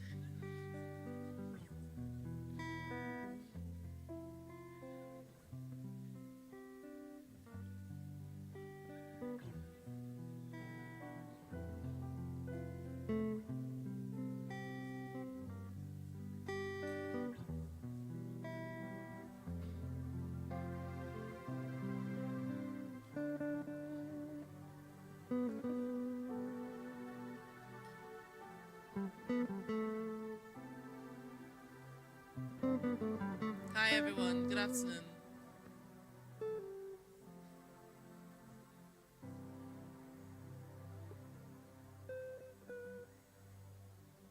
Good afternoon everyone, welcome back. How was tea?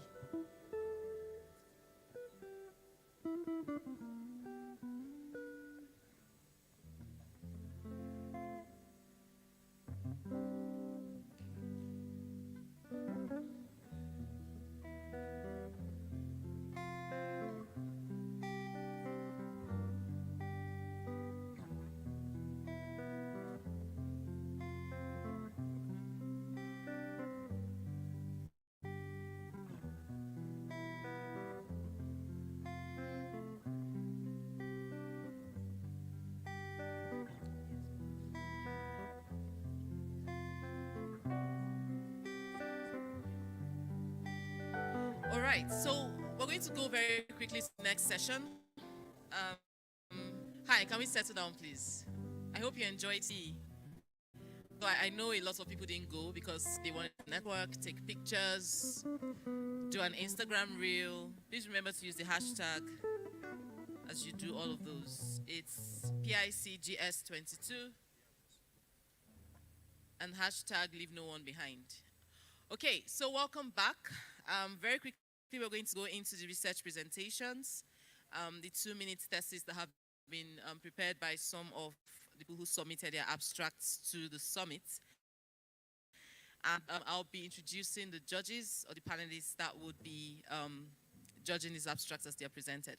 Please put your hands together as I make welcome Dr. Michael Kumuji,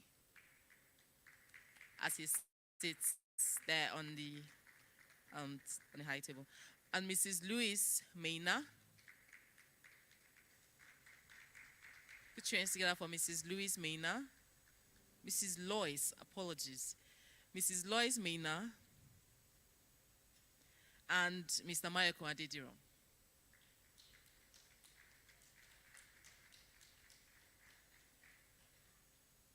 Mr. Mayoko Adediran.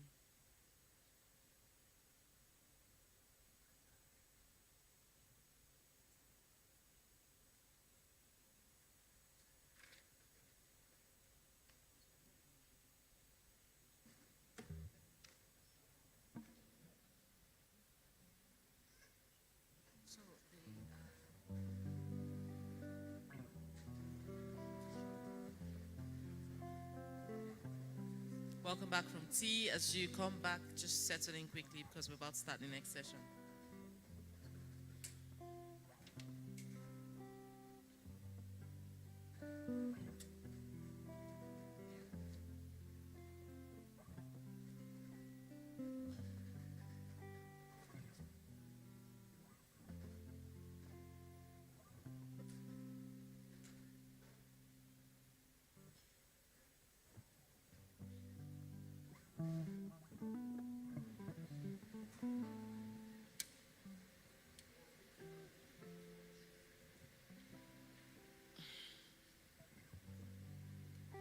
Can we have Mr. Mayoko Adediran on the stage, please?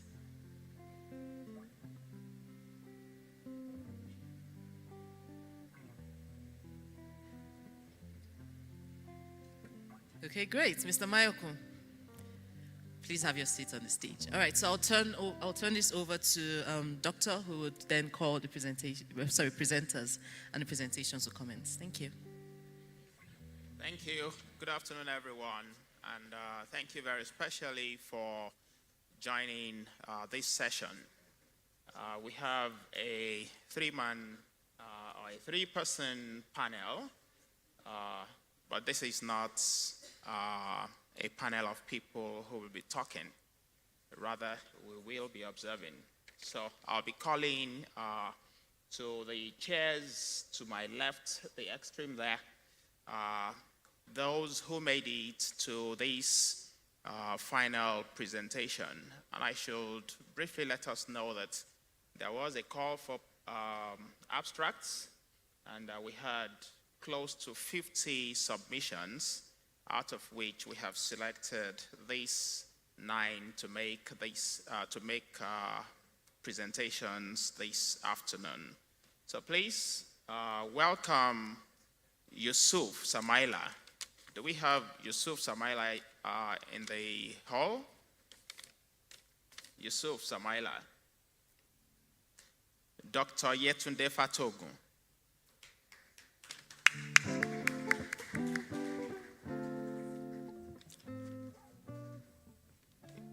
You have seats reserved over there for you. Thank you. Babatunde Bakri.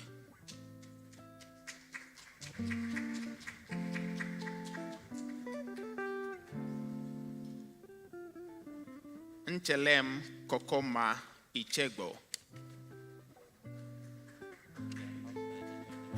Nchelem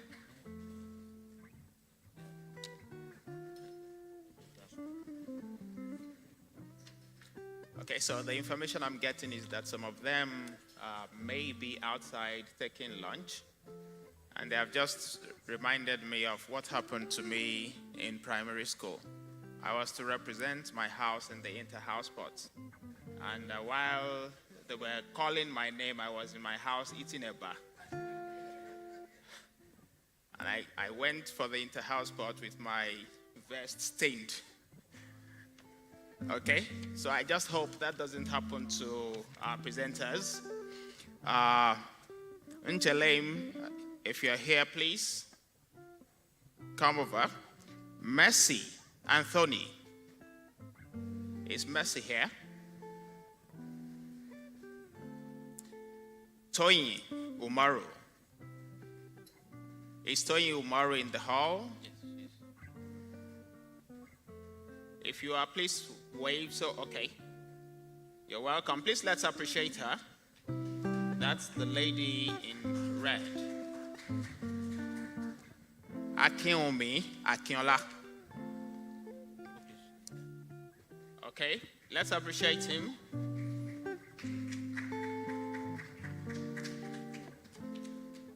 Dr. Eukaria Okpara Ugochi. Dr. Ugochi, are you in the hall?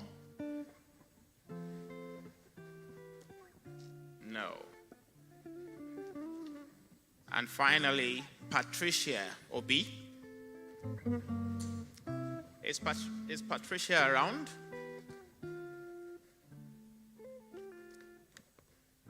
Patricia Obi, are you there? Okay, so this is going to be, I don't know how exactly I should describe this, whether it should be sprint research, or we should call it research sprints, because these presenters will be making 3-minute presentations of their research. So we will call on them, they'll come to the podium one after the other, they'll make their presentations. And I should let you know that keeping to time will be rewarded, and the top 3 presenters will be sponsored to take part in PIC's Gender and Development course. Okay, so without wasting time, since Yusuf Samaila is not there, Dr. Yetunde. Okay, he's around now. Yusuf Samaila, you are a latecomer. Okay, nonetheless, please join us. Let us appreciate him, please.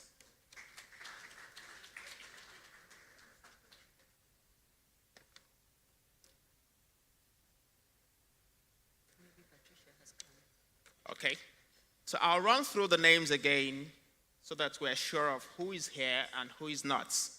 Is Yusuf Samaila there now? Okay. Dr. Yetunde Fatogu, are you there? Okay. Babatunde Bakri, are you there? Yes. Babatunde Bakri, Yes, he's there. you're there. Okay. Nchelem Kokoma, are you? Okay.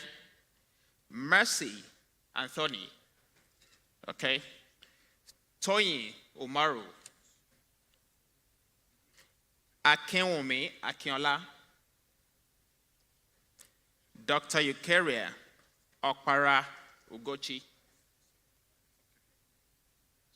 absent, and Patricia Obi. Is Patricia there? Oh, please, you have a seat over there.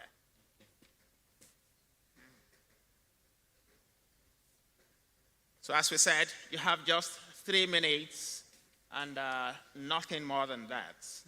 If you exceed your time, you'll be penalized. Okay. Over to you. Your time starts now. Okay, good afternoon, distinguished colleagues. The title of my presentation is Increasing Knowledge and Practice of Laws and Policies to Prevent GBV among local leaders in MCGL focus states of Ebonyi and Sokoto State. So the Momentum Country and Global Leadership Project is implementing the project that focuses on preventing and mitigating the consequences of violence against women and girls. And the possible drivers of child early and forced marriage. So over the period of implementation, we've been able to provide some effective and promising evidence-based interventions to prevent intimate partner violence, sexual violence, CFM, as well as early initiation of family planning. The objective is actually to develop the capacity of communities and local organizations to deliver evidence-based quality GBV services. And the outcome is actually to improve partnership, increase capacity and commitment of host communities with the anticipated impact of accelerating improvement in maternal newborn child health through transformed gender norms. So, in terms of approach and methodology, we apply the behaviorally focused behaviorally focused political applied economic analysis, which is the BFAPA. The BFAPA is actually an instrument and tool to examine the legal and policy environment that supports prevention of IPV, CFM. And of course, to also understand the role of local leaders in examining and using these policies and laws to prevent IPV. So, there was a process, and that process was actually for us to look at what are the impediments, that prevents local leaders from actually, applying those laws to prevent IPV. And so we went through a co-creation process, and we're able to map out the impediments. And we're able to understand a number of factors that drove the reasons why there's a reluctancy in terms of promoting efforts around prevention.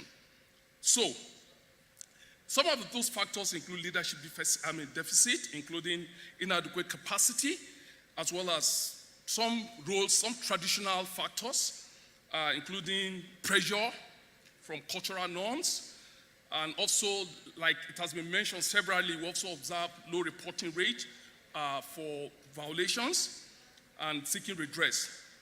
Thank you. Your time is up. Please let us appreciate him. Thank you. I confess that I don't envy these people. It's a huge task. Okay, Dr. Yetunde Fatogun, over to you.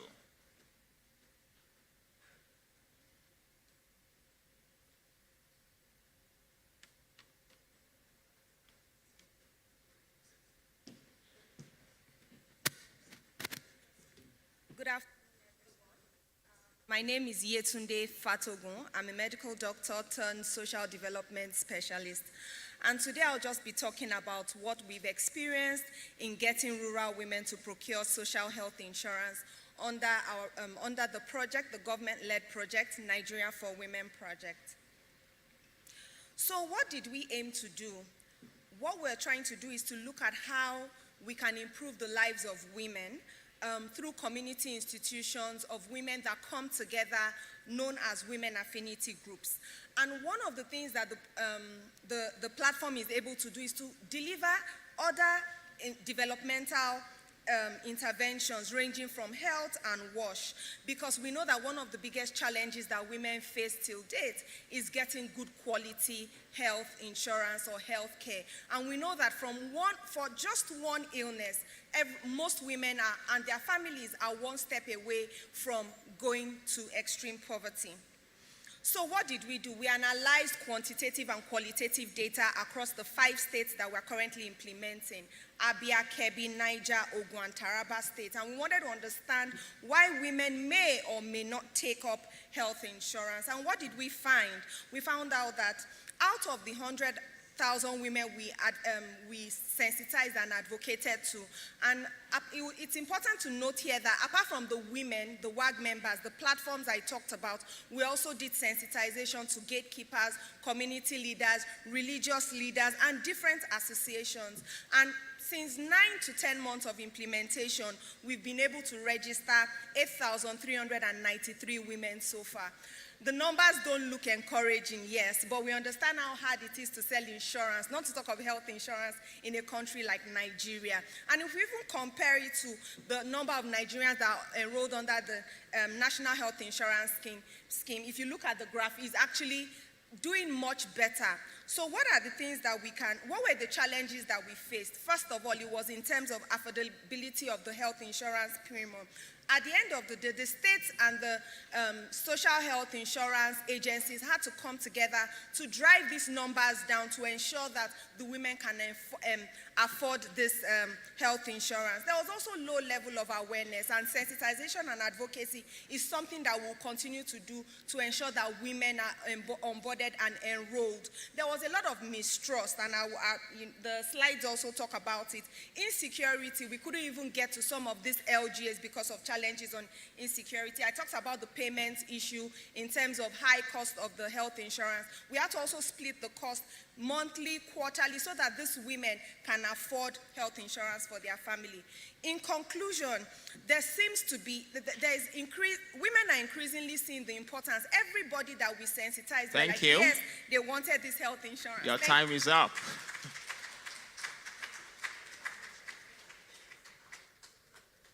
And thank you for appreciating her. Babatunde Bakri, over to you.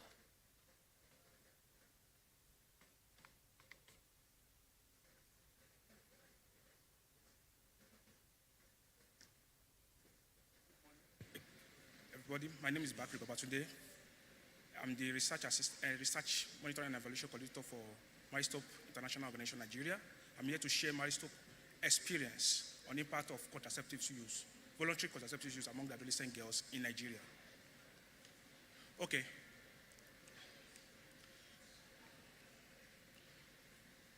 All right. So in Nigeria, the adolescent population accounted for about 22% of the total population. And we discovered that most of these girls, they lack access to contraceptive use, voluntary contraceptive use in Nigeria. And study have already shown that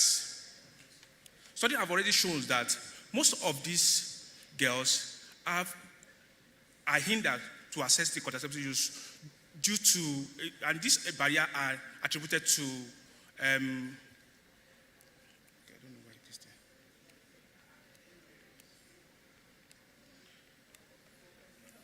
Okay, so most of these girls are, the barrier of contraceptive use is due to poor access to information, age-specific information,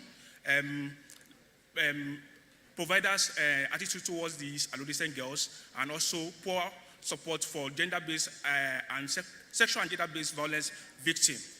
And Maristop, in order to address all these challenges, Maristop deployed a model which targeted the in and out school girls. And we make use of community-based female mobilizers in order to support these girls and refer them to community-based medically trained providers.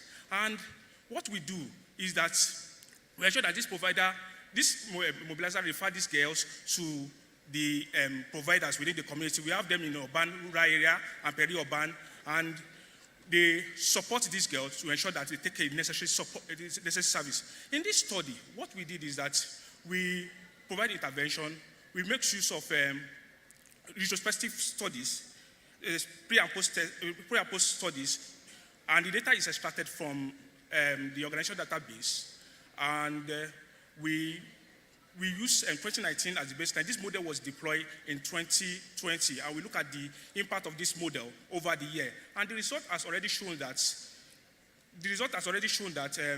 there is high increase in adolescent coverage, adolescent contraceptive use coverage in Nigeria.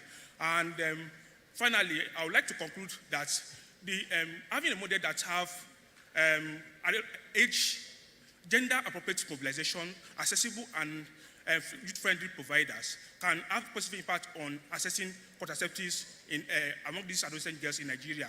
And collaborative effort of community, the government, and the donor, and everybody is needed. Thank you. Your time is up. Please let's appreciate him.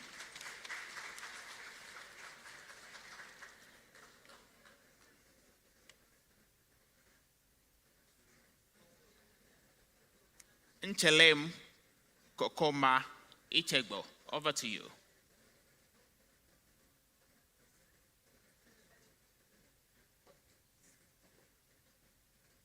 Good afternoon, distinguished guests. The title of my abstract presentation today is Online Gender-Based Commentaries and Consequences Following Explicit Videos of Two Nigerian Celebrities. Now, when explicit videos of two Nigerian celebrities hit the public space, the social media went ballistic. We had different comments, people had different opinions on the release of these videos on social media. So what my team and I did was sentiment analysis on these tweets to understand the emotional tones behind those tweets.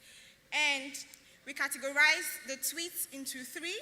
We had neutral tweets, sympathetic tweets, and criticizing tweets. Now from the graph above, the graph on the left, I hope it's the left. The graph to your left, it's the results for the woman, and the graph to my right, the results for the man. Now, from the first bar that you see there, the red bar, it stands for the criticizing tweets. And you can quickly see that the woman had a lot of critics for that video compared to the man at 13% as opposed to 51% for the woman. And the third bar that you see there stands for the neutral tweets. And again, you can see that for the man, it is higher.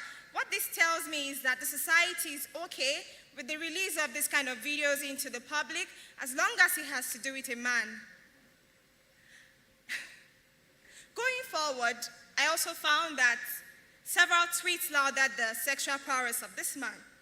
And the woman, on the other hand, she lost a lot of financial gains, a lot of endorsement opportunities gone to the bin, you know.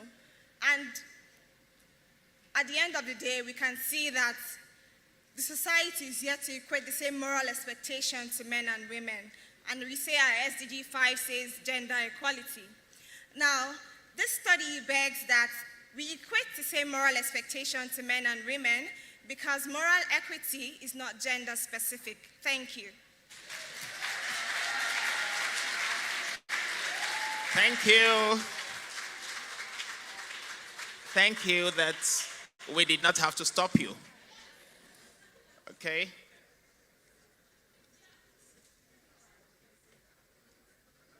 Mercy Anthony.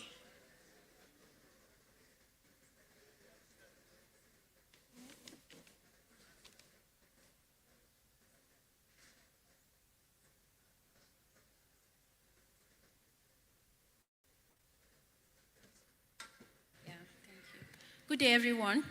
My name is Mercy Anthony. I work with ACIOE Associates, and our research was on access and challenges to family planning services, case study of women living with disability.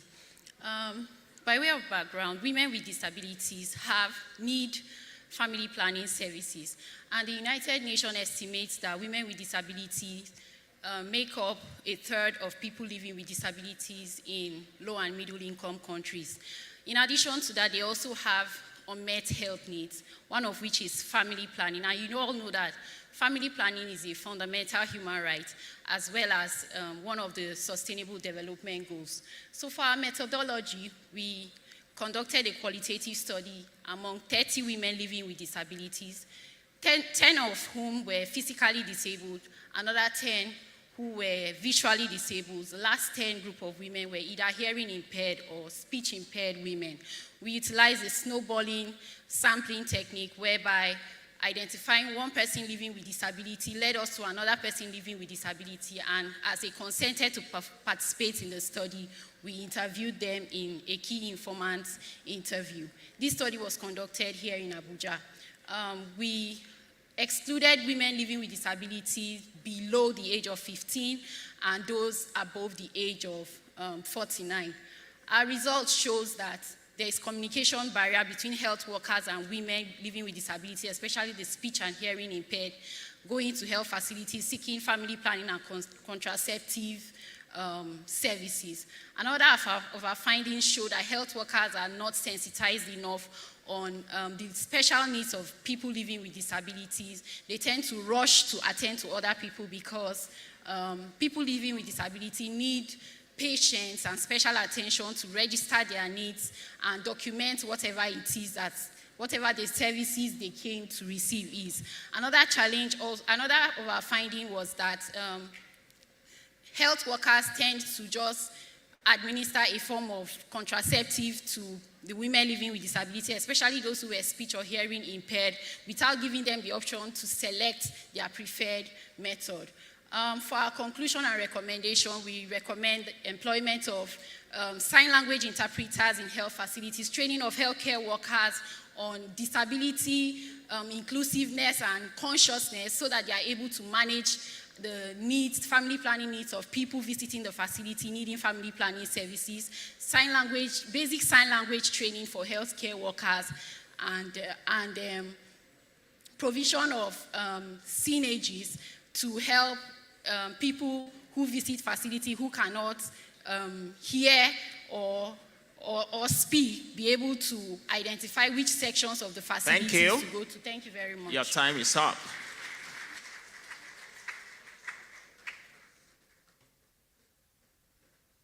Toyin Omaro.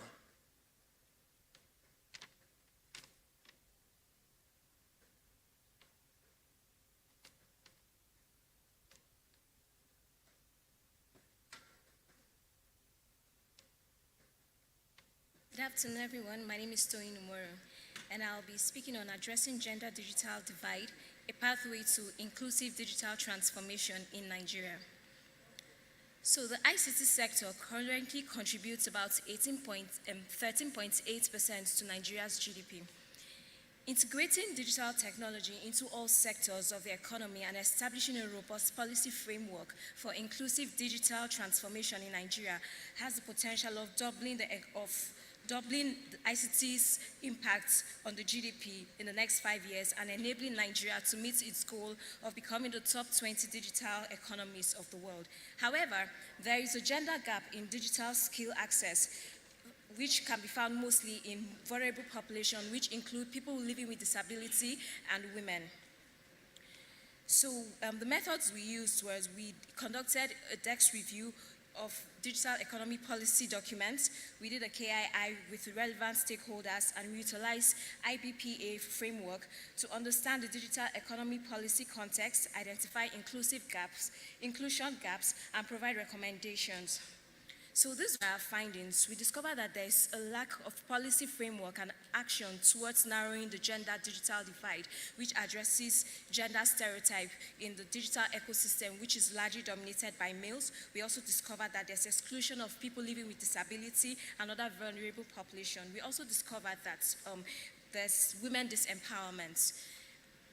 So my conclusion here, it's known that there is an existing policy and there are existing policies and roadmaps for achieving digital transformation in Nigeria. However, for Nigeria to meet its goal, there's need for Nigeria to ensure that there are policies, there are roadmaps which ensure digital inclusion and access to digital literacy and skill for women and for people living with disability. Thank you.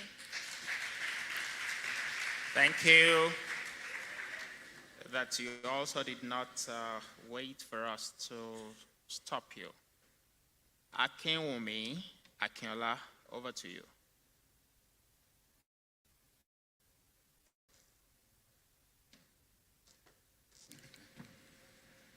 Good afternoon, ladies and gentlemen. My name is Akinwumi Akinola. I want to present on the comparative analysis of literacy and educational qualifications of mothers of in-school and out-of-school children, a case for investment in the girl-child education. Now the problem is, of course, we know that educational and literacy competencies, educational qualification and literacy competencies of parents significantly impacts the educational outcomes of their children. However, literature also says that of mothers strongly impacts the child much more than that of the father. And so we have established that, however, there is depth of data that compares outcomes in terms of educational qualification and literacy of parents, of the in-school on one side, and then the out-of-school children on the other side. And so for this study was part of a larger study, a larger mixed method study that looked at learning poverty in Nigeria. We used, I'm extrapolating this particularly from the quantitative aspect of it, and we used stratified random sampling to select 2,450 in-school children, and 1,338 out-of-school children across 6 states, each of the geopolitical zones of Nigeria. And these are our results. We found that when we asked them what is the highest level of educational qualification attained by your mother, the proportion of in-school children who reported that their mothers completed secondary education were 4 times much more than those of out of school. Out of school was around 7%, in school was around 27%, right? And then we also found that a more proportion of out of school children, about 46%, reported their mothers had no education compared to in-school children. Out of school, 46% of them said their mother didn't have education, but for in-school, just about less than 20%, 18% of them said their mothers didn't go to school. And then on the other side, you see that similarly, 57% of in-school children compared to 11% of out-of-school children reported that their mothers could read and write in English language. How do I conclude? I'm making a conclusion to say that mothers of out-of-school children are both less educated, right, and less literate than mothers of in-school children. And if you look at that, it suggests to us that mothers who are uneducated or illiterate may not prioritize their children being in school. Hence, because we know that these children will become mothers in the future, it is sufficient for us to invest in girl child education. Thank you. Thank you.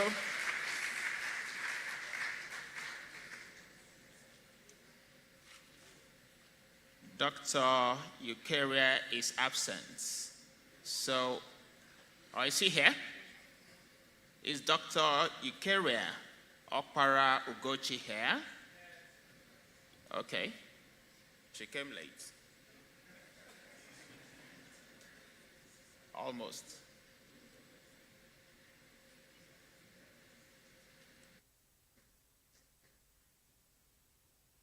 Okay. Good afternoon, everyone. I'm from Veritas University, Abuja. And my topic here is exploring gender equality in Gwagi faith and culture and ethnographic approach. Now, when we talk about religion and culture, they are inextricably linked. And Gwagi has a concept of Kunu. Kunu serves as an example of how religion and culture are inseparable. Now, the focus on people's faith is called Shekwa. Shekwa is the name of God in Gwagi language. That is the Almighty God, the creator of heaven and earth. Now, in the religious circle, they treat men and women differently. When compared to men, women still hold inferior positions in politics, the economy, and society. Now, the research looks at how the indigenous Gwagi faith and culture, how they view gender equality. Our methodology is we use oral interview and focus group discussion. We're able to interview indigenes, and they had 2 groups on focus group discussion. Now, the result came about that the Gwagi ethnic group includes women in its economic and cultural contributions. When you come to bringing food, you can see the Gwagi women there. You can see the potters, the grains, the yam. They are, in short, the producers of what we eat in this country. We know that very well. But when it comes to participation, political participation, they are excluded. They are not included, the women, because they think, I don't know, we have said such things here that maybe they are not reason enough to think about the progress of the society, but it's not true. Because the same women that could settle children when they were small, they can also settle children when they are adults. My conclusion is, among other things, there should be more aggressive advocacy, campaigns, and civic education. This is necessary so that they can provide for their families. As Gbagi men and women are noted for hard work, time is up. Women ought to be permitted to participate in decision making. Thank you, everyone.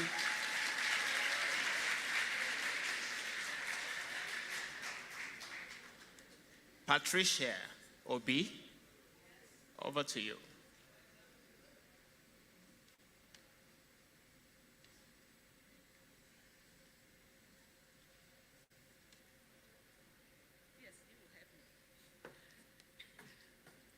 My name is Dr. Patricia Obi, representing Faculty of Law, Bayes University. My topic is restitution of conjugal rights as a tool for repression of reproductive rights. I will start by defining what is restitution of conjugal rights. Conjugal rights are a bundle of rights that a man and a woman enjoy while in marriage. That is, couple enjoy. You enjoy cohabitation, consummation of marriage, just the affection, the intimacy of a man and a woman in marriage. Then reproductive rights are the rights a woman has to make decisions about her body. She should be able to say, this is what I want, without coercion. Why this topic? I observed proceedings in a customary court while in the village one day. And a girl ran away from the husband who was battering her. And the president of the court gave a judgment that she should go back. And they found things like local police forcing this girl to move to the husband. And I told them it's wrong. I was there. I said, look, I'm a lawyer. They said, no, there is a law like that. So I said, no. So restitution of conjugal right is provided in our laws. Section 47 of the Matrimonial Causes Act, it is there, that when one spouse has ceased to cohabit, the petitioner can go to the court and ask for it. But people are now using it as a reference point. So you can look at religious bodies, you can look at the traditional people making reference to that law. So where did it come from? Restitution of conjugal rights came from England, ecclesiastical courts that encouraged women to come together. From creation, when God created Adam, he created Eve and said this was a suitable thing for Adam. Now people are using it, and that it is now a reference point. And it has since been abolished. Restitution of conjugal rights has been abolished in England, has been abolished in South Africa. It has been abolished in many other countries, but it is still in our laws, and people are using it. So we are saying the Constitution provides right to life, rights to dignity, rights to liberty, rights to privacy and family. So we are saying that this law should be abolished as well. Since in other countries it has been abolished. Where it came from, it has been abolished. In Nigeria too, it should be abolished. And while that is done, they should sensitize the rural people that there is no law like that, so that people can go their way where they don't want. Thank you, and God bless.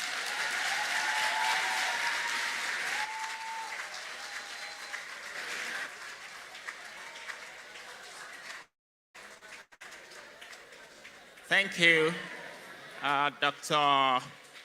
Obi.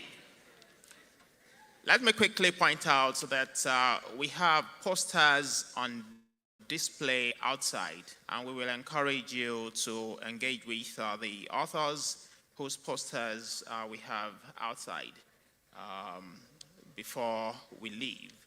We want to thank very specially the presenters for making these presentations.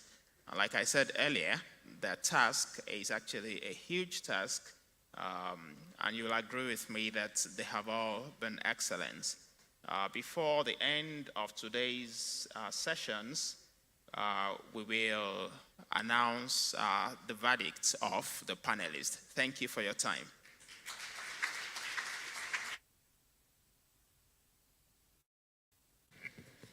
Thank you so much, Dr. Michael. Thank you to the judges. Please put your hands together for them. And thank you to the presenters. I'm sure that was quite challenging, getting your presentations out in 3 minutes. I'm not sure it was a good practice for you as well. Okay, so we have with us Dr. Mrs. Janet Adeyemi, who is the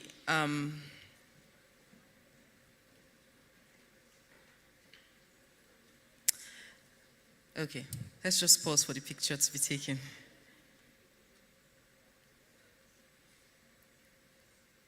Okay, so we have Mrs. Janet Adeyemi, who is the president of the Women in Mining in Nigeria Association, who is going to be making a case for gender equality in the mining sector. It's going to be a very quick 5-minute presentation. She's joining us online.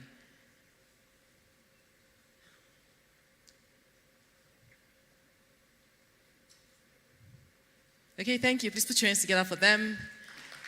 Thank you for very insightful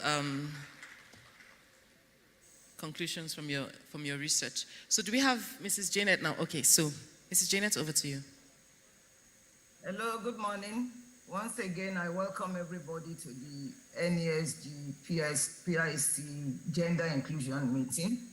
And I want to say congratulations to the organizers. My name is Honorable Engineer Janet Adeyemi, and I'm so excited to be here. We've been told it's just an appearance presentation that we don't have to present slides. If not, I would love to present slides. Women in Mining, as we say, is a non-governmental organization. And we know that mining has been dormant for a long time in Nigeria because we went after the low-hanging fruits, which is oil and gas.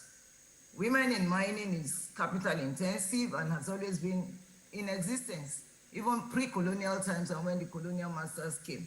But the colonial masters chose to make women opaque in the system. Thank God for the likes of Dr. Hillary, who came up with a comprehensive research to show that around Jos, women have always been in the mining sector. So what are the challenges of women in the mining sector? Women in mining, just like other women, are not too educated in time past. So they hardly have major things to do other than being as laborers, helping, providing services, and even at times sexual engagement. But now, with the advent of technology and the inclusion of mining as a major source of diversification policy of the Buhari regime, we find out that it is very important to look at the issues women face. Women face issues of access to funds, access to finance, access to technology, because you cannot mine in this age without digital understanding. You cannot mine without knowledge. You need knowledge to be able to mine effectively. You need information gathering. You need access to data. And all these things we have found to be limitations. No wonder women decided to come together. And in women in mining, we have diverse groups of women. We have women who are not educated. We have women who are very educated, career women, but not yet in leadership positions, based on the same stereotyping and based on the same issue that, oh, probably they did not join on time. And you know that in civil service is a career path. You have to spend a number of years to get to the top. You have women who are professionals in their own rights who decide to go into the operational side. You have women who are adding value, like jewelry making. We just hosted a jewelry gold and gem conference in Lagos. And we saw an array of beautiful women, the likes of Gold Tracks, the likes of Shubomi Balogun, doing excellently well, making Nigeria proud, Kiki Lucas, and several of them. So women can actually excel in that sector if government comes up with robust policies to promote inclusion, to promote diversification. And you find out that when they talk about stereotypes, the cultures, the myths, and the fears, we decided to do something further. We started what we call Girls for Mining. As of yesterday, 100 students are launched into the Girls for Mining Club in Taraba. 2 days ago, 100 of them in Plateau State for the same mission. The purpose is to engage girls right now, break the jinx, the fear, that stereotype thing that has been programmed into our system to say that, oh no, women cannot be in the space. And you find out that in another 10 years, you'll find girls doing excellently well, not necessarily in Nigeria alone, beyond the shores of Nigeria. Women can excel in any place, and I've not been told, and I've not seen any research that said the medulla oblongata of women are less inferior to that of men. Yes, our frames might be different, but we have opportunities. We have things we can do.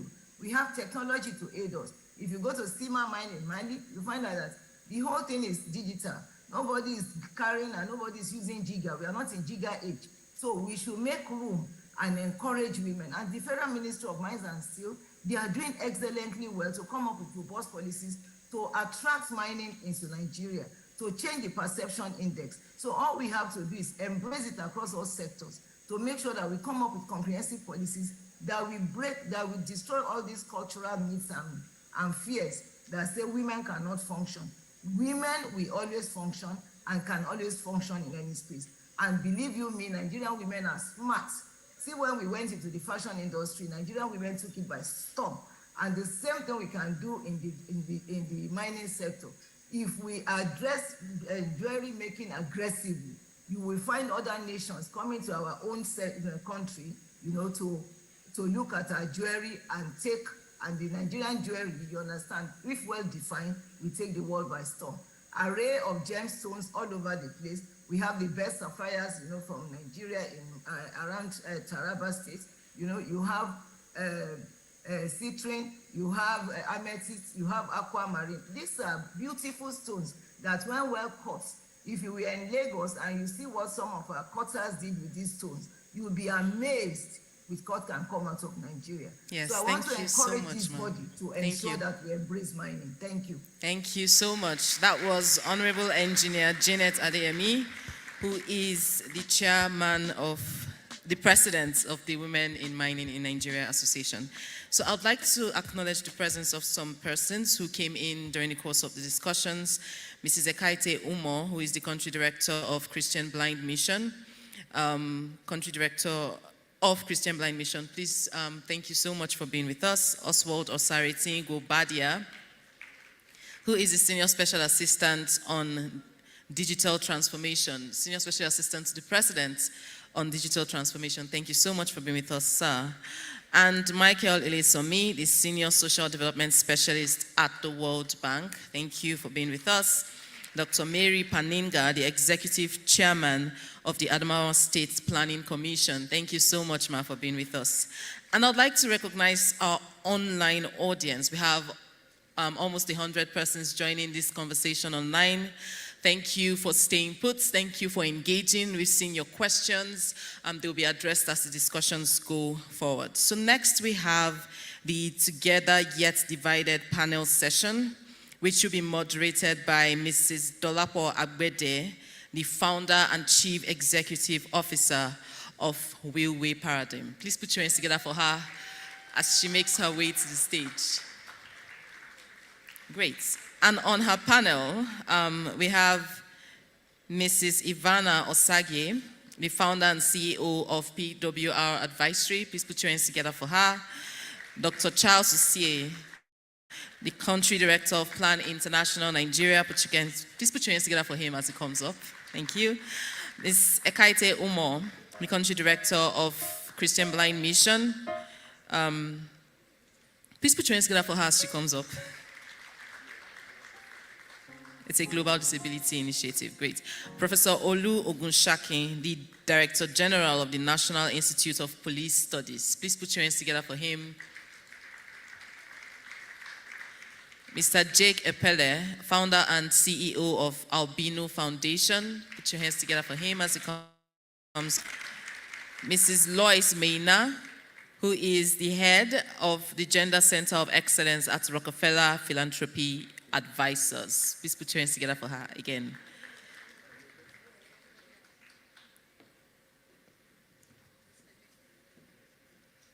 Great. Thank you, everyone.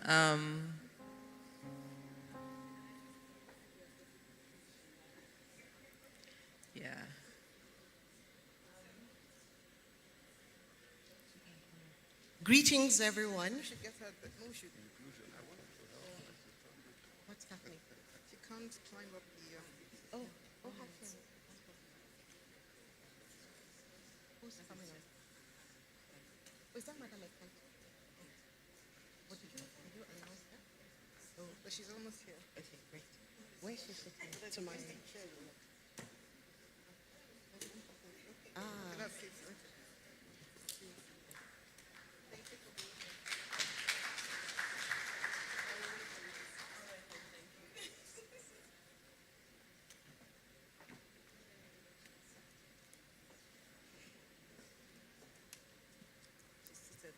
Okay, Dolapo, over to you.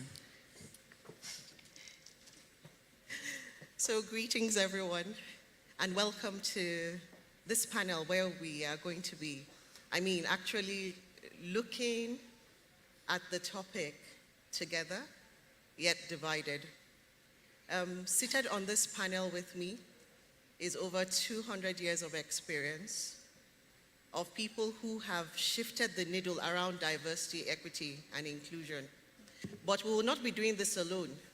We want to let you know that in our esteemed audience, we are expecting all of you to note your comments, prepare your questions, because we'll be coming back to you. So to reiterate our topic for this panel, we are together yet divided, exploring a diversity, equity, and inclusion agenda beyond 2023. I am sure that as Nigerians, we are, when we hear 2023, we know what is up and coming. But we also know that we are going to live beyond that, and things are a bit uncertain for us as a nation. We are well aware that across the plethora of what is supposed to be in place, things are not exactly balanced, and that is why, at least more importantly, in the last decade, diversity, equity, and inclusion has become front and center. And this is why I have this esteemed panelists with me. Now, based on the over 200 years of experience that we have on my panel, what we're going to do to start with is that my esteemed panel members are going to tell us from the wealth of their experience, research, and everywhere else. We want their gold nuggets. We're agenda setting, and we're going to co-create this together.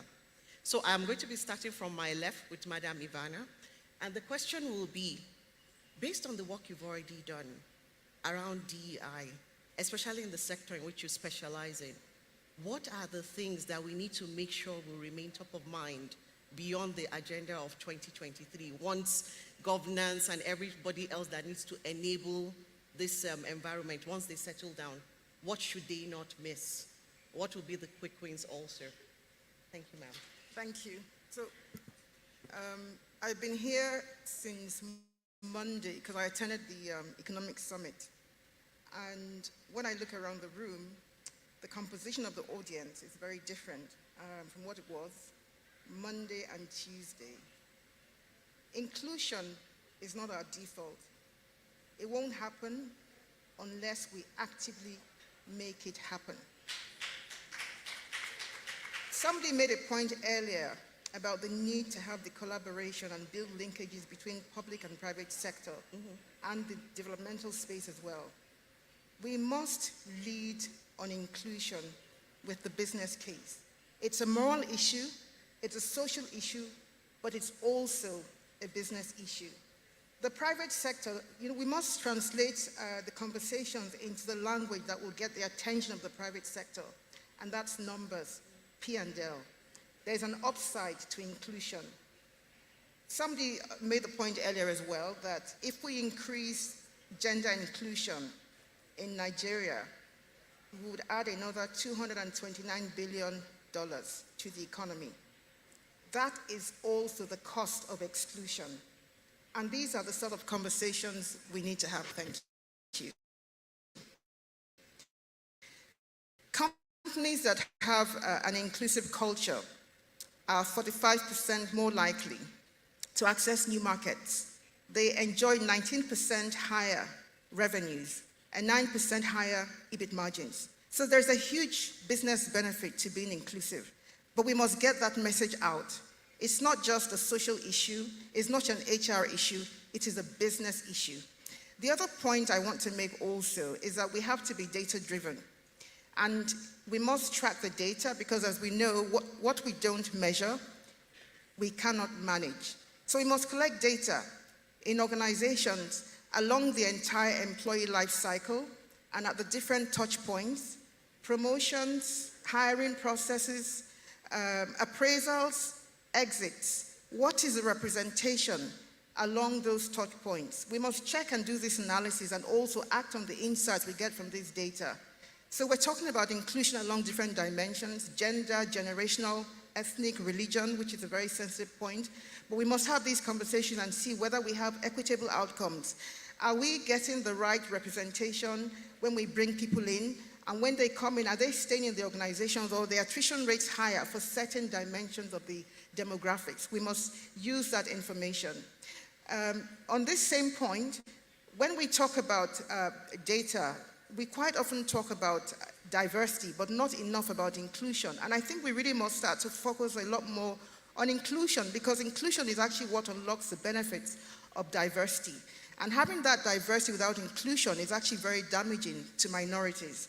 So we must also track data on people's experience, lived experiences in organizations. Do people actually have a sense of belonging? Do they feel that they belong? Do they feel that they're included? Or are they perhaps there, but they're marginalized just on the periphery? So in my organization, every year we put out a board diversity scorecard. We look at the representation of women on the boards of the 20 largest companies listed on the stock exchange.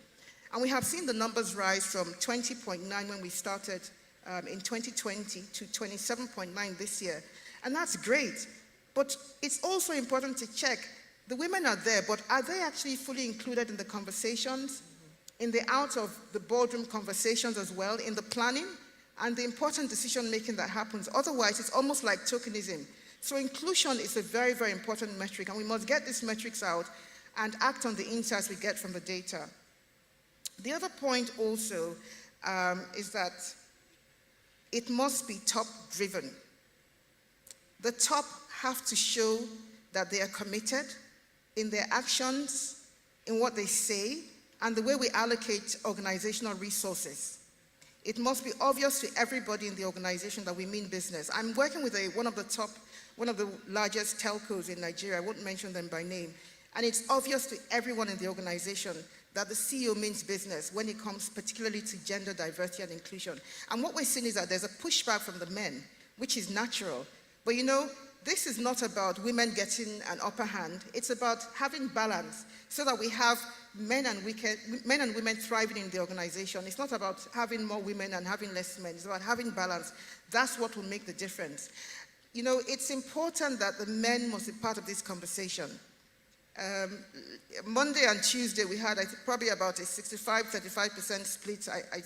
Chair and CEO, I don't know if you agree with those numbers, but thereabouts. But when I look in the audience today, we have a lot more women. It's not just a women's issue. It's a business issue. It affects men. It's for men's benefit and it's for women's benefit. When we have more inclusion and we have that balance, everybody benefits. So I think that I'll stop there for the moment. Thank you, Madam Ivana. So everyone benefits, the business benefits. It should not just be ticking the box that, oh, we're doing this the right way. It will impact your bottom line, and definitely it will impact the experience, both at the workplace and even for the clients you serve. Now, speaking about having evidential experience and really putting out what you say you are doing, I'm going to come to you, Dr. Charles. And let's hear from your end of things for the amazing work you're already doing. Again, it's the big frame, the big lens of diversity, equity, and inclusion. Then please drill down to the specifics of what you're also already doing that is already lauded in this space. And then what are the things that absolutely, once everyone in governance, when the country will get back to setting that agenda, what are the key things you're going to make sure that are there? And what will be quick wins, even from now, before we get into 2023? Okay, thank you very much. I'm delighted to be part of this process. I'm glad my shadow country director has spoken earlier. So this is the other shadow now. We are sharing the role. She does one part and I do one part. I would like to create a background to why I'm in this space so that you understand from where I'm coming from. Because everything I will say and everything you will see me do in my role as country director for Plan International in Nigeria is hinged on this background. So at the age of 9, my dad left me. My dad left me and my siblings, 5 of us, with our mom. And from that point on, as he left, poverty came to live with us. So, so we're 5 kids with my mom, 6 plus poverty, 7. We're living together. And from that point on, we moved into an uncompleted building, and we lived there for 5 years, trying to survive. And one thing that came across to me while growing up under that condition was the level of exclusion we faced and stigmatization. There were many instances I saw my mom being told no. The only reason she was told no was because she didn't have a man by her side. That was the only reason. It wasn't because of her competence. It wasn't because of her character. Her character. Not her nothing. capacity. The only crime she committed was a man. that she left her husband. And she left because actually my dad, her husband, was battering her. Even at the age of 6, I still have images of waking up in the night and hearing my mom scream and my dad pounding her. I still have those images in my head. They never leave. So we grew up with that. I saw my sisters growing up being stigmatized and told no, simply because we were growing in a home, as it were, without a father, from a broken home. The stigma was quite high, back then. And from that background, I actually told myself, what is the crime? What have I done? Is it my fault they were separated? Why do I have to suffer for decisions made by my parents? And that brought me face to face with the issue of gender inclusion and gender-based violence. And, when we talk about the issues of exclusion of women, it brought me face to face with it. And, almost 22 years in my career, at this point in time, I decided I'm looking for a vehicle that will enable me, give me a chance to actually get involved in these issues. And that's why I joined Plan. And that's why I began engaging in the issues around diversity, inclusion, women. And I'm very proud to say that I am one of the biggest champion of women leadership, women empowerment, anywhere. And anytime I have the opportunity to speak and act and be on a stage like this to talk about women equality, gender inclusion, I do that as a legacy for my mom, who is still alive, to let her know that those moments when she didn't give up. In fact, in a grim irony, my mom taught me how to be a man, in actual sense, because I didn't have a father. So how did I become a man? I've been married for close to 14 years. I have 2 kids. And I think 14 years down the line, my wife has not chased me away. I think I'm doing well. Yeah. And just recently, at least, my son went to high school, and I had the privilege of being the guest speaker for that event. And when I spoke, my son walked up to me and said, he's about 12 now, 11 going to 12, and he walked up to me and said, "Dad, I'm proud of you." I never had that opportunity. I never had the opportunity to walk up to my dad at that age to say I'm proud. Now, this story is important. Yes. This story is important because that now builds up to everything I'm going to say here. Because we can talk about the policy. That's why it's a conference, it's a summit. There's so much conversation that's been going on, so much messages, policy, strategies, data, and everything. All of that is part of this conversation. But a significant part of that conversation, which boils down to what I'm saying here, is the individual conviction sitting here. As men, as women, can you be held accountable for your acts around diversity and inclusion? I am aware, I have evidence of very educated, exposed people, men, professors, doctors, who treat their wives like slaves. I won't be shocked if there are men here who beat their wives yesterday. I'm being very honest. We tend to talk about these issues like it is far away, like it is something happening somewhere.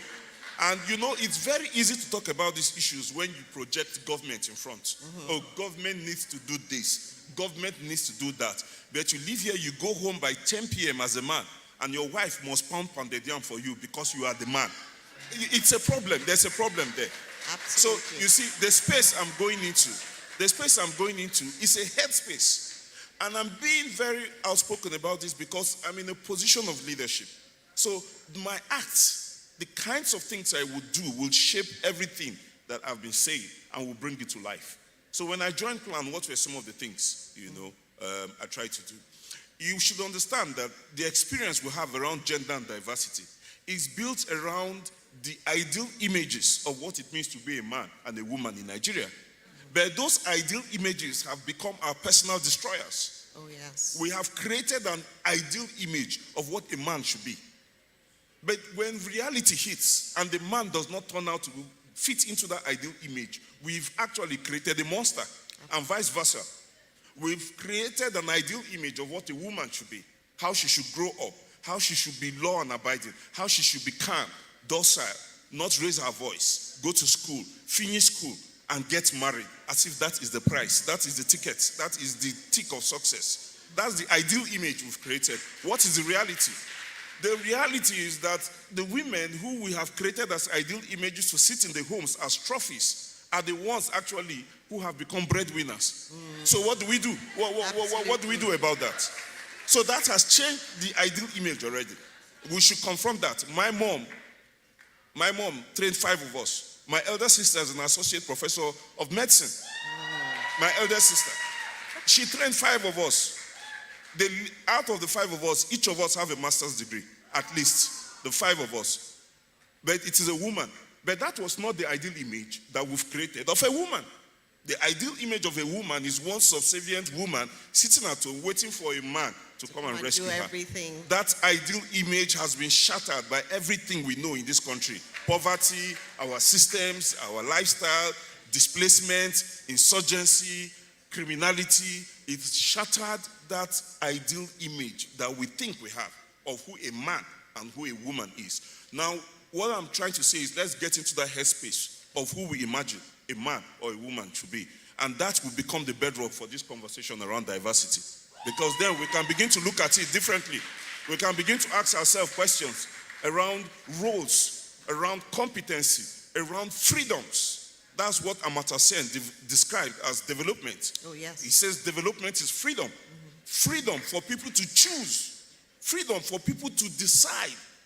Freedom for people to dream the kind of life they want to have, irrespective of their gender, race, diversity, religion, whatever. That freedom is what we need to base this conversation around diversity and inclusion. So let me round up. What have I done personally?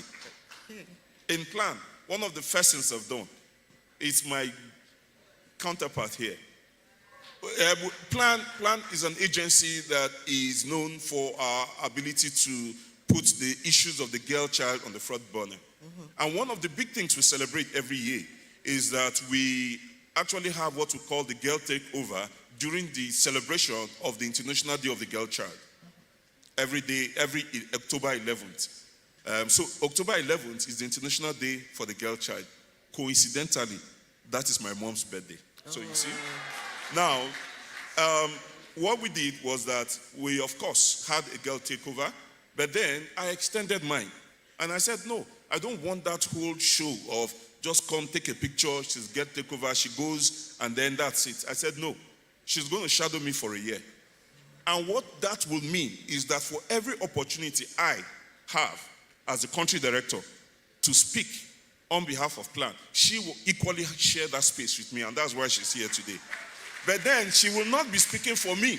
She will be speaking for girls, and she will be bringing the lived realities of girl child. For me, that is practical ways of demonstrating the issue of diversity and inclusion. And you all heard her today. She spoke for herself. She spoke on behalf of the Nigerian girl. And I hope you were inspired. Yes, we were. What else are we doing? Practical things we're doing. We're creating a young or youth advisory board for Plan International. We're going to have a board of young people between the ages of 18 and 24. And there will be a board who I will report to. And their role in Nigeria, these will be young people who will be picked from across Nigeria. Their role will be to check and ensure that everything we do as Plan is looked from the lens of diversity and inclusion. They will ensure that all our projects, in fact, they will ensure that even the way our offices are structured is inclusive of women, girls, and people living with different abilities. That's one thing we're doing. Again, another thing we're doing is we're building a youth program, a Thrive program for young girls. Every month, we will have an opportunity to engage girls on topical issues that they wrestle with. The idea is to bring a practical, consistent, sustainable way of mentoring young girls in Nigeria that will take over leadership positions. For us, this will be a statement of our ability to bring these whole issues, of diversity into our work. And then finally, how do we showcase this in our programs? I'll give you an experience. In some of our programs we run, we're really big in the humanitarian space. I have my biggest team. I have about 10 offices in Nigeria. My biggest office is in Maiduguri, and we have 3 offices in Maiduguri. We operate in places that share boundaries with Cameroon. We are as far as places like Pulka, for those of you who know the Northeast. Why am I mentioning that? There's a concept in Nigeria when we talk about women empowerment. I mean, we can do a quick poll here. If we say women empowerment, what's the first thing that comes to your mind? Most times, development practitioners and even private sector were all guilty of this. So please, let's rethink our practices. When we talk about women empowerment, the first thing we begin to think of is to buy sewing machine and to buy grinding machine. Because we have already imagined that for women empowerment, they should be grinding, they should be sewing clothes, they should be baking. Who told us? Who told us that those are all the things that women can do? And that's why they need to ask. So this is what we are doing. This is what we are doing, practically. This is what we are doing. So for Plan International, what we're doing is to say our programs, our projects must reflect our mandate. In as far as a place as Pulka and Goza, Plan International met a group of young women who have been displaced and affected by the war for close over a decade now. And we asked them, what do you want to do? We'll give them the opportunity, the ability to dream. And one of them said, I want to fix phones. I am very happy to tell you that we've been able to identify the first female phone repairers, smartphone repairers. In a place like Goza, she's not in Abuja, Goza. You can imagine a woman who has been affected by war for over a decade. And we asked her, what do you want to do? And she says, I want to fix phones. That's what she wants to do. So for us, we respect that. And she's been doing that successively for many years now. She has a big store. She has people learning under her. Another thing we've done to influence our programming is that in the Northeast, when we say households, the policy in Nigeria defines the household as a man with what? Wife and children. It's not the reality, ladies and gentlemen. The reality is that in a place like the Northeast, a man has maybe 4 wives. So when he says household, which of the wives is he referring to? So for Plan International, our definition of a household is a woman with children. So in that sense, if we are to give cash transfers, for instance, we count the woman as the head of the household in that sense, from a programming perspective. And in that way, no woman is excluded. Because if a man is the one to represent the household, and you give him an input to say, for your family, he decides which of the wives get that. Imagine each of the 4 wives has children. It means that some of the wives will be excluded, some of the children will be excluded. Yes. But if we count each of the wives as the head of a household, and then clearly none of the wives will be excluded, none of the children will be excluded. There will, for sure, there will be equity, for sure. There will be equity. That's the whole idea. So there will be equity. That's a real life example of how we bring all of these issues that we've been talking about today. You see, that's why it's really important. There is a place for experience. A life experience has triggered to have the right kind of programs to make the right kind of difference. As Dr. Charles has shared with us, Ekaite, I'm going to be coming to you. And then you see, based on the experiences we have, and of course, looking at this thing, let's not forget, we want to put in place, we're co-creating things that absolutely need to be top of mind in the agenda, things that must not be forgotten. And there is no way that even right here, permit me to disclose that being a blind person myself due to glaucoma, I did not realize, I got the support of my co-panelists to tell me what was happening. So Ekaite, you have had experiences, and even here you had an experience. Let us speak from our experience about the things that must remain top of mind as we set the agenda beyond 2023. Over to you. Thank you very much. Am I being here? Yeah. Okay. Thank you very much. So my name is Ekaite Umo. I'm country director at CBM Global Disability Inclusion. I want to thank my sister, Dr. Sasui, for reaching out to me and inviting me here. And each time I have the opportunity to, speak in a conference like this, I tell stories. I mean, real life stories. So it's not going to be any kind of literature review or what I read somewhere. I'm just going to say it the way it is. And so we are talking of inclusion today. What else can it be like the practical example that we saw this morning or this afternoon as I was right here.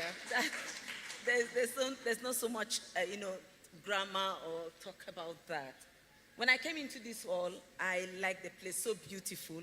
And I sat there for a very long time, just wondering how I would not get on this stage.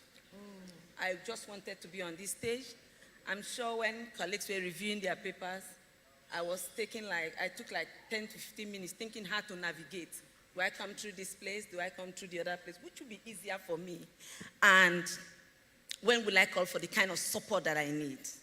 This is practical example of how to plan inclusion, nothing else. First of all, you must be deliberate, very deliberate to scan, to see who will sit at the table, to take decision, and how that decision will affect them. Imagine if there were going to be like some kind of competition up here and people were going to answer some questions and maybe win like ₦1 million, and I'm not able to get into this space to participate. It wouldn't have been that I'm not intelligent enough to participate, but that I met some barriers that actually exclude from participation. So that would just be as simple as that. So as we move forward, we need to be deliberate. And what brings about exclusion? If we're talking about inclusion, then, what brought about exclusion in the first place? We must begin to think of those indices, those things that actually will exclude us from the conversation that we take. One of such examples that have happened over the years is theory of ableism. That ableism theory. Who does what? What can you and cannot do? Who is inferior to who? Even within the diverse space, we still sit down to see who is not equal to the other. And so there's that disconnect of voices.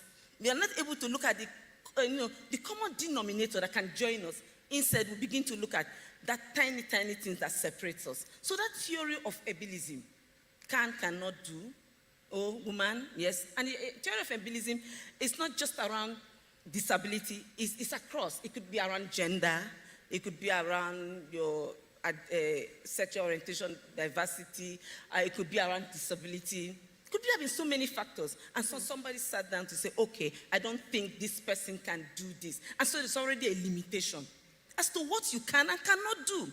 So when that kind of conversation is going on, you are automatically excluded. Absolutely. And it will be important at this point for us to begin to look at the cost of exclusion.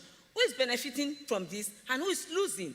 Collectively, are we losing, or collectively, of course, collectively can be benefiting. There are some people benefiting from, this theory of exclusion. Now moving forward, what is it that we need to do as a people to ensure that this space that no one is left behind? Absolutely. What is it that we need to do? Enough of this talk. But I think, first of all, is to identify those that have been excluded or identify the diverse community. We sit and draw a collective agenda that we can buy into. At CBM Global Disability Inclusion, our business is just mainly advisory, where we're looking to look at your programs and how you design it and give that advisory to ensure that right from the design stage, people with disabilities are in the middle of the conversation. And so they are not like afterthoughts. And if I narrowed it down to women with disabilities, you can see how doubly excluded they can be, especially because of the impact, the lens of gender and disability, being a woman and also being a person with disability. So when we're struggling with patriarchy to try to see how we can bring out our space, another form of impairment is standing in our way. What I want us to do going forward is to take our eyes, maybe, yes, we recognize there could be an impairment or there could be impairment. Can we now look at the barriers that we stand in the front of people who may have impairment, that we exclude them from participating, as basic as that. So when we begin to talk, that would be nice. And let's bring those voices to the table. Don't just think, I mean, the country director just said, Plan International, of how you think of grinding machines, sewing machine as empowerment. So that kind of thinking happened towards people with disability. You already know the issue, you know what should happen, and you're thinking for them. No, it's time to bring people to the table, let them speak for themselves, let them collectively design this agenda, and let us produce a collective agenda that can drive inclusion. And going together, we can see, because you can see the cost of exclusion is heavy. If I want to look at it economically and what we stand to lose for excluding certain set of people from participating, that will be a long conversation. But I think I should just stop here and Thank you so much, you. exciting.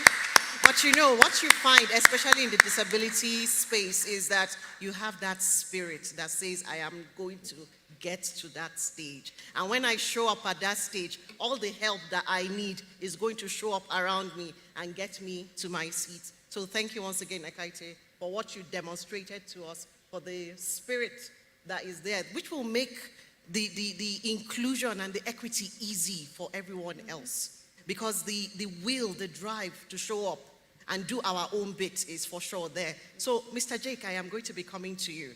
I mean, you have a long history and reputation for definitely shifting the needle in the legal space. I know that the Disability Act today is there because people like you pushed it through. And beyond that, you know, in everything that has been around diversity, equity, and inclusion, sir. So, what needs to remain top of mind? What must we not forget beyond the things that have been demonstrated here and the things we've already heard? Thank you very much. My name is Jake Pele. I work for an organization that I founded, which is the Albino Foundation. Pretty soon we're going to make a change because of the dynamic way that we have evolved and how we're going to work. So we're going to be changing our name from the Albino Foundation to the All Right Foundation and maintaining, yes, thank you, and maintaining the acronym TAF Africa. And that's because organizations like the EU, and my deputy ambassador is here, is strongly behind us and supporting us and giving us the courage to fight for the things that we believe. Let me start with my personal story. I'm born into a very diverse family. My father, I don't know how that man managed to manage 3 women and never had any problem. We all under the same roof. And incidentally, growing up, I never knew my biological mom, even though all of us were in the same house, under the same roof. Oh, and that's because my biological mom sort of alienated herself from me. She didn't openly want to identify with the fact that I had albinism. So she wanted to just be at the background. And you know, someone would look at me and say, how possible is that? It is, because I saw my stepmom as my biological mom because she gave me the love that my biological mom never gave me. She's gone to be with the Lord, and I still love my mother because I didn't blame her issues on her. Rather, I blamed it on the society that put so much pressure on her that she wanted to just take herself away by identifying with the child that she born. But just before she died, one day, I think my brothers who are colored, I am the only person with albinism in my family. And by the way, I am very proud that I'm a person with albinism. Absolutely. Very, very proud. And so before she died one day, she called me and said, look, my brothers are troubling her and all that. And she was crying. And I looked at her and I listened to her and I said to her, Mom, are you not happy that you have someone like me? And it just dawned on her that I was that person that was rejected, but now selected. Yes. Take it or leave it. And so my journey started with the fact that I became a bit more conscious of what the society is doing around persons with albinism. That anger, holy anger, created in me the passion to start the Albino Foundation. And I know for certain that as advocates, if we make all the noise in the world, no one will take you serious until you are able to put something down in form of a policy. I am a policy person. I'm driven and I dream of policy in everything I do. So because I didn't want the next generation to go through what I have gone through, we decided to invest in formulating the very first policy in albinism. The Nigerian policy in albinism is the first policy in the whole world. And that gave me the pathway because of the dynamic nature of that policy. It wasn't the very best, and I don't think anybody can do anything that you can consider the very best. But the point I'm trying to make here is because we were strategic and because we created the room for a dynamic involvement of this policy, the EU actually provided for us to review the policy and bring it up to date. And ladies and gentlemen, I can tell you that today, because we have a policy, the albinism issue is now mainstream in Ministry of Education budgetary allocation. Now, please don't clap. Don't worry, don't bother. I'm also very strategic and careful the way I do things. So I insisted that whatever budgetary allocation that is made in Ministry of Education does not come to Albino Foundation. Publicly, I can tell you, we do not take a dime from government institution. Our annual report and account are posted for the public to see. So you know what is it that we're doing with whatever funds that we have. So what I'm saying here critically is we must stop paying lip service to issues around inclusion. Absolutely. And do the needful. It is important that we recognize that once one person is left behind, others cannot move forward. Absolutely. It's also important, whatever we do, to take concrete steps, even if they are baby steps, to achieving inclusion. Now, inclusion shouldn't be something that we focus on a particular strands of intervention. Let's take, for instance, political inclusion. It goes beyond that. Inclusion must be a holistic approach. There must be inclusion in spiritual spheres. Absolutely. Churches, mosques are not practicing through inclusion. I confronted a very well-known pastor. I won't mention his name. Please don't. Bishop, and I said, it is quick for you to collect offering from person who is sitting on a wheelchair or person with albinism or person who is blind. Yes. But you don't make your church conducive enough for that person to participate and so actually true. receive your spiritual nutrients. Then talk about the political inclusion. And this is where I will speak a bit about what we are doing in Albino Foundation. Funded by the EU, we are able now to go around the country as we speak. Currently, my team is in Enugu.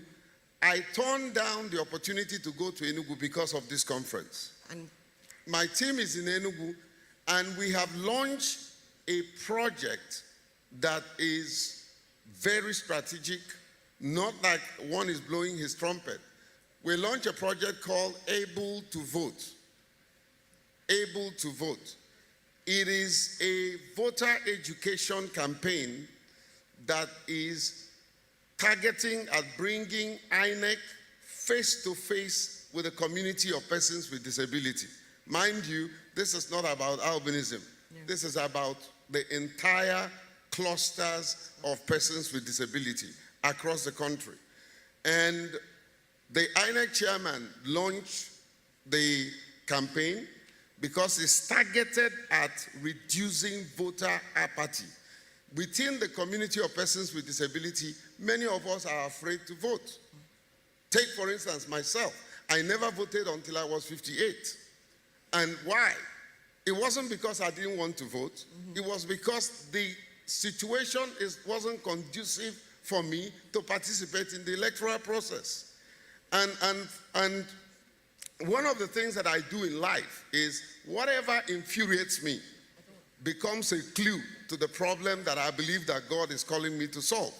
So I didn't vote. So I wanted to know what can be done so that people like me and others can participate fully in the electoral process.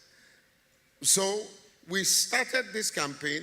This campaign is able to bring persons with disability face to face with INEC officials.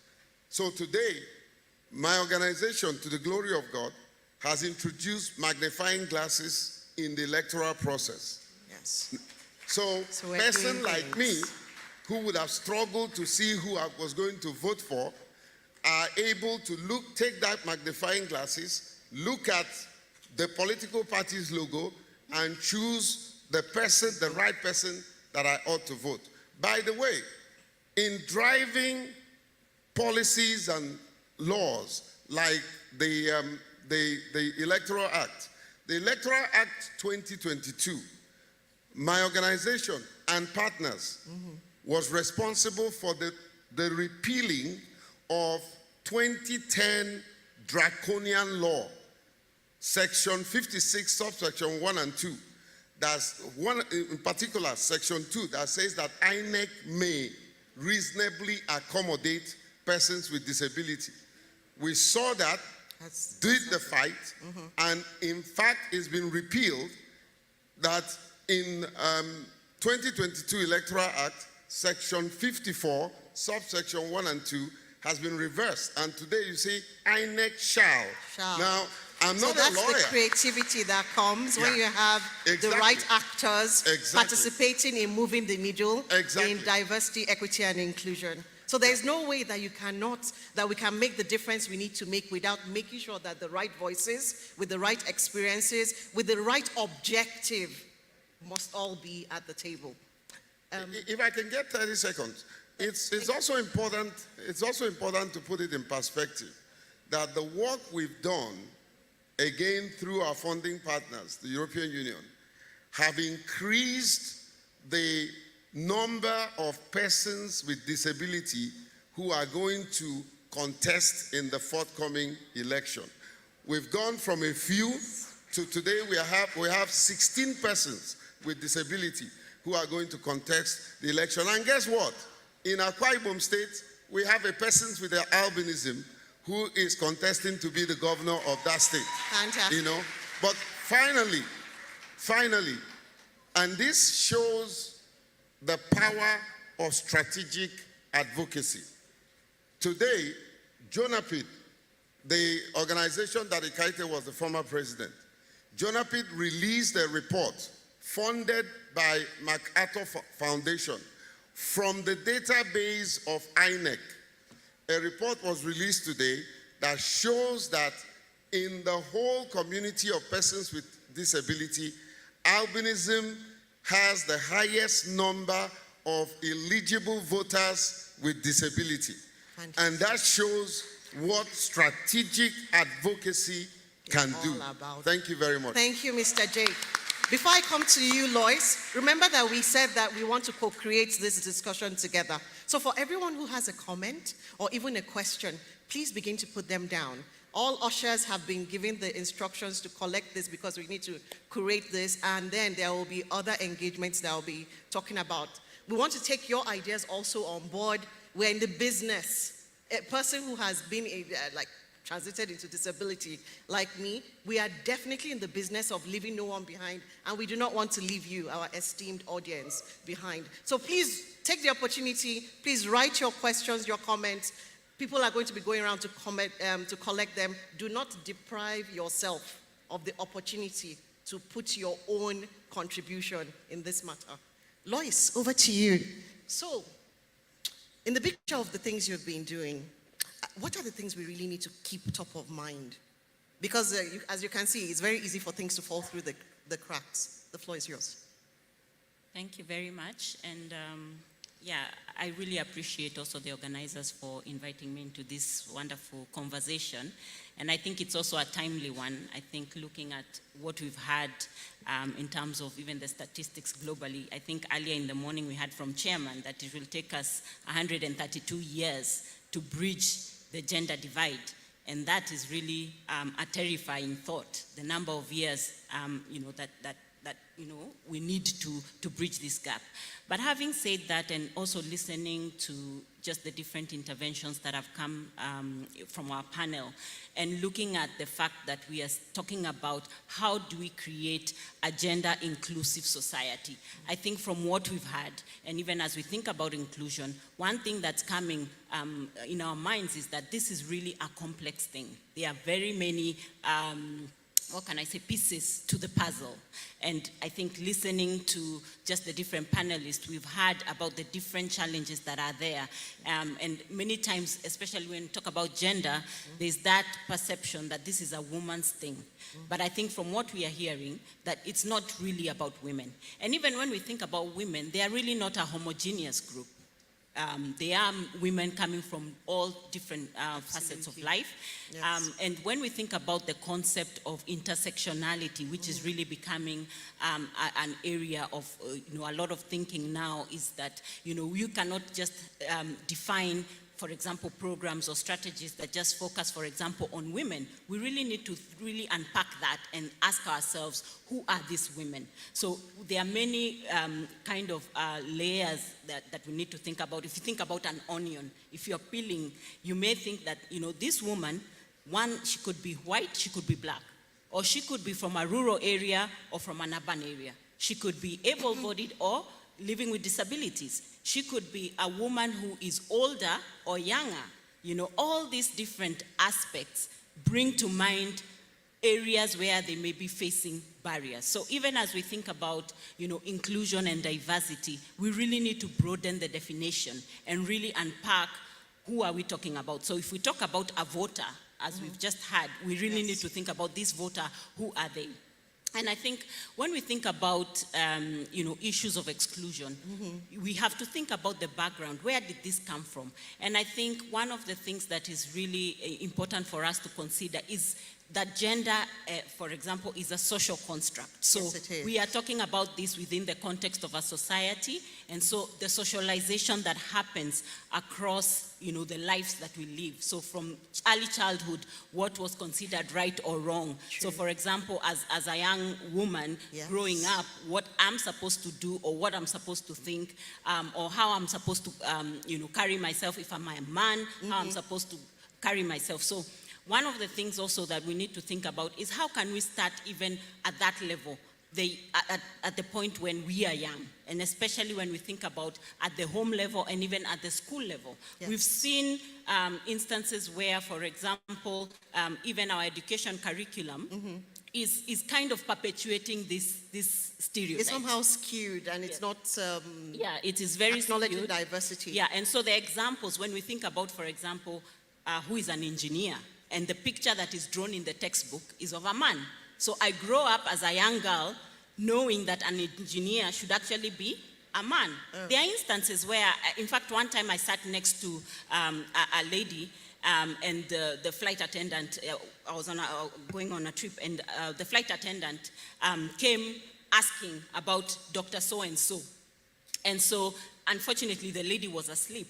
And so she didn't think that doctor could be that lady. She didn't kind of fit maybe the thinking of who the doctor should be. And so she went directly to a man and asked, are you Dr. So-and-so? So the issues of bias, right? The biases. Unconscious bias, yes. Exactly. So they come right from how we were socialized, what a man can do, what a girl can do. We were asked, for example, don't play like that or don't sit like that because it's a girl who should sit like that or a boy should sit like that.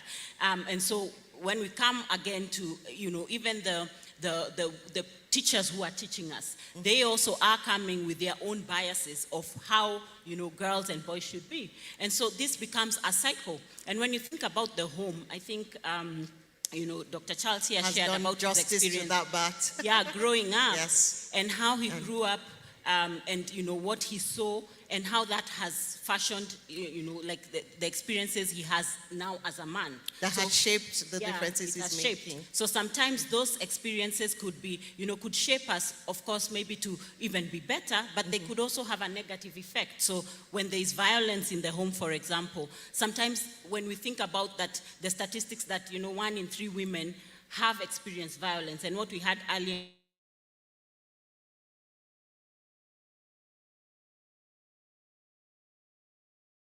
very, very important. So if you could please just round up, Lois. Yes, so it permeates really, our society. And so my point, I think, is that we really need to think about it right from how we grow up, the socialization process, but also how we continue as a society to really embed the right values, the right thinking. We need really investment in this, so it's not just about lip service.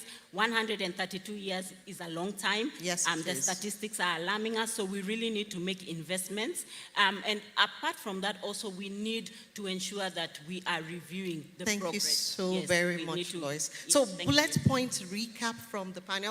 Again, for everybody participate in this conversation by making sure you've written down the comments and submitted it. Do you have questions too? Online also, submit your comments and questions. Bullet point recap.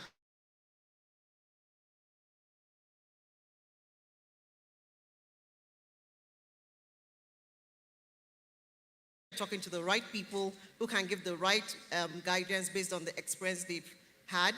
For the areas where you think it's a bit more difficult, just look around. People are going to show up, and then what needs to be done will happen. No one of us has an excuse not to do something. And based on the experiences we have that we did not like, please let's make sure that we are intentional about making sure we're putting things in place that negate those things. The research work and publishing it to make sure, whether it's in the private sector or it's in the public sector, information needs to be available.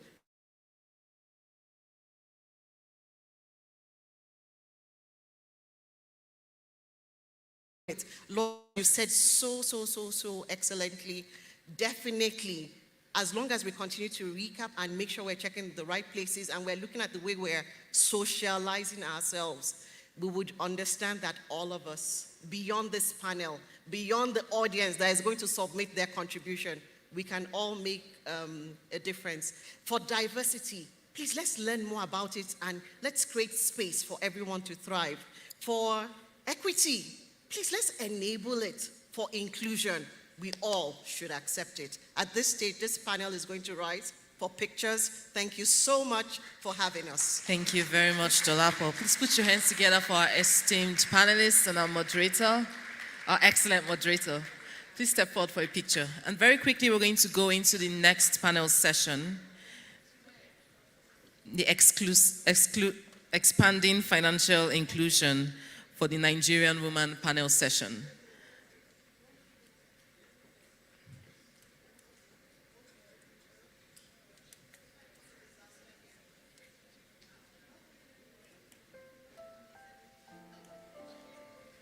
Okay, so we'll just very quickly take the picture so we can move to the next session. Thank you so much to our panelists.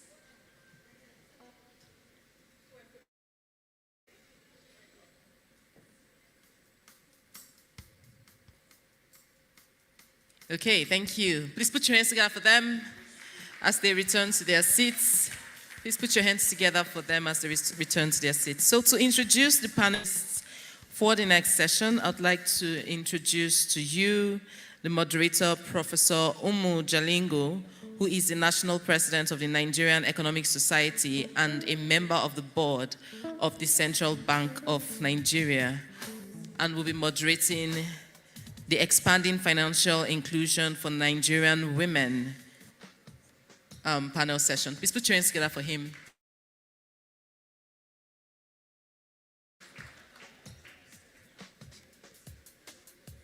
Professor Umu Jalingo.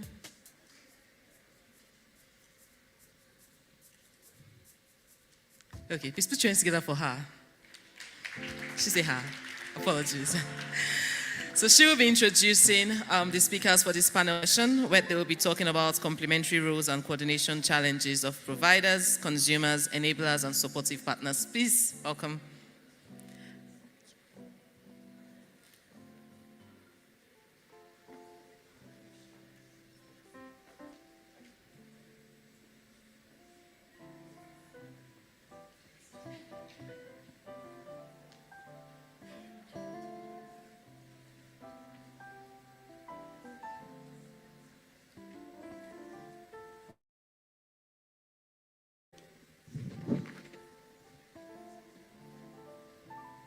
Thank you very much for having me in SSG.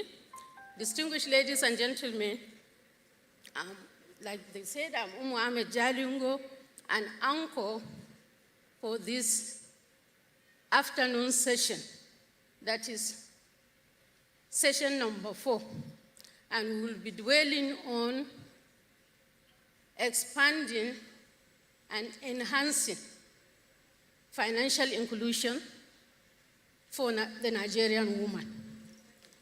This is a very topic and relevant area of discuss.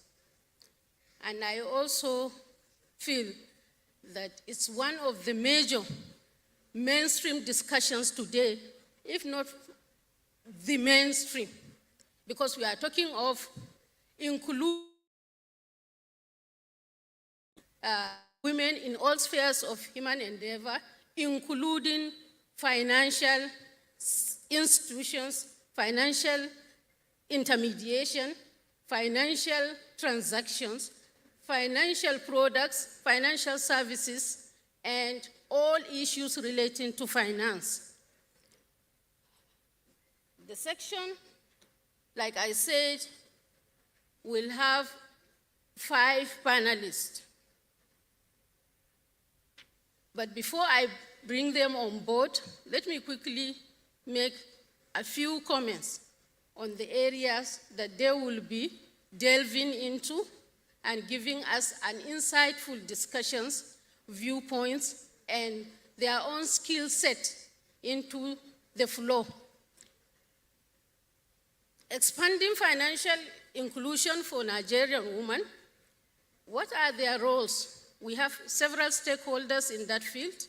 Like I said, there are providers of financial inclusion.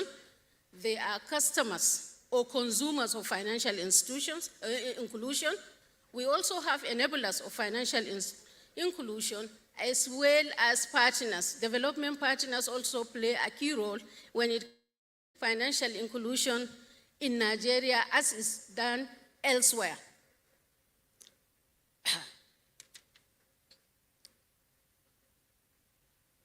Let me give a brief info, like I said, for the subject matter before the subject specialists come on board. Financial inclusion for Nigerian women is a goal which several stakeholders have to be working towards achieving. And it has been there since 2000s, for instance, precisely in 2012, when governments and other stakeholders brought about the issue of financial inclusion to the front burner. Development partners also support this initiative with a lot of interventions in terms of skills, in terms of models that they will use to advance the cause of women under financial inclusion scheme. We are saying this because we live in either rural or urban areas. These are areas that are difficult to reach in terms of access to financial services. These areas also pose greater challenge because in most instances, women are excluded instead of inclusiveness. The exclusion is more pronounced under that particular balance. So women in Nigeria are not really involved in terms of financial schemes. I'm not talking to a group of experts and people that we are meeting today. No, I'm referring to the overwhelming majority. About 70% of rural women are having enormous problems and challenges accessing to finance, for instance, in their day-to-day activities. And these are people that should be taken into cognizance when we draw up plans of full-fledged financial inclusion. Because for now, as it stands, only a negligible number have been recorded. So we need to see different approach, perhaps, new ways of doing things, new modus operandi so that they can also be reached out. The target for 2020 was to have about 80% of all men and women to be financially inclusive. But by 2021, over 10 to 12 years after its conception, we still have about 60 to 64%. So it's below target, but it's something that can be redressed and can be addressed. Then when it comes to women empowerment collectibles, on whose DRPC, Development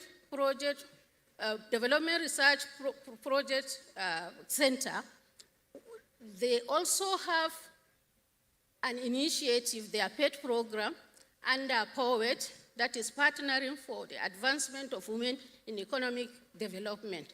So they are key players when it comes to women economic empowerment that includes, among others, financial inclusion for women. And they have also keyed in to the discussion today, I believe, because there is a very good correlation between the theme of NESG and what they are about to discuss under this platform. Because if you have a greater number of the population that is not able to access resources, especially financial resources, and you want to, for the future, look at ways beyond 2023 to see how you can share prosperity, then such group of people should be taken into account. They should key in, they should be a voice, they should note that this is the most important thing in their lives. So my panelists are 5, like I said. I have just been asked to start calling them. And sometimes I know it's not easy to be. I have on this panel seasoned members of the financial world that could either come in as financial providers, they will also come in as financial consumers. Some of them will come in under the tutelage of financial enablers as well as financial partners. These are the multilateral organizations. So permit me, whoever is chairing, but I'm still the anchor, permit Azaya Awolobi, the Chief Executive Officer of eFina. So he's a researcher and a prospective. Under this panel, you are most welcome. Thank you. Under the panel also, I have Mustarin Misit Aboki, who is a gender advisor to ASG. Is Mustarin? Okay. Oh, Miss, please. Point of correction. And I was also misrepresented when I was walking in. They said they are expecting him to come in. So we balance off. I have also on this panel Dr. Zakaria Ulawan, who is the Director, Monitoring and Evaluation Department, Federal Ministry of Finance, Budget and Planning.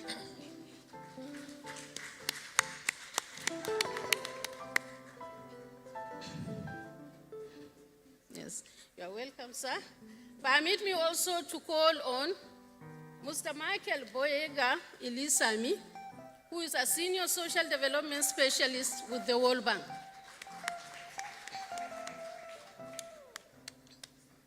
Most welcome. Then I also have, last but not the least, Mr.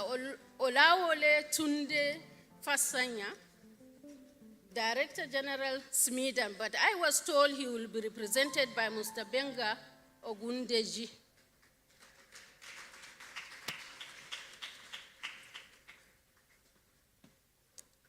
Thank you. Thank you for joining us. Then, quickly, if I'm not yes.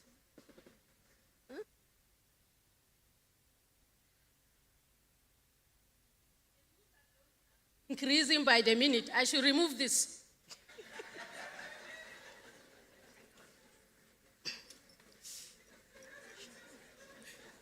Right on course.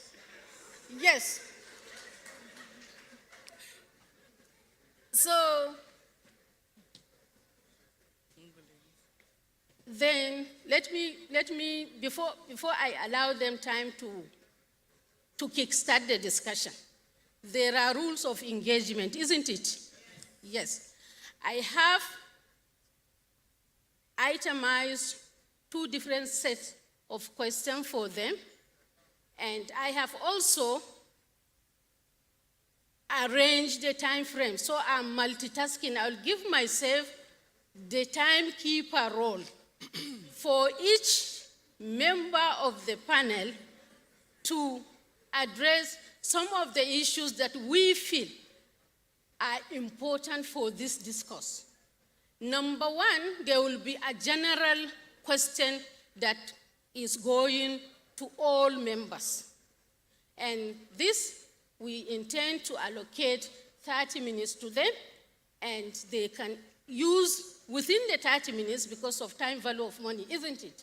Within the 30 minutes, they can briefly identify themselves through a precise introduction, and then come up with their feel on the subject matter that we have this afternoon. That is, in terms of financial inclusion, how do they look at it from their own respective perspectives? So that we will have 15 minutes across, because there are 5 in number. And if given the time, perhaps we can also see how we will adjust to the timing. But I know from the look of things, we may not have much. Then there will be some specific questions that will address each of the panelists, because they are coming from different and diverse but interrelated areas. So we will have them to address their specific questions, and from there, we will then give a minute of roundup, a minute each. For the specific questions, they will be given 4 minutes. That will give them a total of 20 minutes. My goodness.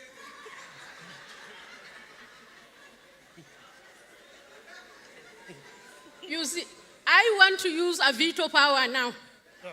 Yes, I have to talk within 30 minutes. Anyway, no problem. We can adjust. My veto is withdrawn because, my veto is withdrawn because I have a bigger audience to attend to, and perhaps a bigger shot. Those who are calling the shot. NESG, you can't run away from NES. So I'm speaking for all of us here. Yes. So that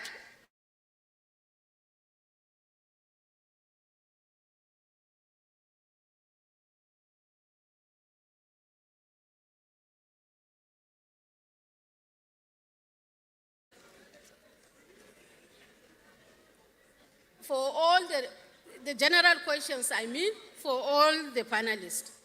Please. I said financial inclusion is the way to go now. It is the way to go now, particularly when the country is trying to ensure access to financial services to most people in a cost-effective way. So bringing women into the picture is important and is very timely. So can you please give us a feel from your standpoint how you see financial inclusion for the Nigerian woman?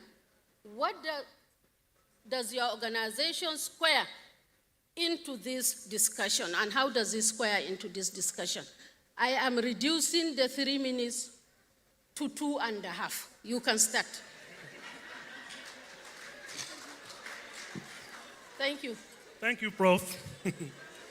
My name is Benga Ogudeji.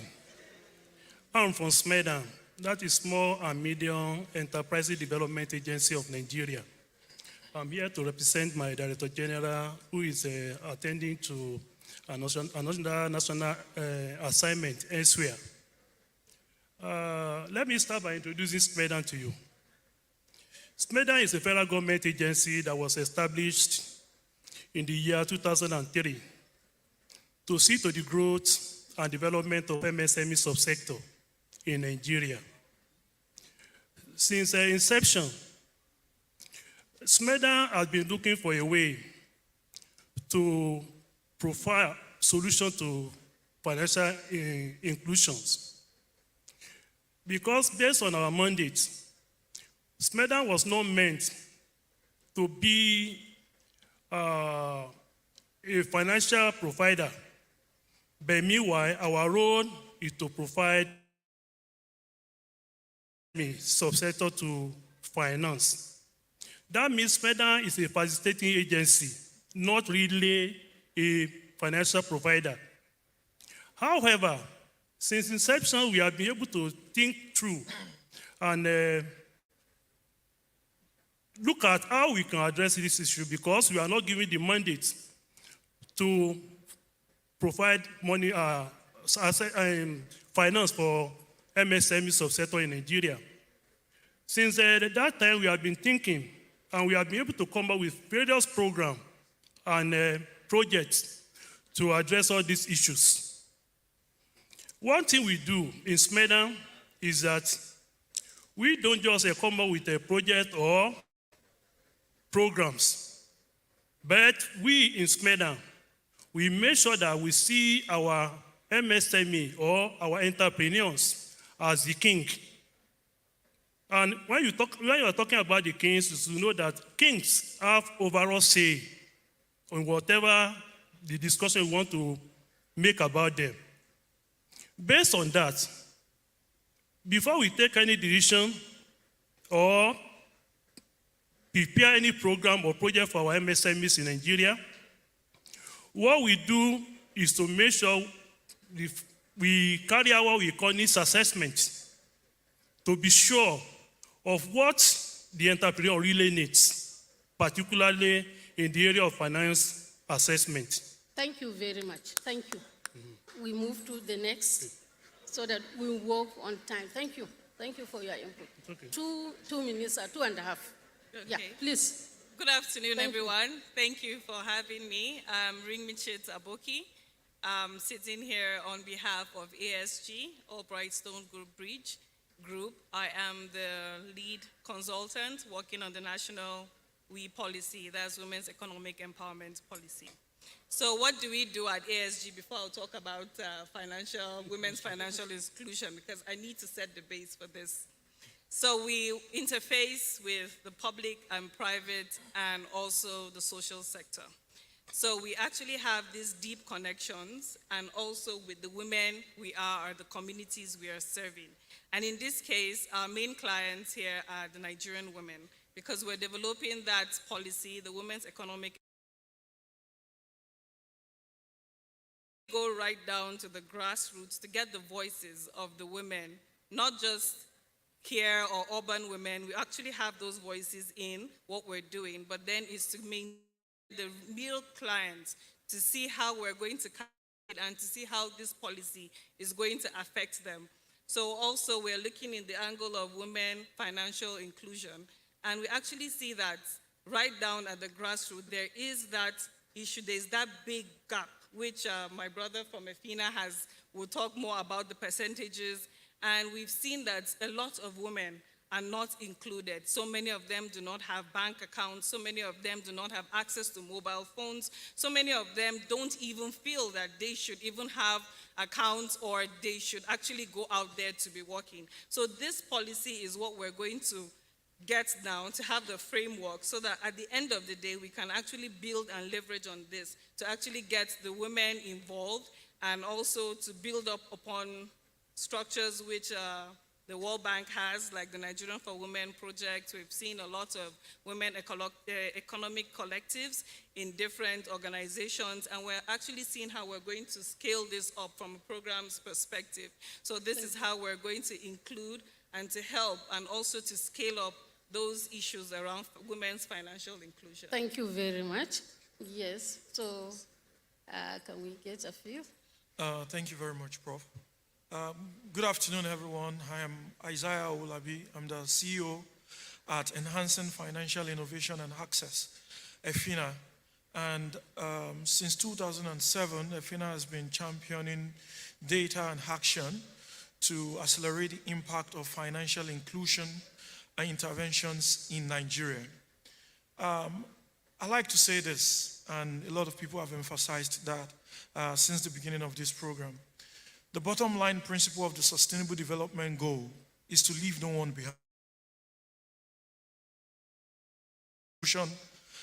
Data in Nigeria, a lot of women are currently being left behind.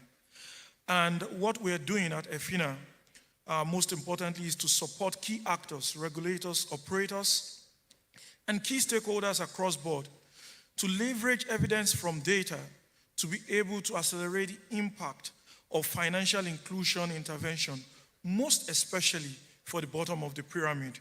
In most cases, women are heavily represented in this demography. It's also important to note from EFINA that we refer to ourselves as honest brokers.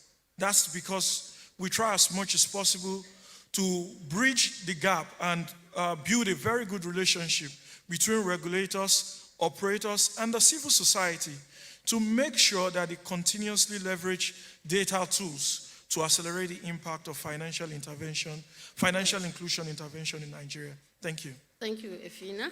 So, to my left, yeah, please. Thank you. Well, my name is Lawal Zakari. I'm a director with Federal Ministry of Finance, Budget and National Planning. And then at the name connotes, actually what we do is we are an institution of the government that supports, planning,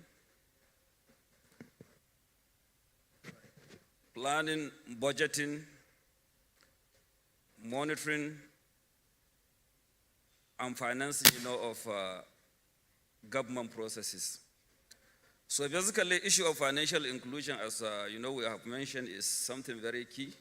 And in fact, I believe, it drives, from the global, the Sustainable Development Agenda, which says, no one should be left behind. So it is an important issue, especially regarding, to ensuring that, there is financial inclusion, for women. And basically, we all know that has to start, from ensuring that, there is a plan that, will ensure that institutions and all actors, of the public sector, plan for that inclusion.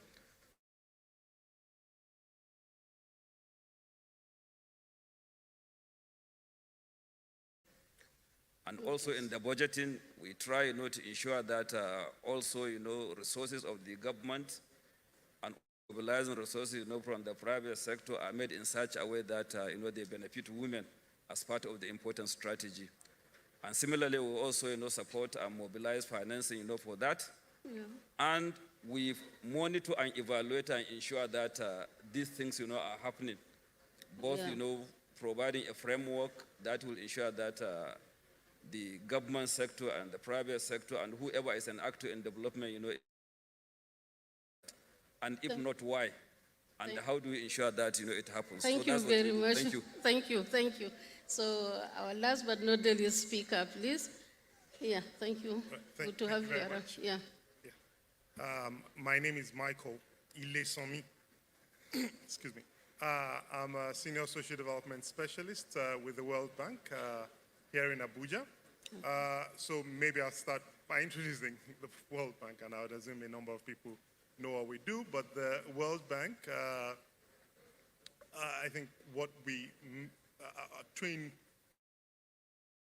of eradicating poverty and promoting shared prosperity. And we support governments of our member countries, including Nigeria, with financing, technical assistance, and knowledge to be able to address these issues through their development programs.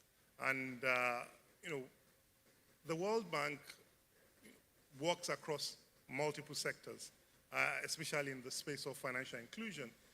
There's the work we're doing with the financial service providers by a financial sector team, but then as relates to this particular panel,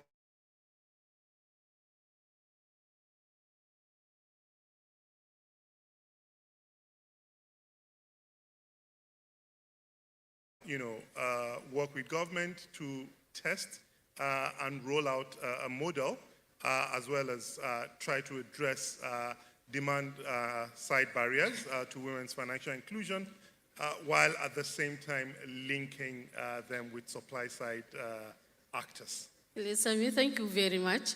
I have also specific questions to each of the panelists, having introduced themselves. I will start with Smaidan. I'm sure the way he was looking at me, he thought I've given him less than. So actually, first presenter and first person on the panel to speak. So I would like to know what challenges you have, for instance, when it comes to designing financial products and services for different strata of the society. You are into small and medium-scale enterprises. You are also into micro enterprises. So what are those challenges? And specifically, how do you target women? And what has been your experience so far? Share with us, please. Thank you. Thank you, Prof. Another 2 minutes. As I was discussing earlier, what SMEDA, the strategy SMEDA has adopted is to make sure that we carry along all the stakeholders in whatever that we do in SMEDA. Knowing fully well that we don't have the mandate to disburse loan, but we have been able to think through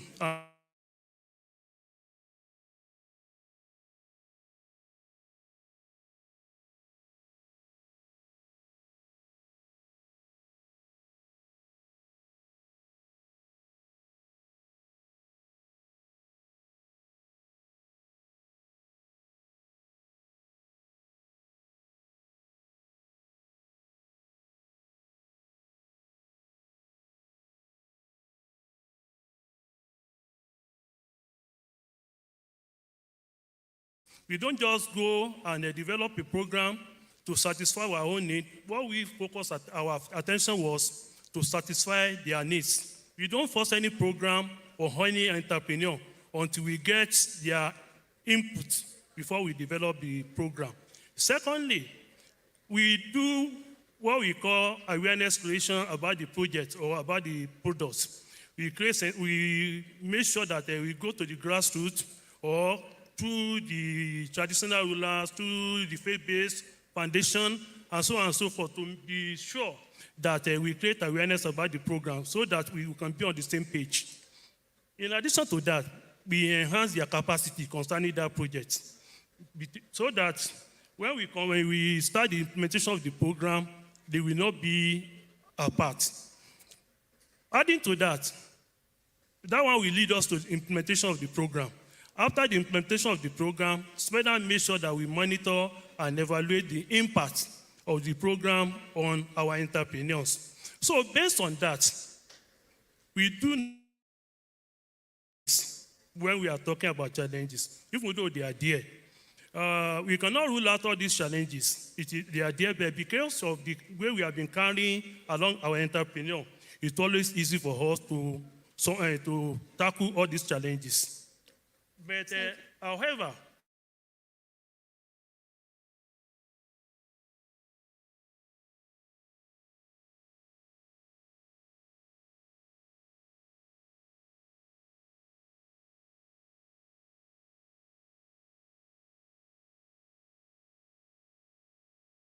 in addition to that, we do have a issue of stakeholders buy-in. That is from the BMOs. And the rivalry among the BMOs, that is a business membership organization. Those people, all of them, they want to embrace the program, they want to hijack the program. But it's a big challenge for SMEDA. In addition to that, we do have a budget constraint. We are a federal government agency and we don't generate income.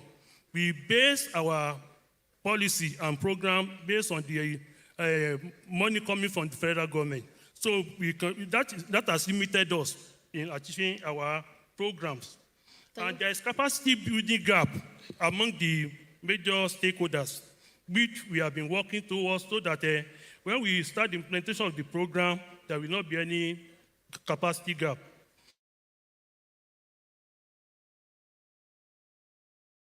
If they fail to buy into our programs, most of the government regulatory agencies like NAFTA,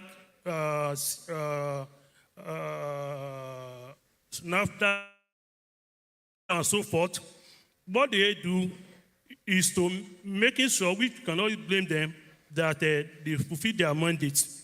But because our MSMEs, they don't have the capacity, maybe in terms of finance, they do have a problem in fulfilling their mandates. And another problem that we do have generally concerning assessing women in the northern part of Nigeria. This is specific and peculiar to the women.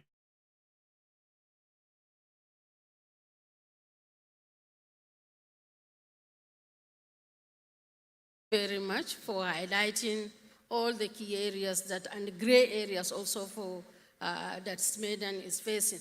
So the second question, which is also question specific, is to be addressed by Mr. Awolabi Isaiah.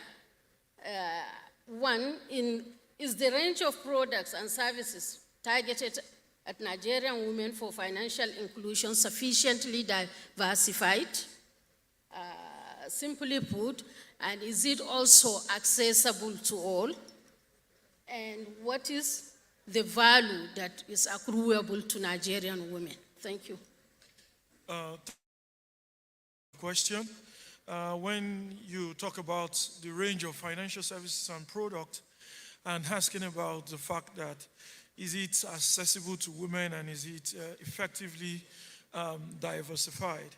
I think from the questions and from many of the strategies that we see targeted at accelerating the impact of women's financial inclusion intervention, we realize that the women group is defined as a monolith, and the women group is not a monolith.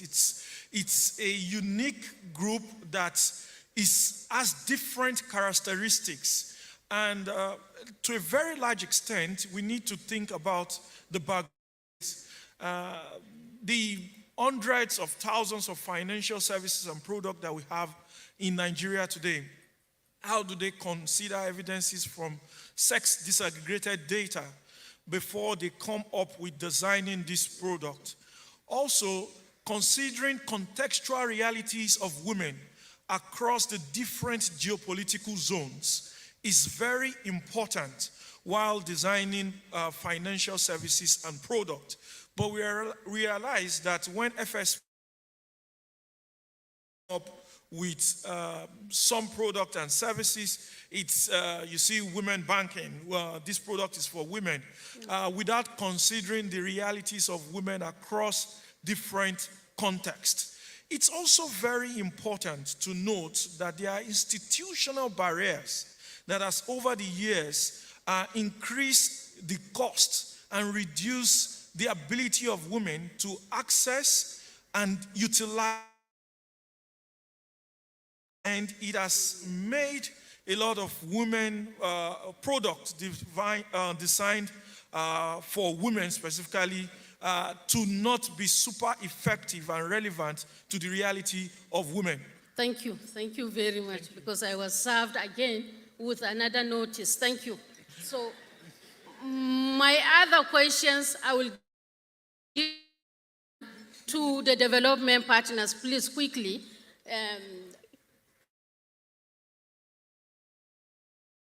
Same question will go to the ASG.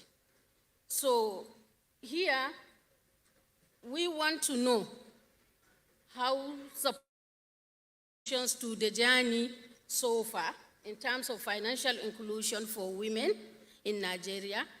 How has the journey I Save been so far?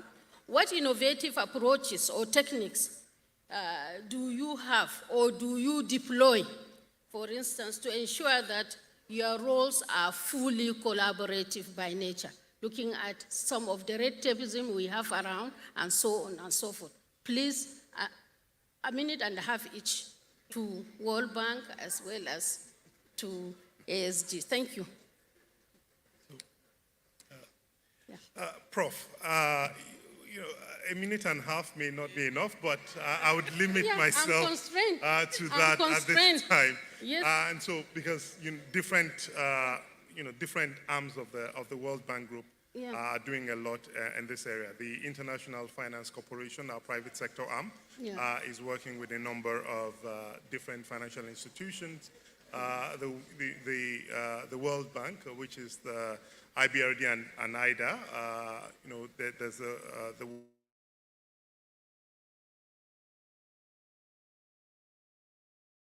which is the social sustainability and inclusion.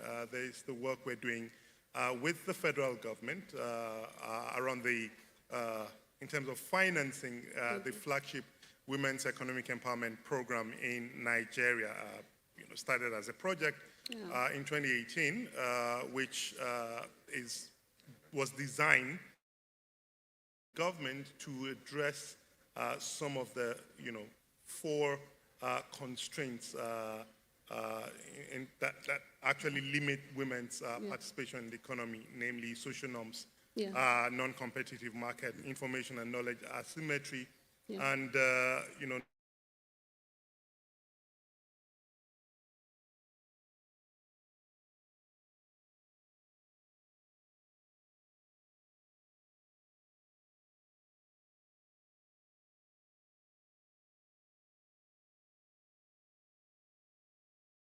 build their social capital and then translate this to financial empowerment and an extension economic empowerment. I can just mention that the government has been quite excited about the early results from this and has decided to expand this into a national program, 500 million national program called Nigeria for Women to bring in a number of states across the Federation. Thank you, World Bank Group. Yes, my dear sister. So, like he said, collaboration is what we do. But beyond that, we go and, like he said, we work with the private, the social, and the public sector. And it's with that mandate that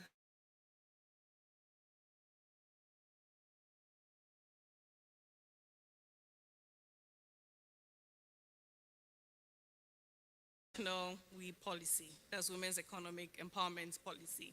And we have gone right down to the grassroots. I'll be speaking from the program's perspective. We have a lot of programs in Nigeria.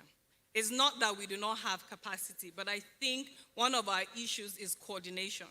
So what we are trying to do right now is to build up the capacity and to scale up these programs that we see are working within these communities. We've seen Mama Money, she's in Lagos. She's walked around POS, how she has helped women register. They're now owning businesses, having accounts, and also being able to pay in. And we've also seen like the Women for Women engagement, helping other women in rural communities. We have also engaged over 1,000 women, grassroots women, and their leaders in Nigeria. So what are we doing? We're actually going to scale up to give proper solutions to what we are seeing.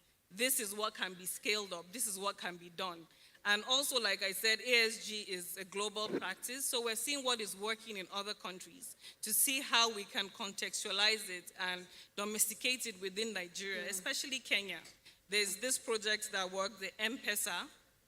It has actually helped a lot of women rise from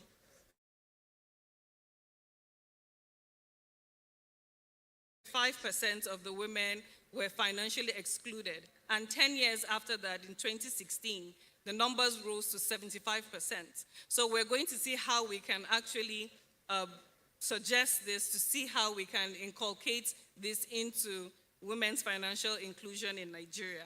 And also we have realized that the peculiarities of the different zones in Nigeria are different. What the North Central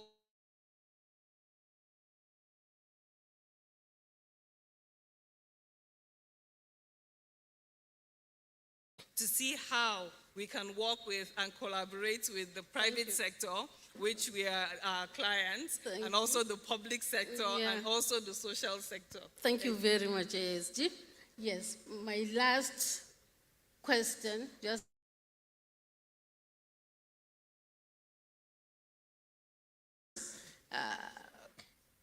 one would like to know how this amorphous data that we have around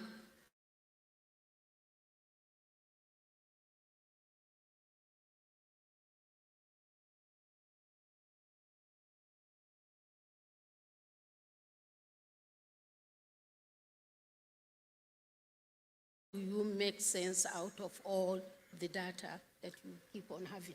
Well, thank you very much, Prof. Yeah. Well, one thing we all agree is data is critical. It is critical, for ensuring that, development happens. And not only, to financial inclusion for women, generally, for development as a whole.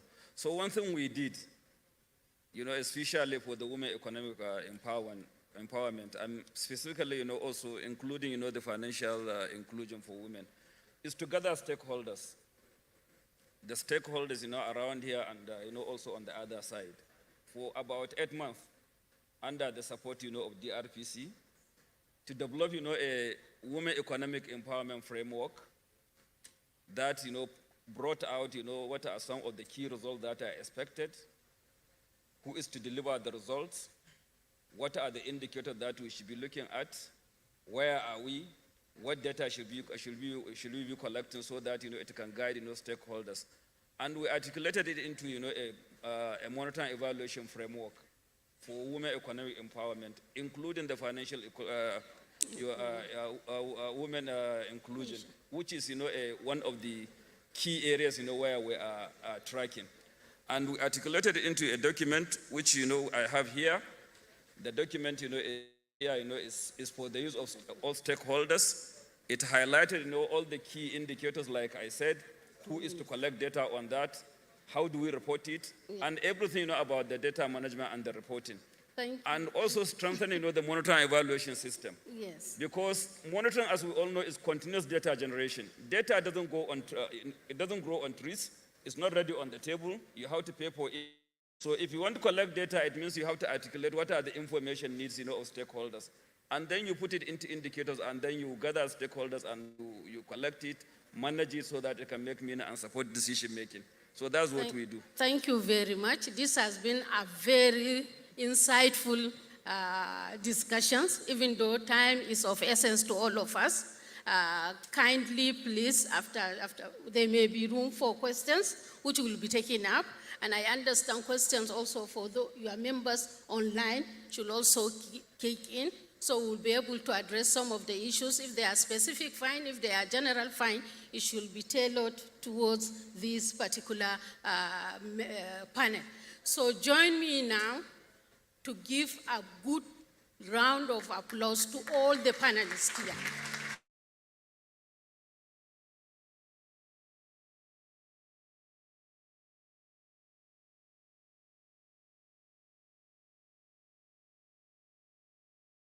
About that. So please step forward for a group picture. Thank you so much. Please put your hands together for Professor Umo and her panelists. It was a very insightful session. Please step forward for a group picture before you step off the stage.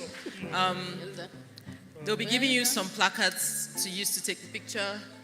If we can quickly just come down here for the pictures, please.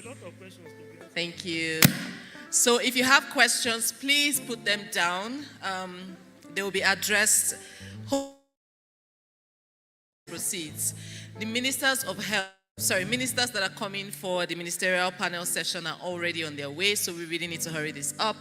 That session starts promptly at 4:15, and everyone has to go have some lunch before then. So I'm sure now you understand why I was hurrying Professor Umo up.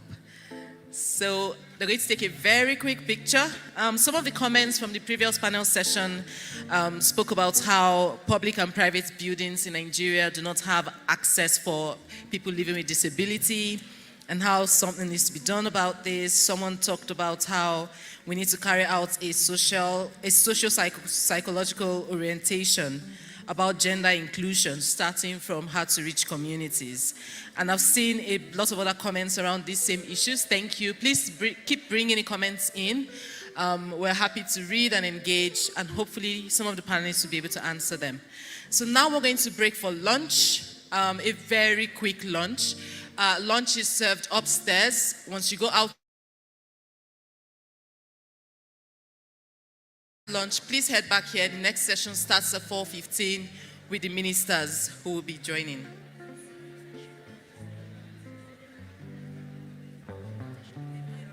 Please leave the hall with your belongings for security reasons. Thank you. With your books, bags, laptops, everything you came into the hall with, please leave with it for lunch. Lunch is upstairs. You get your meal ticket at the door. Be back here by 4:15 prompt. Thank you, everyone. Okay, just to remind us, all these conversations will culminate into the policy level conversations with the join you to be here at 4:15 prompt. Thank you.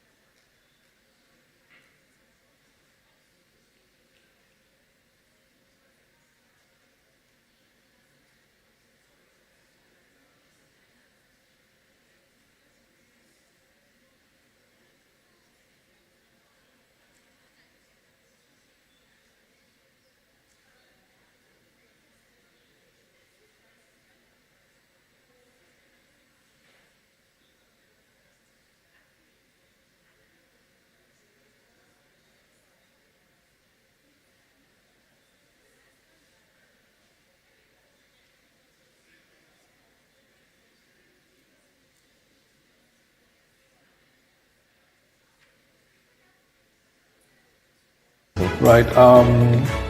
What we integrate what we call high elasticity jobs for opportunities to partner information and data and the work we're doing and on collaborating to drive the SDGs in this decade of action. Join us at the website. It's hlfonsdgs.ng.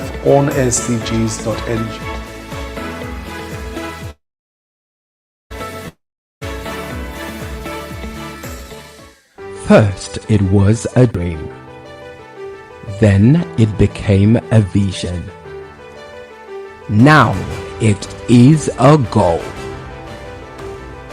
What is our target for Nigeria by 2030? Our dear country should be sustainable, steered by leaders who say no to poverty, have zero tolerance for hunger, prioritize good health and well-being with buoyant citizens who enjoy quality education, and promote gender equality. Let's score this goal together and leave no one behind.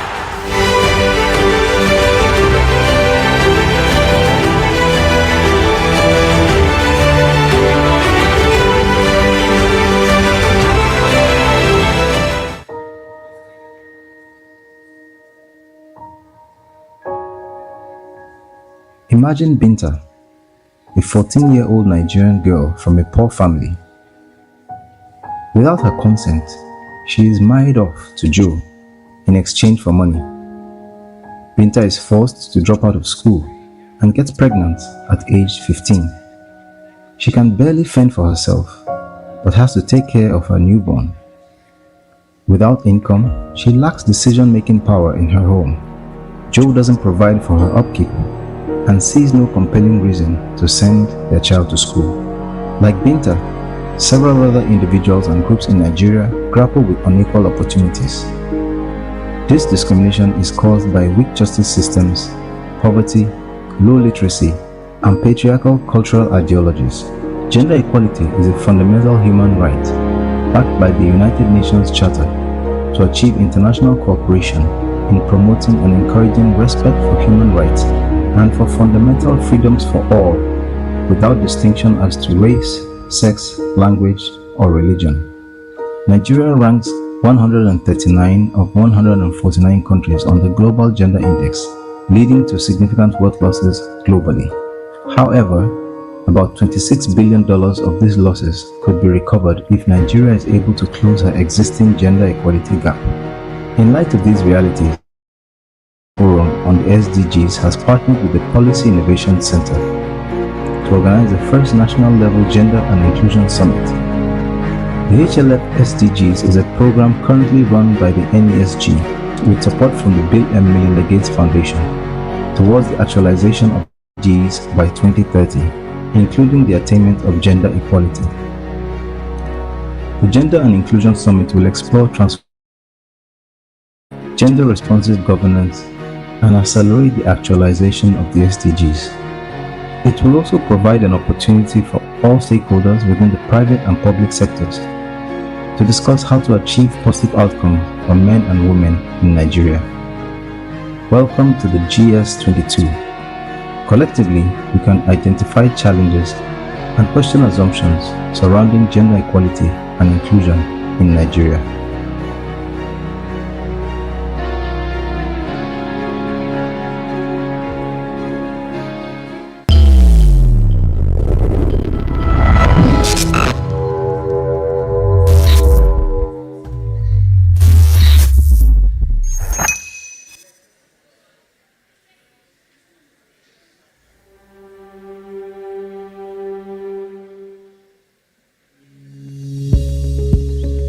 Have you been discriminated against on the basis of your gender, beliefs, or disabilities?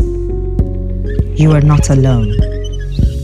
32% of people living with disabilities need help finding suitable jobs, while 82% of adult Nigerians are worried about gender disparity.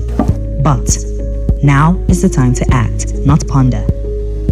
If you're game, join us to connect the dots for a gender-inclusive society with transformative ideas and focused policy recommendations. Participate in Nigeria's first ever national level Gender and Inclusion Summit.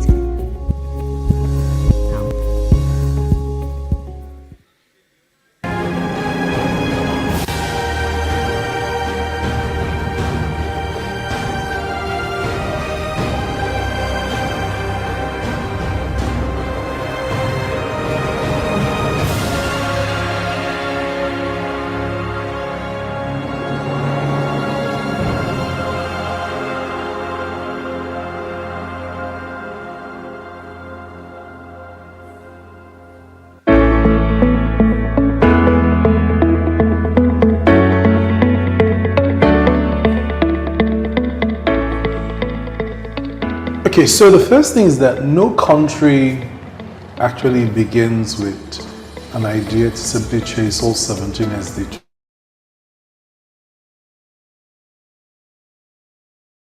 Prioritize the SDGs that are important to them based on their baseline.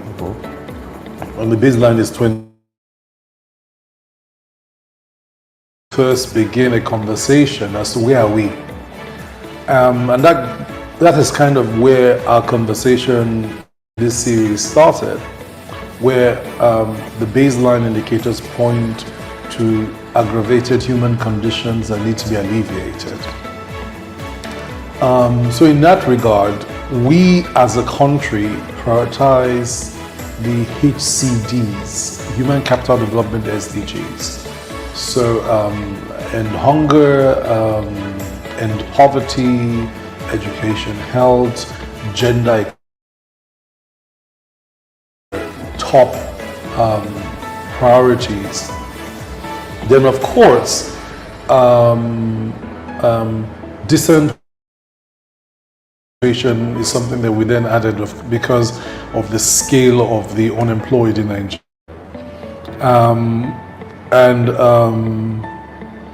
Basically also to support the government's ambition to lift 100 million people out of poverty by 2030. So that's, for example, how countries set their own targets for the SDGs. So the Nigerian target for the SDGs is to lift 100 million people out of poverty by 2030. And it's possible. But to do that, yes, it's possible, but to do that, you need to create jobs, right? What we need to create what we call CEO of Sterling Bank is already online. This session is actually what takes everything that we've said all day and deliberates on how to mainstream it into policies and processes. So it's a really important one, and we need to get started shortly. So if you're still outside, you're still having lunch, if you can hear me, please head back down so we can start. But for those of us already here, since we're punctual, how was lunch? Oh, I see one thumbs up over there. Okay, any thumbs down? Oh, 2 thumbs up, yay. 3. So only 3 people enjoyed lunch. 4, 5, 6, okay. 7, 8, 9, 10. Only 10 people enjoyed lunch, okay. 11, 12, great. Okay, so there's nobody that did not enjoy lunch, yeah? Great. If you're still outside, please head back in and settle down so we can start the ministerial panel session.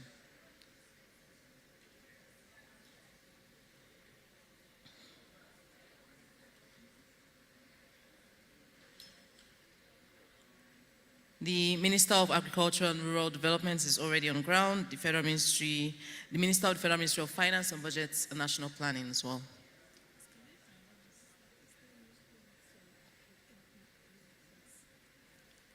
Is there anyone from the Ministry of Women Affairs here, please? Anyone? Is there anyone from the Ministry of Women Affairs here?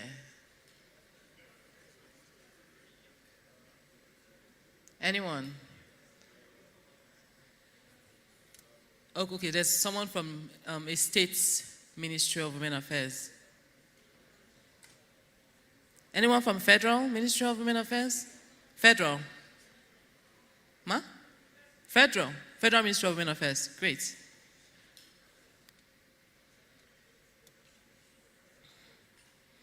Okay.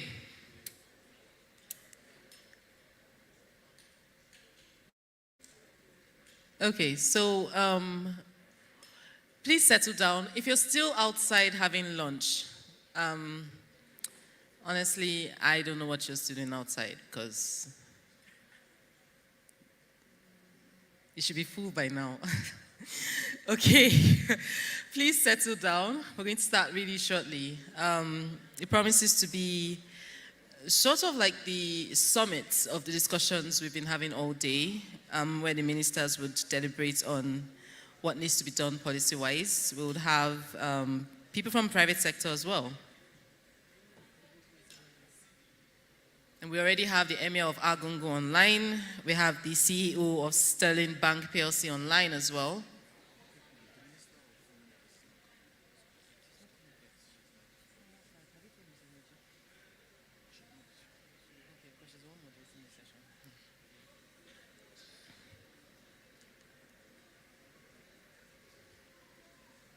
Can we come in quickly and settle down, please, so we can start?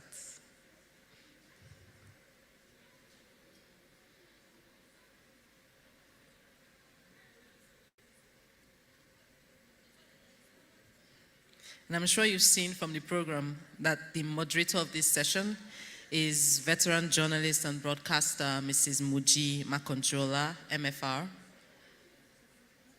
She'll be moderating the session. So, actually expected everyone to run back here after lunch, out of excitement.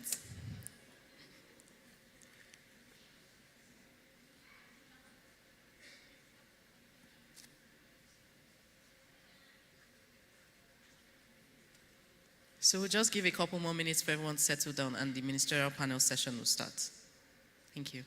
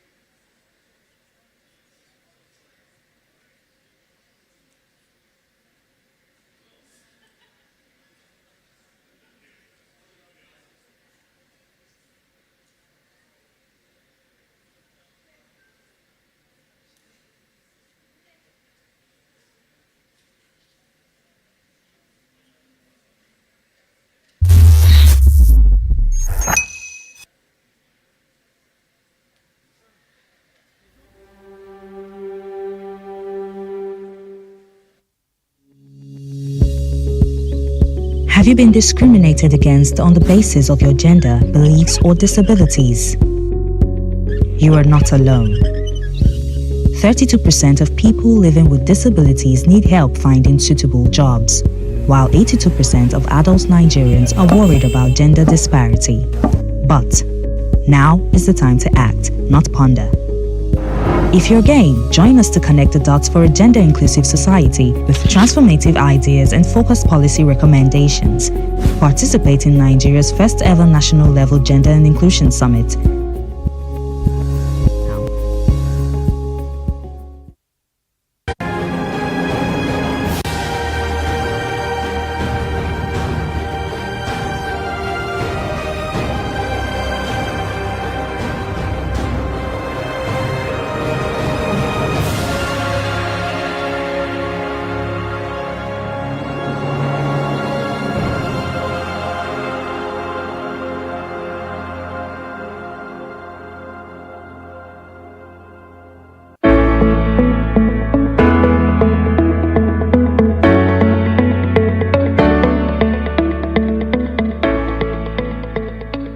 Okay, so the first thing is that no country actually begins with an idea to simply chase all 17 SDGs. Okay.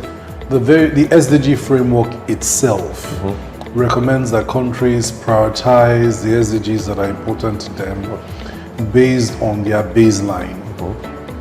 And the baseline is 2015. So the 2015 baseline allows us to first begin a conversation as to where are we. And that is kind of where our conversation, in this series started, where the baseline indicators point to aggravated human conditions that need to be alleviated.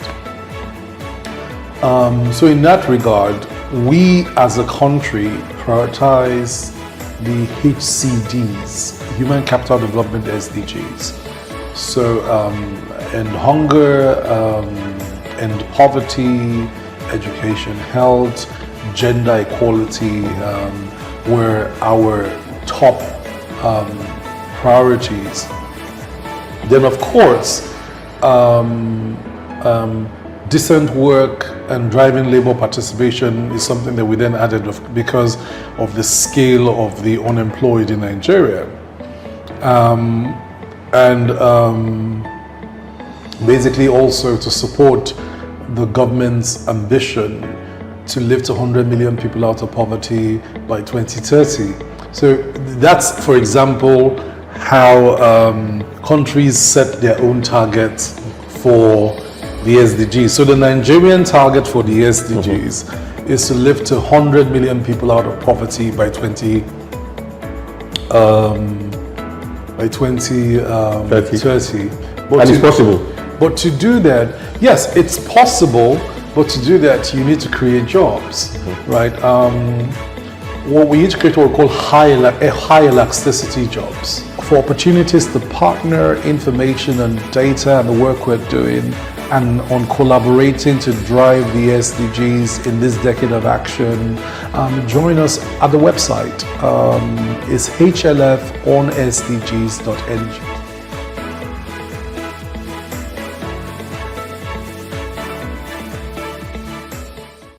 First, it was a dream. Then it became a vision. Now it is a goal. What is our target for Nigeria by 2030? Our dear country should be sustainable, steered by leaders who say no to poverty. Have zero tolerance for hunger, prioritize good health and well-being with buoyant citizens who enjoy quality education and promote gender equality. Let us score this goal together and leave no one behind.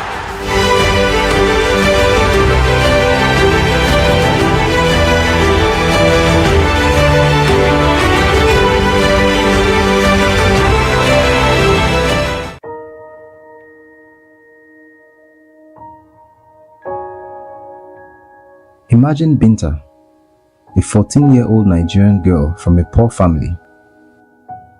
Without her consent, she is married off to Joe in exchange for money. Binta is forced to drop out of school and gets pregnant at age 15. She can barely fend for herself, but has to take care of her newborn. Without income, she lacks decision-making power in her home. Joe doesn't provide for her upkeep and sees no shortly. I also wanted to recognize the presence of Mrs. Tilda Megwa, who is the Senior Special Assistant to the President on Employment and Job Creation. Thank you so much for being here, ma. And apologies for the late recognition. Okay, so to take us through the ministerial panel session, I'd like to introduce veteran journalist and broadcaster, Mrs. Mujima Konjola, MFR.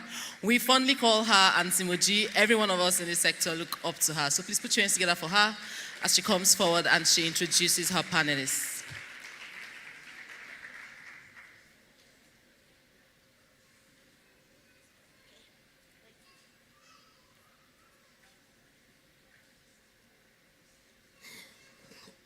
Thank you very much. A very good afternoon, Honorable Minister, and Honorable Ministers, I'd say, and members of the Diplomatic Corps, and very vibrant participants at this so important for development session that has happened today.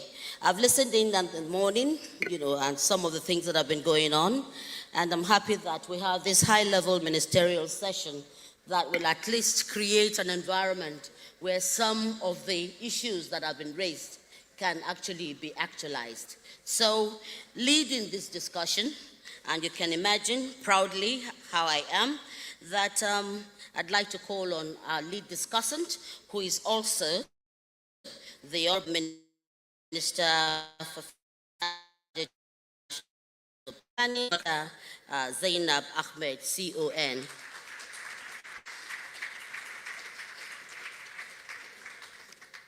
It has been a hectic week, but thank God for grace.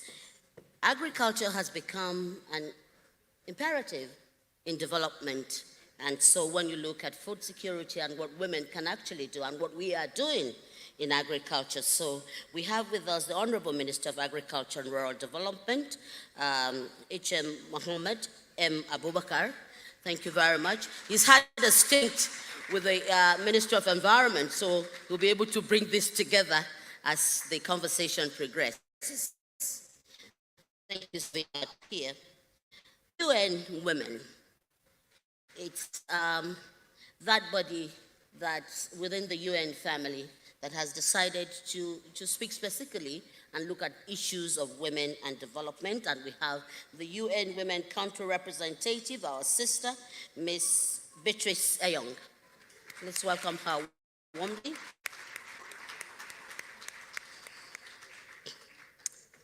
Thank you.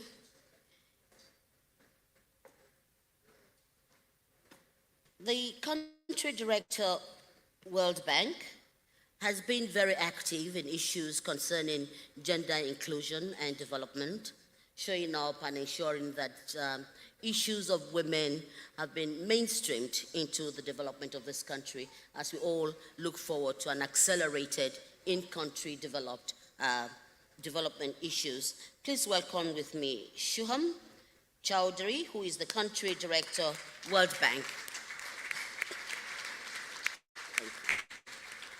Thank you so much. Online, thank God for technology, and online joining us is His Royal Highness Alhaji Sabaila M. Mira, who is the Emir of Argungu. Your Royal Highness, a very good afternoon, and thank you for being part of this. I've also been told that from the Sterling Bank, we also have the CEO who will be joining us online. Anytime he's there, yeah, that's it. Okay. So here we are, for long, Nigerian women in millions have become unpowered or disempowered in the transition from traditional roles to modern day, what we have today. People are still asking, does the Nigerian woman's face speak to poverty?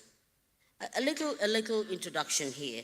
In 2022, for example, close to 90 million Nigerians live in extreme poverty, or less than $1.90 per day, according to the World Bank, and it's here, so that if I'm misquoting, you will help.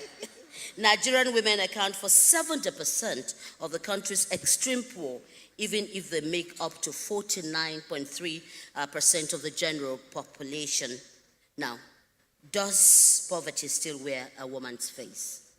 This session, I hope, will bring to fore the multi-sectoral interventions being implemented to empower women economically and other gender outcomes. But for me, most importantly, is that our high-level participants here can bring to fore what is doable, what is attainable, and what exactly as a people we need to do, because we cannot leave almost 50%, almost half of the population behind. So the conversation will start with the Honorable Minister of Finance. And the question is, what are the current initiatives of your office in fostering an enabling environment for women's economic empowerment, WEE, in Nigeria? And how effective are these programs? Thank you very much, Auntie Moji. Good afternoon, everyone, and also good afternoon to my participants. Let me start by apologizing on behalf of my sister, Dame Pauline Talin, the Minister of Women Affairs. She's currently out of the country in an international conference and had planned to join us virtually.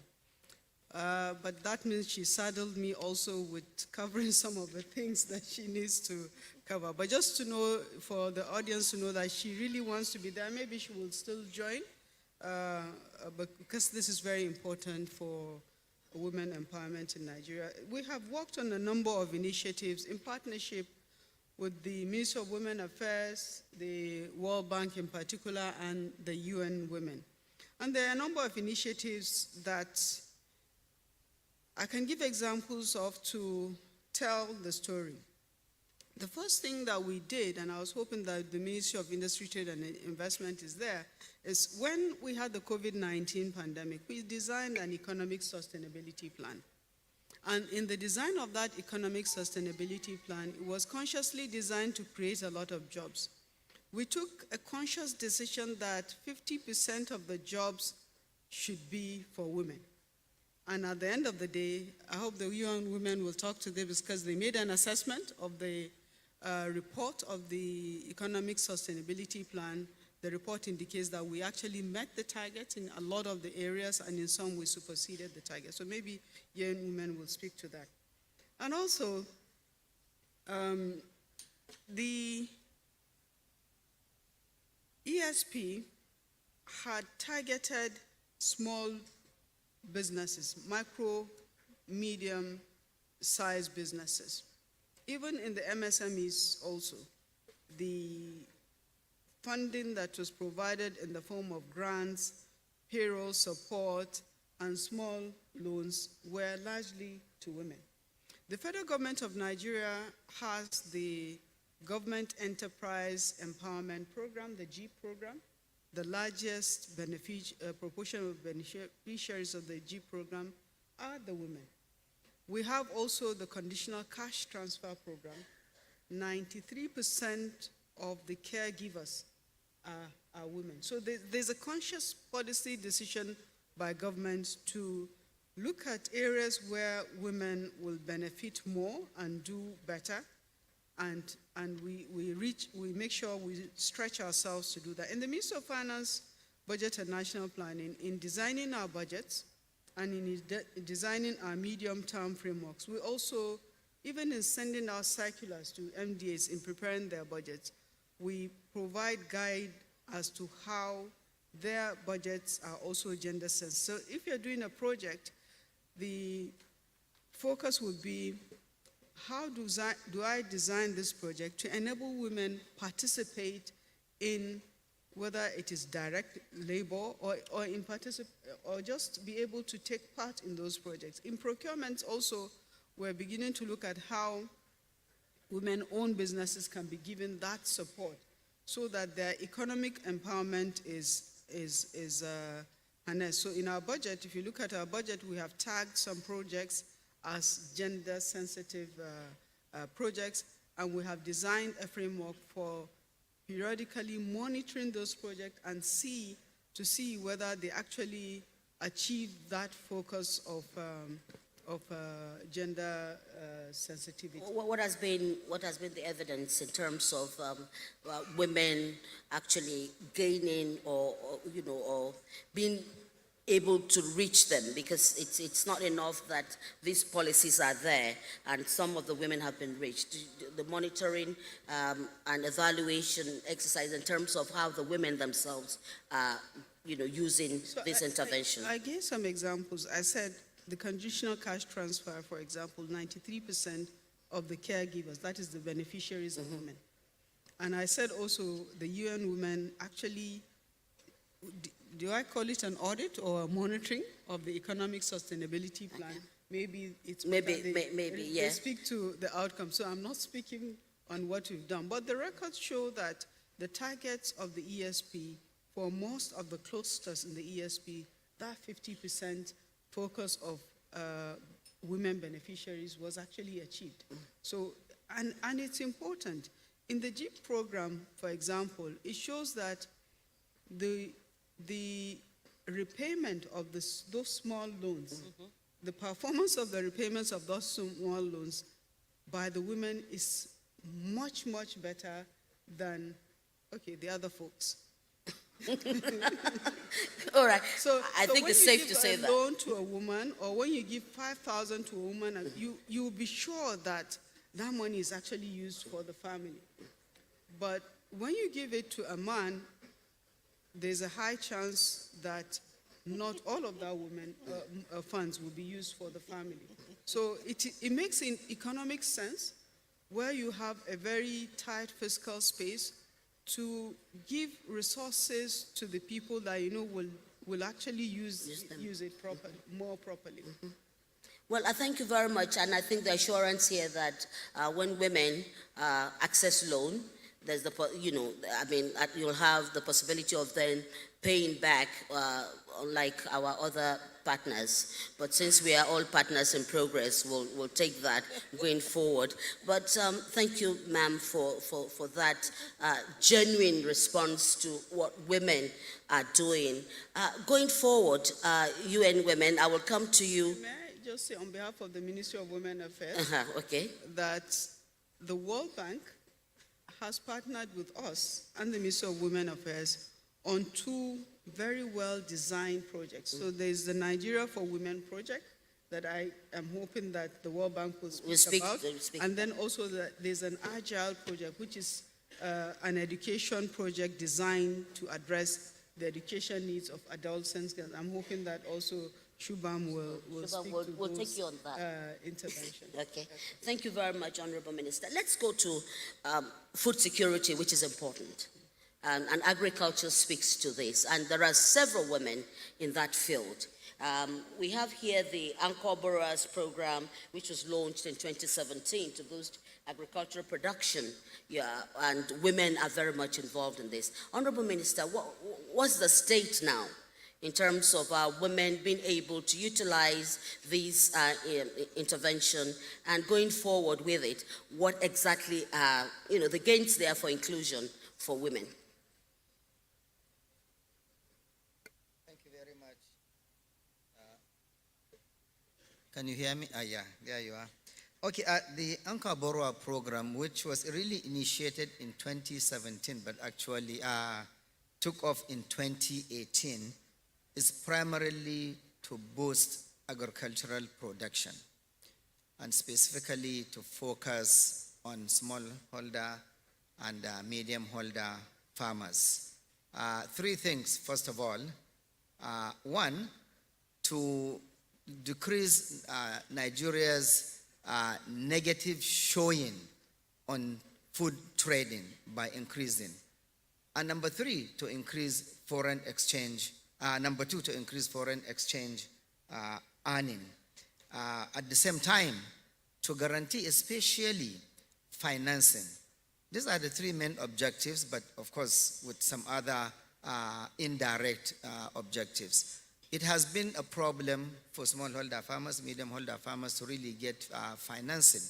And what the Anchor Borrower does, it provides a ripe ground for loans that are not really stressful in terms of the interest rate. And also, the program also makes sure that there are anchor, that is private off-takers that can also buy off from the farmers. Sometimes you have issues when the farmers produce and they cannot get it to the market, of course constitute to post-harvest losses. So these are some of the main objectives of the Anchor Borrower. Now, generally, a program by itself may not really get the job done. So there are other programs that help the Anchor Borrowers. For example, the Appeals, which is a project by the World Bank, also is the agro-processing, productivity enhancement, and livelihood improvement support, which is Appeals. And this is a program which targeted mostly smallholders, medium, also with a target of at least 35% of the beneficiaries to be women. The federal government is so particular about that they have a tracking system to make sure women benefit in this particular program by the World Bank. And I'm glad the country director of World Bank is here with us. By 2021, the cumulative disbursement under the program stood at about ₦1 trillion, and about 4.2 million smallholder farmers cultivating 21 key agricultural commodities under that particular program. So this is like a complementary relationship with the Anchor Borrower program. And I think the Anchor Borrower has, to a large extent, achieved that objective because there has been an improvement in the productivity and additional production of crops by smallholder and medium-holder farmers, which constitute really about 70% of the total production of this country is smallholder farmers, medium-holder farmers. Just want to ask you that in terms of monitoring, how has this translated into availability of food produce, where our women are able to market this for some measure of gains, knowing that some of them took loans? How do you monitor this, and is it working? How did you monitor what? Yeah. How do you monitor that these women, under the Anchor Borrowers Program, have utilized resources, and this has translated into more food production going forward? How do you monitor this? Well, of course, you can tell because we do have aggregation centers. The Ministry of Agriculture and Rural Development also, we do develop markets where there are no markets. We can tell how much produce are coming to these aggregation centers, to the market, how much grains or produce are being offtake from the farmers themselves. This will actually tell you whether the amount of food that you expect to increase has increased or not. And also the central bank has its own way of tracking, because they are really the operators of this particular program. Of course, we work together, so we have an idea of what the Anchor Borrower is doing. And also through the appeal program, which is run by the Federal Ministry of Agriculture and Rural Development, we keep track. We know how much year by year. That's why we have the statistics here, how much money has been disbursed and how much of this particular value chain, because we are tracking that. Okay. When we speak to value chain, I'd just like to come to World Bank in terms of what you're doing, putting money into and building capacity around the appeals program. I would want your comment on that before we go into something else. No, thank you. On the appeals program, look, that really was designed to help Nigeria realize the potential of small and medium farmers to connect to high value-added agricultural value chains, right? But like all our programs, not just in Nigeria, but everywhere, there's actually something that we call whether these are kind of gender tagged, which means are these programs taking advantage of kind of making sure that whenever, by having either gender disaggregated results indicators or actually directly designing the program to ensure that women or girls can participate fully and benefit from the programs. So appeals similarly had a even though it was designed as kind of an agricultural value chain enhancement program, there was a specific requirement or attention paid to making sure that women participated and benefited from the program. And there was also some interesting studies done, for example, on, if you think about different types of livestock value chains, where women, are likely to do better in terms of going into poultry as opposed to other types of activities. So so the appeals program was not designed specifically as a women's empowerment program, but it was designed to make sure that it crowded in women wherever possible. I can talk later about lots of other things which are specifically about women's empowerment. Okay, because before we leave agriculture, there are other gaps that we'll look at in terms of implements, farm implements. Are they gender friendly? Are you looking at that? Yes, indeed. Actually, we probably distribute more inputs and implement to women than men. I have flagged off 3 separate input distribution. The Minister of State has flagged off 1, and then the PAMSEC and the Director. Of the 3 I've flagged off, the majority there that collected were women. So we do take into consideration how much women should be carried along, because again, it's the federal government policy to make sure whatever we do, at least 35% goes to women. So we try to even go beyond that. That 35% is just like a little benchmark. It's not like a rule, but at least if they don't get anything more than that, they should not get less than that 35%. So women are being carried along, and we work with them as cooperative society, collectives. We have specific departments that work with women, well, a sub-unit in the cooperative department, also in the extension department. We have all of that. We are very gender friendly, I can guarantee you. Okay. A good one. Right, I will go now to the country rep of UN Women. Several stakeholders have contributed to the Women Empowerment Initiative interventions in Nigeria. From your experience, what opportunities exist for public-private sector partnerships, development partners, innovation hubs, community stakeholders, women collectives, I like to say women clusters, cooperatives, and women affinity groups? What are the major challenges limiting effective collaboration, and what is the role of the UN Women? Yeah, thank you so much. Good evening, everybody. First, I must maybe talk a little bit about what the Honorable Minister was talking about, this program that was actually having the majority of beneficiaries being women. I went to Bauchi, and I was privileged to see what this support had done to women in agriculture, women in their small businesses in the markets, because you would agree with me that not everybody can be helped by microfinance. Microfinance is one of my specializations. So not everybody can actually be helped by microfinance. So this support went even to those people who did not have anything. And today, when I went back, I saw that their lives are actually changing from the support that have been given. As far as opportunities are concerned for a women's economic empowerment, I think if we look at the policy framework, we have a national gender policy, and we presently have a plan led by the Ministry of Women's Affairs. And inside that document, you will see that women's economic empowerment is also one of the priorities of government. And I also want to seize this opportunity to also appreciate our Honorable Minister of Finance.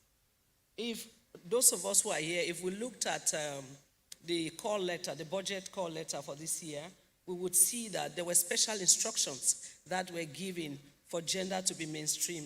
First, you were supposed to use gender disaggregated data. Another issue was we were supposed to have affirmative actions, specific strategies targeting women, vulnerable populations. So this actually is this is an opportunity for us, gender advocates, to look into it, see how it could be monitored, see how they could have a accountability mechanism to make sure that all MDAs are respecting that budget call circular. The other thing I would say in terms of opportunity is the fact that we have financial institutions. We have the World Bank just sitting by us, the African Development Bank, and we have the other banks. And you would take note that there are banks today that have credit lines to support female entrepreneurs. For instance, if you look at the activity that we carried out in Niger for our climate smart agriculture, it was funded by Stanbic Bank. So they are increasingly having banks that are sensitive to gender. If you look at recently, we have the FCMB Bank that has the first city monument bank, something like that, yeah. They have the She Ventures. She Ventures, they have up to 5 million naira loans free without interest rate, just to make sure that women can access finance. These are some of the opportunities that exist. I would also like to say that there are also innovations that are around. Like, for instance, we have the affirmative procurement. This is a very big domain that would help women entrepreneurs. For instance, a simple question we could ask, the public contracts that are awarded by government, by the private sector, by the UN, by UN Women, by bank, what is the percentage that is going to female entrepreneurs. This is the question. If we say, okay, 10%, 20%, it's already something very, very significant for women, because access to these procurement systems is not just a right, but it's an economic aspect of it. It brings money, it changes the lives of the female-headed households. And let's not forget, we have at least 15% of households in Nigeria that are being led by women. So we have the Gender Lab by the World Bank. We have institutions that are there ready for technical support, like UN Women, UNDP, they are there. So we have a lot of advantages, opportunities that women can benefit. We have, for instance, in terms of trade policies, we have the opportunities around the African Continental Free Trade Zone. This is something that actually will benefit women. We already have existing free trade zones in Nigeria, for instance, Calabar. These are all opportunities that are there. Yeah, and I want to end by saying that agriculture also is a very big, vast opportunity for women. Yes, we have all these opportunities. Why do we still have the gaps? Yeah, I think...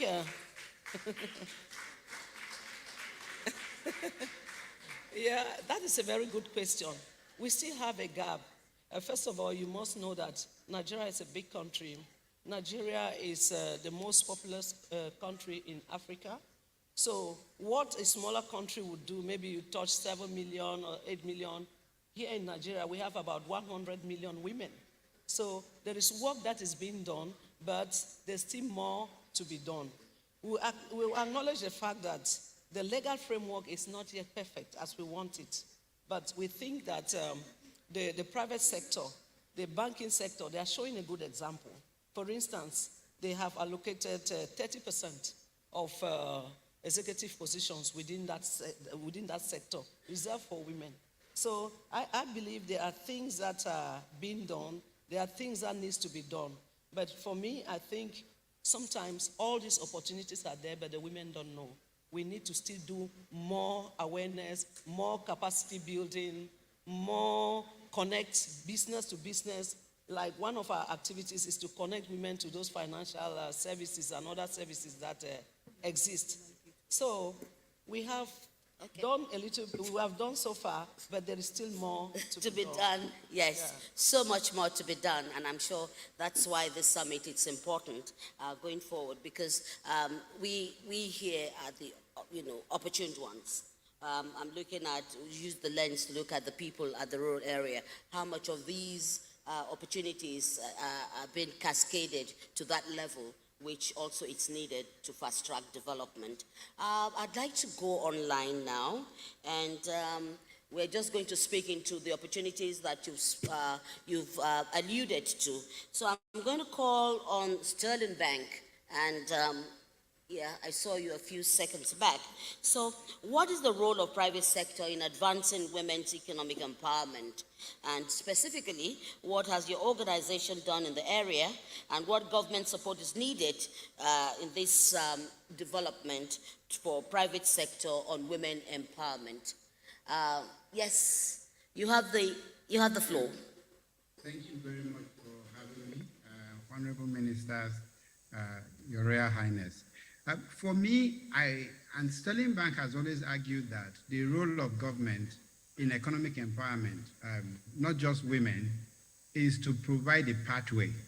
And that the only way we can scale economic empowerment to get to the tens of millions is when the private sector can take the opportunity once some clarity has been provided. That clarity can come in the form of policies, and we've seen a lot of exciting policies from various ministries, including, of course, the Ministry of Finance that has been at the forefront of this, and we've seen a lot of work from the Ministry of Agriculture as well. So we are seeing the policies. We are also seeing work being done with our development partners, including the World Bank, but especially with the UNDP, and in some cases with the work we're doing with the Bill and Melinda Gates Foundation, to take those policies and turn them to practical projects on site that does proof of concept. What we are then saying is we need to design them in such a way that we don't go back to the federal or the state government every year asking them to fund because the budgetary constraints are real. And in fact, no economy can grow to touch the life of millions sustainably just through government intervention. So that's a principle on which we operate. Just to use the time I have and focus on some practical things we've done. The first thing you need to do if you want to focus on gender empowerment for women is to look inward. What have you done internally? Because I can't have an organization that has not solved the problem within and I'm then projecting solutions externally to other people. So here's a summary of what we've done internally. We recognize that part of the reason we have so few women at the top in banking was that the workplace was not designed to accommodate the responsibilities of women as it cuts across. So many workplaces have never actually considered the fact that women have to have children and their responsibilities that go with that. What we've done is not just to give women additional time off or give them support. We have support for women who are pregnant. We've gone beyond that to say women need to actually be able to work from home. They need to be able to work from where it is most convenient. About 4 years ago, we enabled our women. Right. We started the project that allowed women to work from home or to work from a location close to them. And we also allowed them, after they've returned from having a baby, to extend what I call variable work hours. So they decide when they want to resume and when they want to close, as opposed to being forced onto a time that is not convenient. Just a little bit more on what we've done internally, and I think I like practical example. We do have management development program, and we try to balance it 50-50. At some point, we decided to go further, and in addition to the development program we have, create a women-only management development program. And the objective of that is to quickly bridge the gap, because having 50-50 when you're already disadvantaged is not equality. For you to get to the point where you're going to get to 50-50, you have to add in 100 in some places. And we've seen results from that. We also recently started to run boot camp in the tech space specifically for women. So we have boot camp in tech space that is 100% women, because our objective is to create an atmosphere where women can work together. And finally, from the internal side, we do have a Bloom network funded by Sterling Bank, whose sole objective is to create a support system for women in the workplace, to create a support system so that they have people to talk to, people to mentor them, activities that is designed to accommodate them, and we're beginning to see results in that. But at the end of the day, when it comes to workplace reform, whether we like it or not, technology is going to force all of us to open up our workplace to women, because once we move into the knowledge economy, women are equipped to compete irrespective of what we do. So we might as well assist them get into the workplace. Thank you so very much. But I don't like that sign of assist them. No, we must work in partnership. Yeah, in partnership together, we'll move faster. But seriously, all that you've enumerated is the way to go. I was expecting that there will also be a creche at the workplace. Definitely. So that women can actually. Yes. There's a creche. Yes. All right. So moving on, these are the issues. These are the steps to take when you're talking of gender inclusion. Thank you, Sterling Bank. And I overheard the Honorable Minister of Finance actually giving you a thumbs up. So maybe you'll have more women coming to apply to work at Sterling Bank, right? Okay, so creating an enabling environment where you can actually walk through your potential and bring it forth as strong as it is, that is needed for national development. One institution that is important, and oftentimes we, in recent times, we haven't actually spoken about this institution, but it is important because there are very many vulnerable women at that level of development that needs also to bring in their capabilities to move Nigeria forward. Ask me, what is this institution? The traditional institution. And we have a traditional leader here on the panel that I have had the opportunity to work with, and his resolve is that 50-50, so that we can move the country forward. Please welcome with me the Emir of Argungu, Your Royal Highness, sir. Now, the question is, What are the traditional practices and social cultural realities that limit women's participation in economic activities? Using your own institution to speak to this. Your Royal Highness, you have the floor. أعوذ بالله من الشيطان الرجيم بسم الله الرحمن الرحيم والصلاة والسلام على رسول الله. Thank you very much, Sister Moji. I appreciate the opportunity to speak on this very powerful panel. Like you said, my name is Ismail Muhammad Mira. I'm the Emir of our group. There are so many factors that limit women participation. Some of them are cultural, some of them are social. But the first that comes to mind is illiteracy, actually. We still have a lot of women that have no access to education. And if you don't have access to education, there is no way you can be aware of what is going on around you, especially that can benefit you. And without access to information, you have no access to opportunities that are available. And because they lack education, they don't have the skill to participate in economic activities. So I think first and foremost is the lack of education. A large number of women out there in the rural areas, and even in some towns, have no access to quality education. So have no access to all kinds of education. We have lots of women out of school as we speak, and lots of girls out of school as we speak.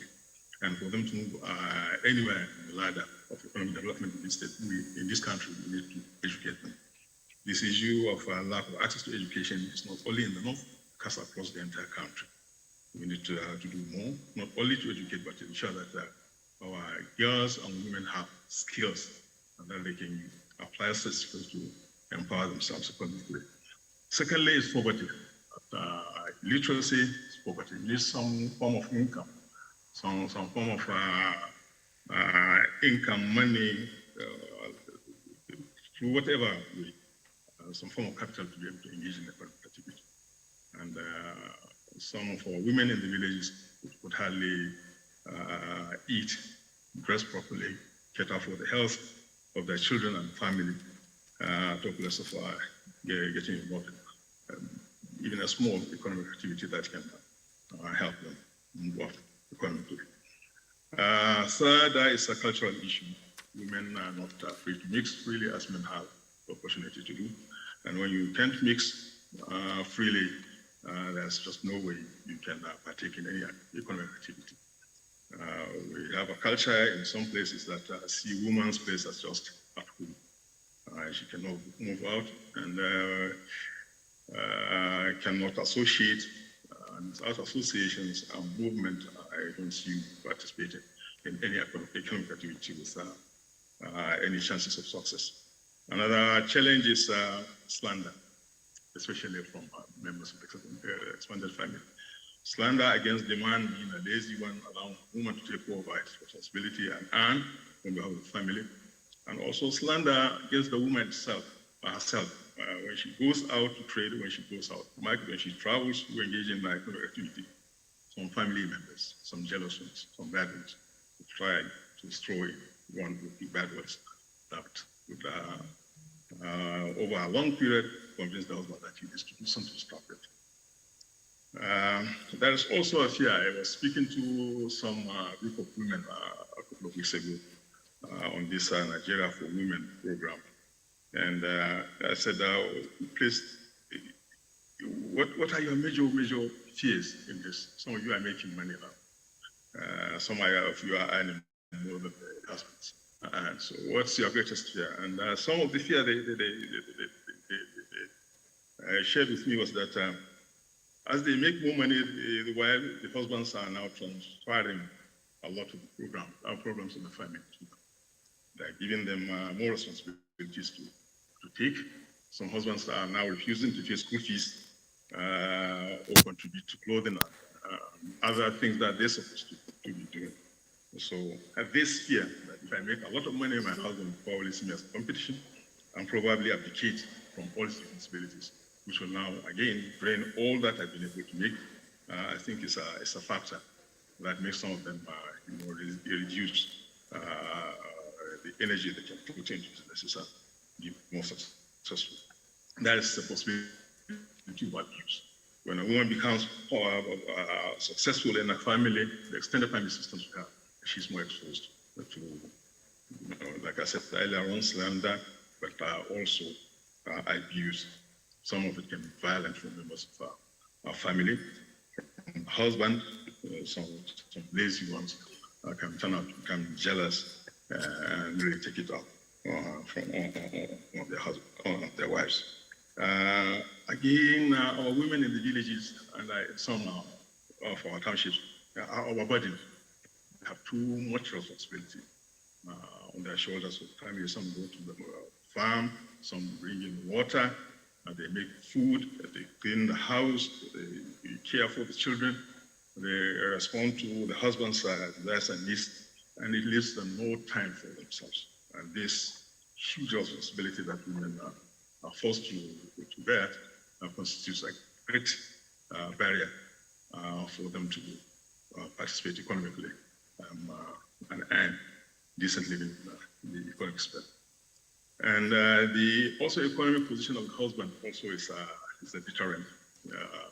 When a husband is doing well, the tendency is to question a woman, why do you engage in any business when I can provide everything you need? Society also looks upon women as husband is doing everything he can afford to do this. Why is she coming to the market to sell yam or engage in tailoring institute, fashion and design, and all such kinds of business that women are engaged in. So the economic position of the husband sometimes can be a factor preventing women access their full potentials economically.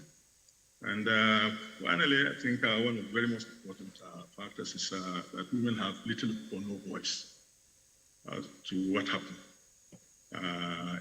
in the household. They have no role in decision making. As such, cannot bring their desires and hopes and wishes and aspirations to the notice of the larger family, with consideration and hopefully support to engage in the high economic activity. Suspicion on the side of husbands, sometimes, my wife's spending a whole day out there mixing with men and women, with to probably, deceive, cheat, and that again makes some men prevent the women from power. Finally, I think there is also this fear of taking risk or loss of investment, which is scammers and so on, which because of their position in our society, are more vulnerable to fall victims of compared to their male counterparts. So these very briefly, I think, are some factors, and we need to address them squarely. We want our women to participate fully in economic activity and get the whole benefits. Thank you much. Thank you very much, Your Royal Highness, coming up boldly to speak to the gaps and way forward. But I think one take for us is the fact that education, it's important. And thank you, Your Royal Highness, for what you're doing in your advocacy of keeping girls in school. A better educated cluster of women would move development faster. Thank you, sir. I'll come back to the Honorable Minister of Finance. And the question is, given Nigeria's ongoing fiscal challenge, we cannot run away from this. But the paramount importance of women economic empowerment interventions. Now, how can we mitigate this shortfall? What is the role of government, advocates, and other multi-sectoral stakeholders going forward? Well, thank you very much, Auntie Moji. Let me say that in addition to growing the resources, which we continuously try to do through domestic revenue mobilization, we also work towards ensuring that the resources are channeled towards high-impact interventions, and also that the resource utilization is tracked and reported upon to make sure that funds are actually utilized for the purpose for which they are intended. One of the things that in the ministry we're really happy about is the steps that we have been able to take to make Nigeria's public financial management processes more gender intentional, more responsive. And I think over the long period, we will end up with a more gender intentional budget process outcomes that will be easy to see in terms of the kind of impact that the UN Women said she has witnessed. In 2020, sensing that the opportunities we have within the challenge of the COVID itself, we set up a process to develop interventions that are at the intersection of gender as well as fiscal policy and also enhancement of public financial management. And we have made significant progress in this regard. We have had partnership with the World Bank, we have had partnership with the IMF, with the UN Women, and several other organizations, including the Dangote Group and other private sector foundations that have supported the work that we try to do. We have taken steps to analyze the ministry's internal budgetary processes to refine and fine-tune them to make sure we achieve the targets that we set. We've also taken a very hard look on the various gender initiatives that are within the ecosystem, spread across several sectors and their modalities of implementation, and the extent to which they are meeting those targets. We had, a few months ago, started a committee work with the Nigerian Institute of Policy of NIPPS in Kuru, and the intention is to work with them and other development partners, the civil society organizations, to track the accountability mechanism for the gender mainstreaming in public financial management. And we're already working to prepare reports so that the outcomes are measured, and then subsequently we'll be able to also look out for the impact. We are also leveraging funds from institutions like the World Bank. And I want to give an example of a very important project that the World Bank likes acronyms. It's called Agile. It's a project that is designed to enhance the education of adolescent girls. Because the fact is, during the period of COVID and schools were closed, when things improved, schools opened, majority of the girls were not going back to school. And so we needed to find ways and means by which parents will see the need to send their girls back to school.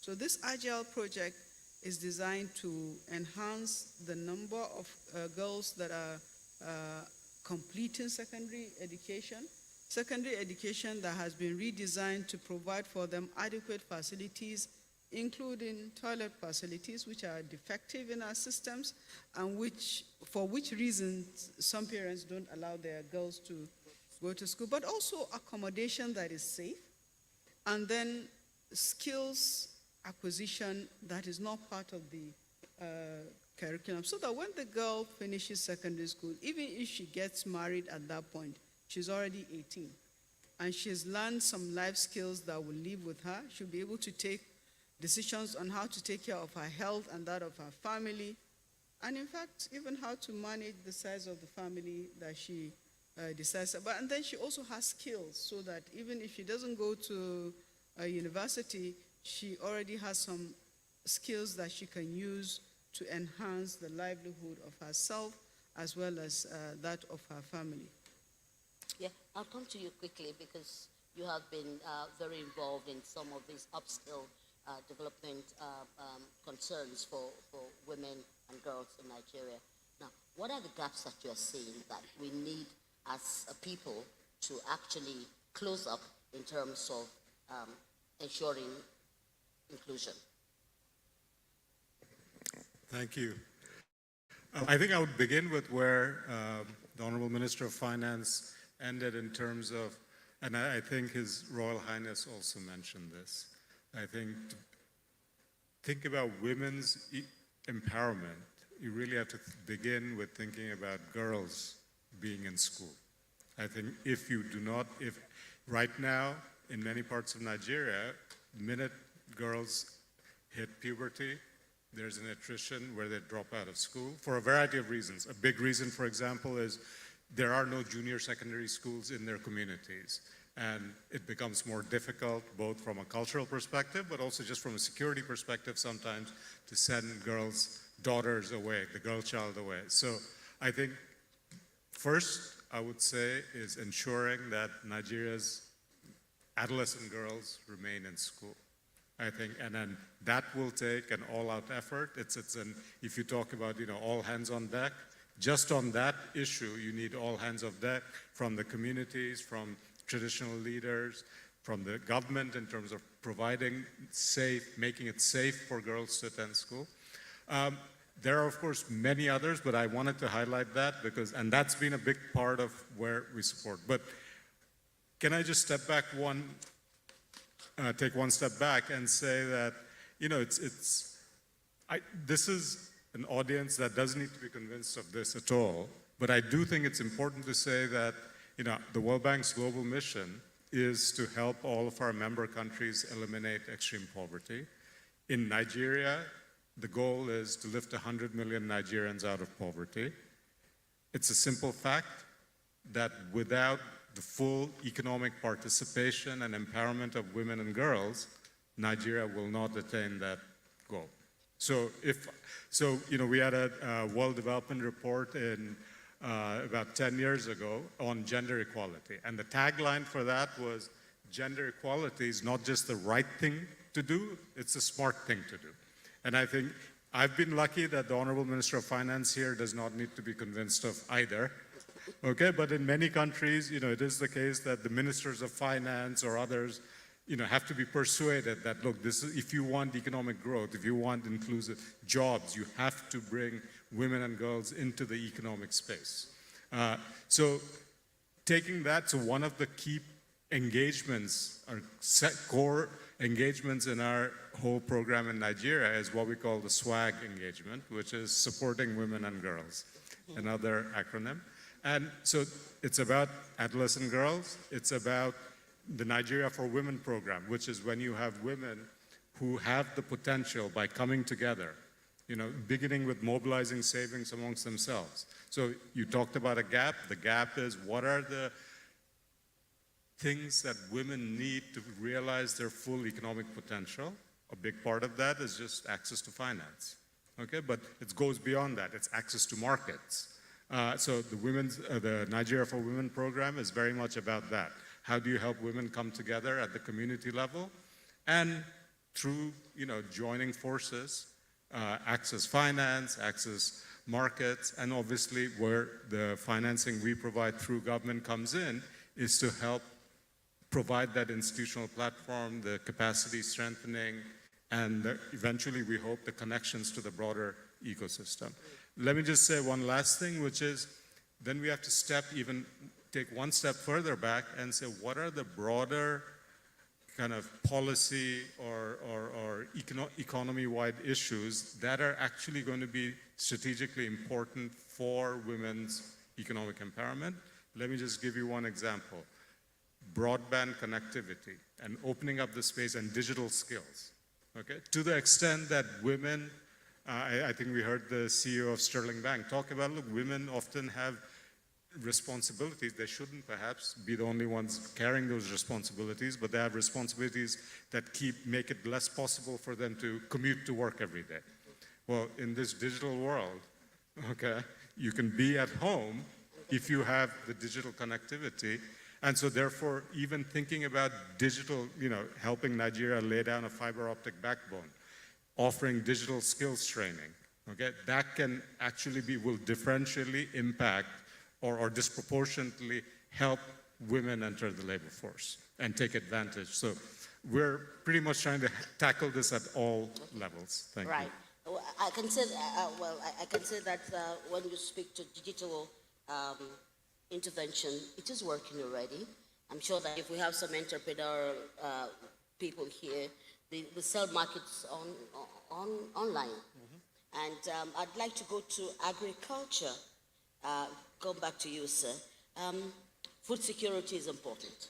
And we've had to deal with security around where the women themselves can actually go to farm and be safe there. Is there anything deliberate that your ministry is doing to ensure that our women farmers are safe when they go out to their farms?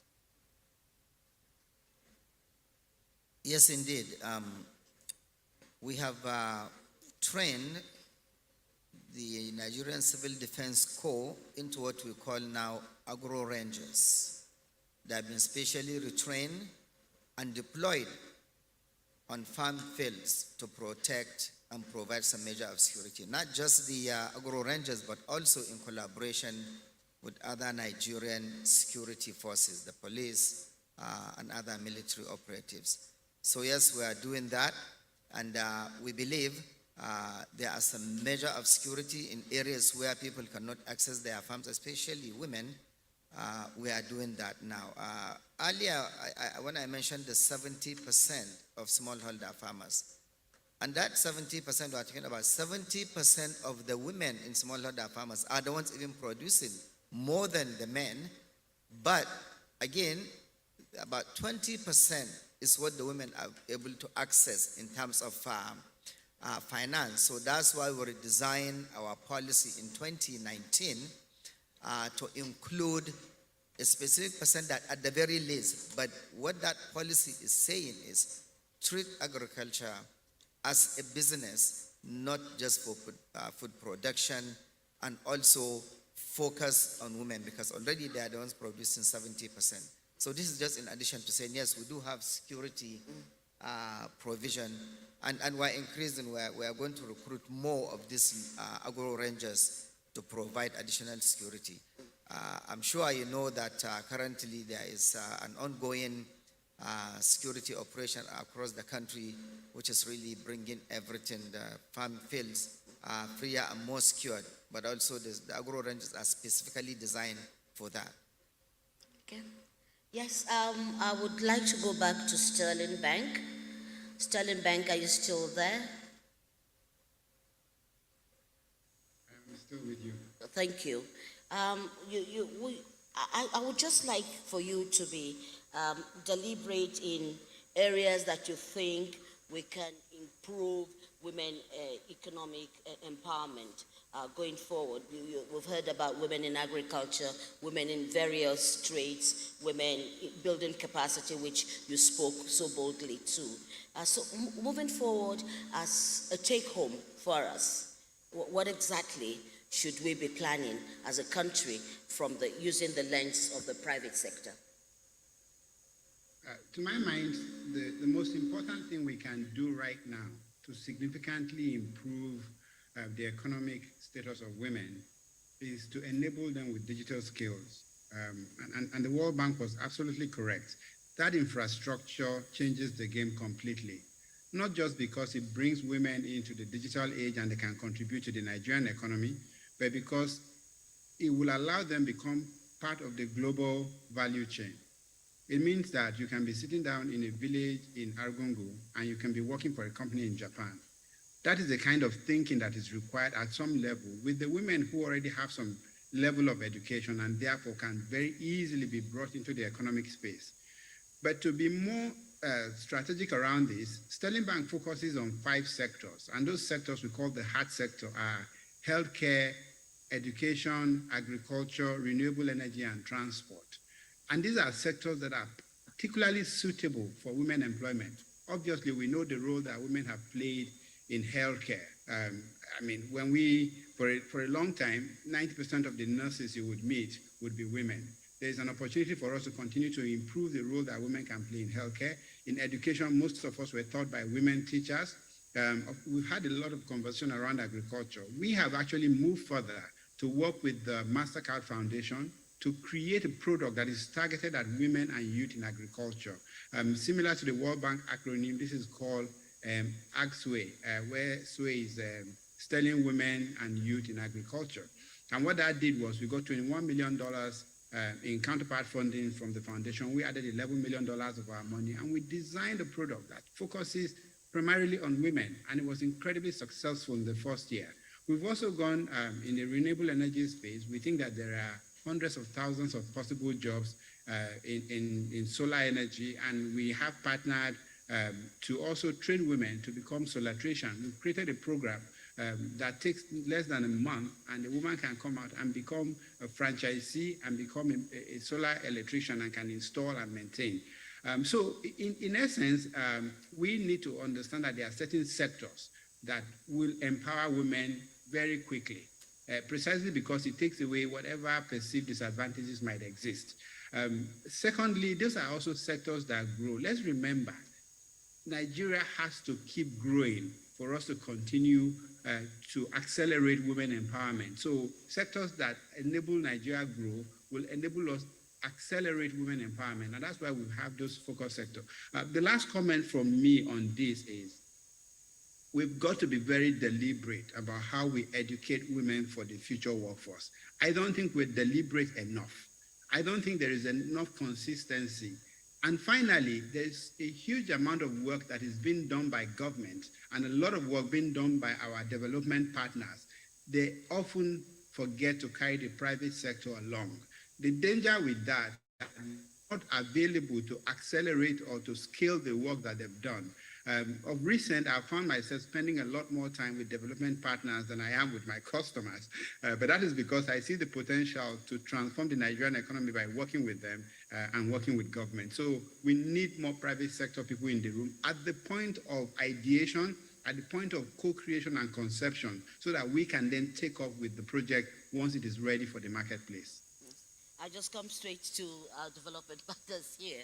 What are your views concerning the issues he has raised, working together? Yeah. Any of you can take it first. Okay. You know, I think what has been said is very, very okay.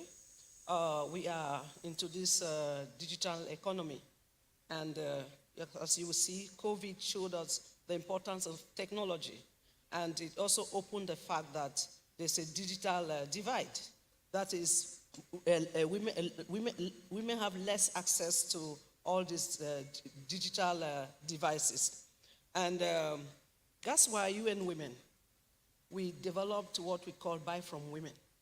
Buy From Women is a digital platform. That digital platform allows the woman in the village, the woman farmer in the village, to have access in real time to the information about the climate, information about the markets, training. She can have training. She can also have other social information like menstrual hygiene management, how to do it, family planning, and all those things. But at the same time, this digital platform allows the cooperatives to which these women belong, improve the way they serve women farmers, and not only women farmers. It also allows extension, agricultural extension service, extension officers to monitor what is going on the farm, even without living where they are, to monitor. So, and then at the same time, this digital platform allows women to expose their goods, their services. So you can produce anywhere and you can sell anywhere without living where you are. But one thing I would like to add about all what we have been saying is something that our brother from Sterling Bank said was reducing the work burden on women. You see, looking at the time use of men and women. Because if you go to the rural community, you realize that women spend more time in the home economy than they spend in the market economy. And as long as you spend more time in the home economy, you cannot make money. Because what the services that you produce, they don't have any financial value.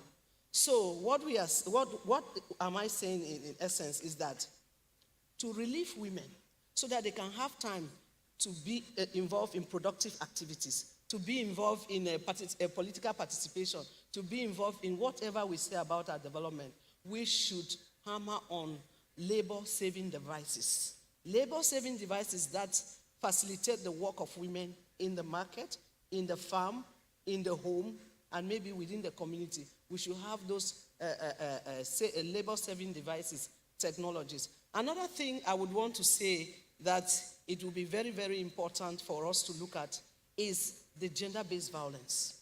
It's true that most people don't look at gender-based violence as having an effect on economic growth. It does have. It actually reduces the gross domestic product of any country. World Bank did a study 2000, it is clear there. So if I can't have access to, for instance, land because I'm a woman, I can't have access to credit because I'm a woman, or because they are asking me a collateral that I need the approval of my father or my husband, then that is a kind of violating my right, and that is a limitation to what I can do in terms of economic development. So we should also look at the aspect of gender-based violence. And not to dominate, please, we also need men. Let's get men involved in this gender inclusion that we are talking about. Because when they say gender inclusion, we are not talking only about women. We are talking about women, men, boys, and girls. So we need the he for she's. We need the men to be involved in the discussions that we are supposed to have. Yes, I'll just call it a he for she. Confirmed. Yeah, let's hear you. Let's have your views. Just on the point that your question, are we partnering with private sector? So it turns out in the Nigeria for Women, I think we are in fact already talking. So the Nigeria for Women we're started off fairly small, $100 million across 6 states, and now with the support of the Honorable Minister of Finance and obviously Dame Pauline, Honorable Minister of Women's Affairs, it's scaled up to another maybe 20 states, another $500 million. The whole key here is how do we help these women's groups connect to the broader market system? I believe Sterling Bank and our team, and the government team, are actually in active conversations on this, exactly the way that CEO described. But the broader, I think, more important point is that ultimately for women's economic empowerment, it can't be a government enterprise. It has to be one where private firms are actually facilitating and being the ultimate source of women's economic empowerment. I mean, take Bangladesh for me. I'm from just next door, Bengal, state of Bengal in India. In Bangladesh, what happened with women's economic empowerment, labor force participation, came from the growth of, economic opportunities for women, which came from, foreign investment into the garment industry. So to the point where Bangladesh is now the biggest exporter of ready-made garments. So that kind of private sector dynamism is also incredibly important for the ultimate aim. Thank you. Thank you very much, very important. I would want to just give the floor to a few comments from members from the participants. Let me just see by a show of hand. Yes, I recognize you. 1, 2 at the back, 3, 4, and 5. You make comments and please don't repeat yourselves. Let's bring value to the conversation. Yes, ma'am. Can we have a microphone there at the back? Yes. Good evening, everyone. So the interaction section has really been interesting and very, very intriguing too, because some of the things that have been mentioned here seem to be unrealistic towards the youth, especially when it comes to agricultural sector and women development that has been discussed vividly here. So I've been wondering, I wrote down a question, who are the bodies and agencies used to execute all these mentioned programs designed to foster the livelihood of girl child and women development and empowerment? Who are holding these people you've mentioned accountable who are the people holding them accountable, supervise their execution mechanism, and if there is any default, what are the sanctions there that are laid down? Because you can just put out a lot of money. We don't even have any anyone benefiting from this year. Are this really going on? Because if they're really going on, the Nigeria today that we are seeing won't be like this. I mean, the World Bank mentioned... Thank you. I think you've made your point. Oh, yes. Thank you very much. Yes, we'll just take a couple. Yeah. At the back. Thank you.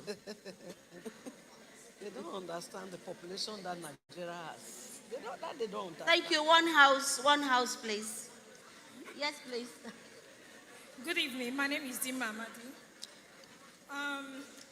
It has been a great day being here today, but I want to point out... Can we please I want to make a maintain some silence so that we can hear? Yes, please. I want to make a contribution. I would also like it to serve as a question to the panelists. So we've been talking about gender inclusion, and we've talked about several ways where we can include women. We've talked about how we can create opportunities for women to do better. For example, allowing women to work from home and things like that, so that even if they front their responsibilities in the home in the morning, they can be able to also, put themselves together. Now, what about gender inclusion when it comes to men, including men in the home front? So I feel like men are supposed to also be included in the home front, or are we going to pretend that, running a home is, easy peasy? It's not, this is a job, it's a whole job, it's something that people get paid for. Yeah. So I think that's something we should really consider, men being included in the home front. Because if we don't include men in the home front, in the roles that happen inside the house, these things that tie down women, then we are doing subtle manipulation. What we are doing is we are just sitting somewhere saying, okay, let's watch you do it, when we know that women can. Thank you, thank you. Thank you. Please, before I take the next question, we are going to take this next roll of questions. Please be precise so that we can have more comments and more interactive session. I recognize you, ma'am. Thank you very much, ma'am. Thank you, NESG, for creating a whole day for Gender and Inclusion Summit. My name is Ronke Kusoko, CEO of Employment Clinic. There are lots of things going on in Nigeria, but my industry is missing, and maritime and shipping industry. And maritime is not only Nemasa. Everything that we have heard today, there is none of it that is impacting women in my industry. I'm not speaking for myself, it's an industry that is 98% male-dominated. I spent a decade before breaking through, and I know what I went through. And I just created an innovation hub to create opportunity for 5,000 youth. And from this event, I have decided to give 2,500 women, girls and young women opportunity. So how do we extend this intervention to the maritime industry? And I say again, Nemasa is not maritime industry. MPA is not maritime industry. Please try and talk to the real people that are working with young people. Thank you.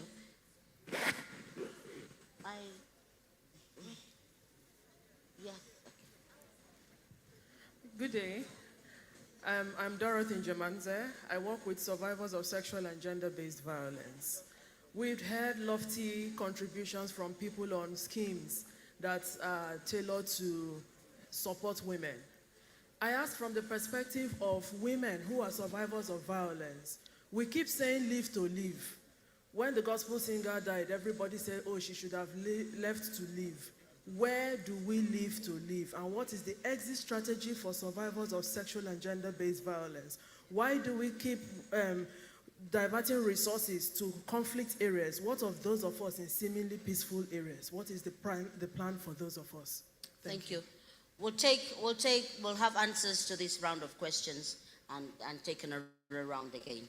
I'll go straight to you, the Honorable Minister of Finance. Well, thank you very much. Very interesting set of questions that have been asked. I'll attempt to address one or two of them, and hopefully my brother and UN Women can also jump in. On who is holding the agencies accountable. I said earlier on that we've just started a process.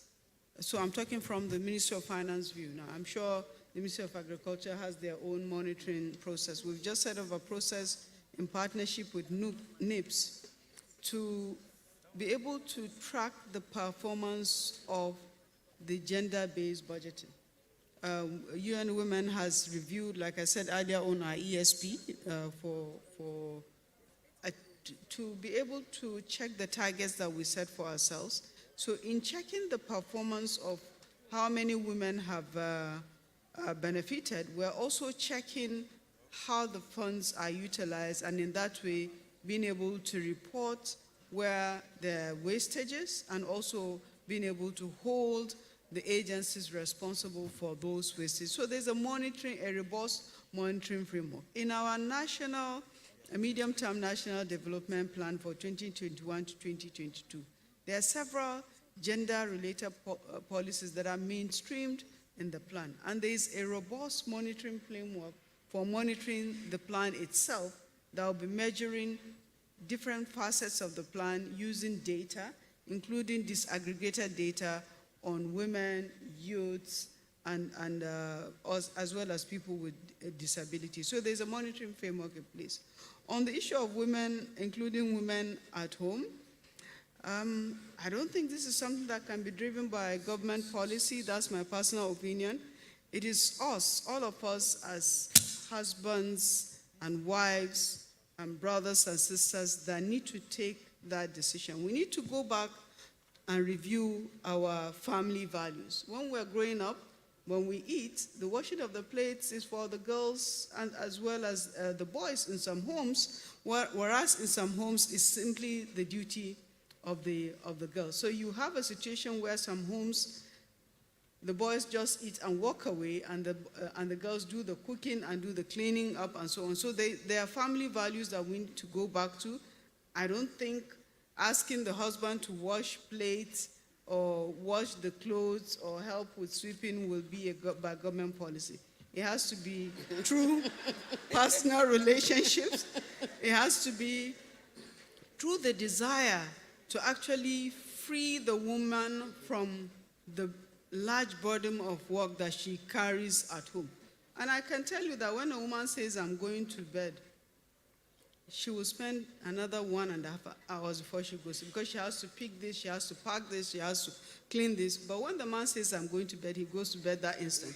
So we need to address that at the home front. And on the maritime sector, maybe the UN Women will address that. This is a shocking statistics. If it is true, 98% of the participants in the maritime sector are women. That's a very deep one. 98 are men. That's a very, very large number.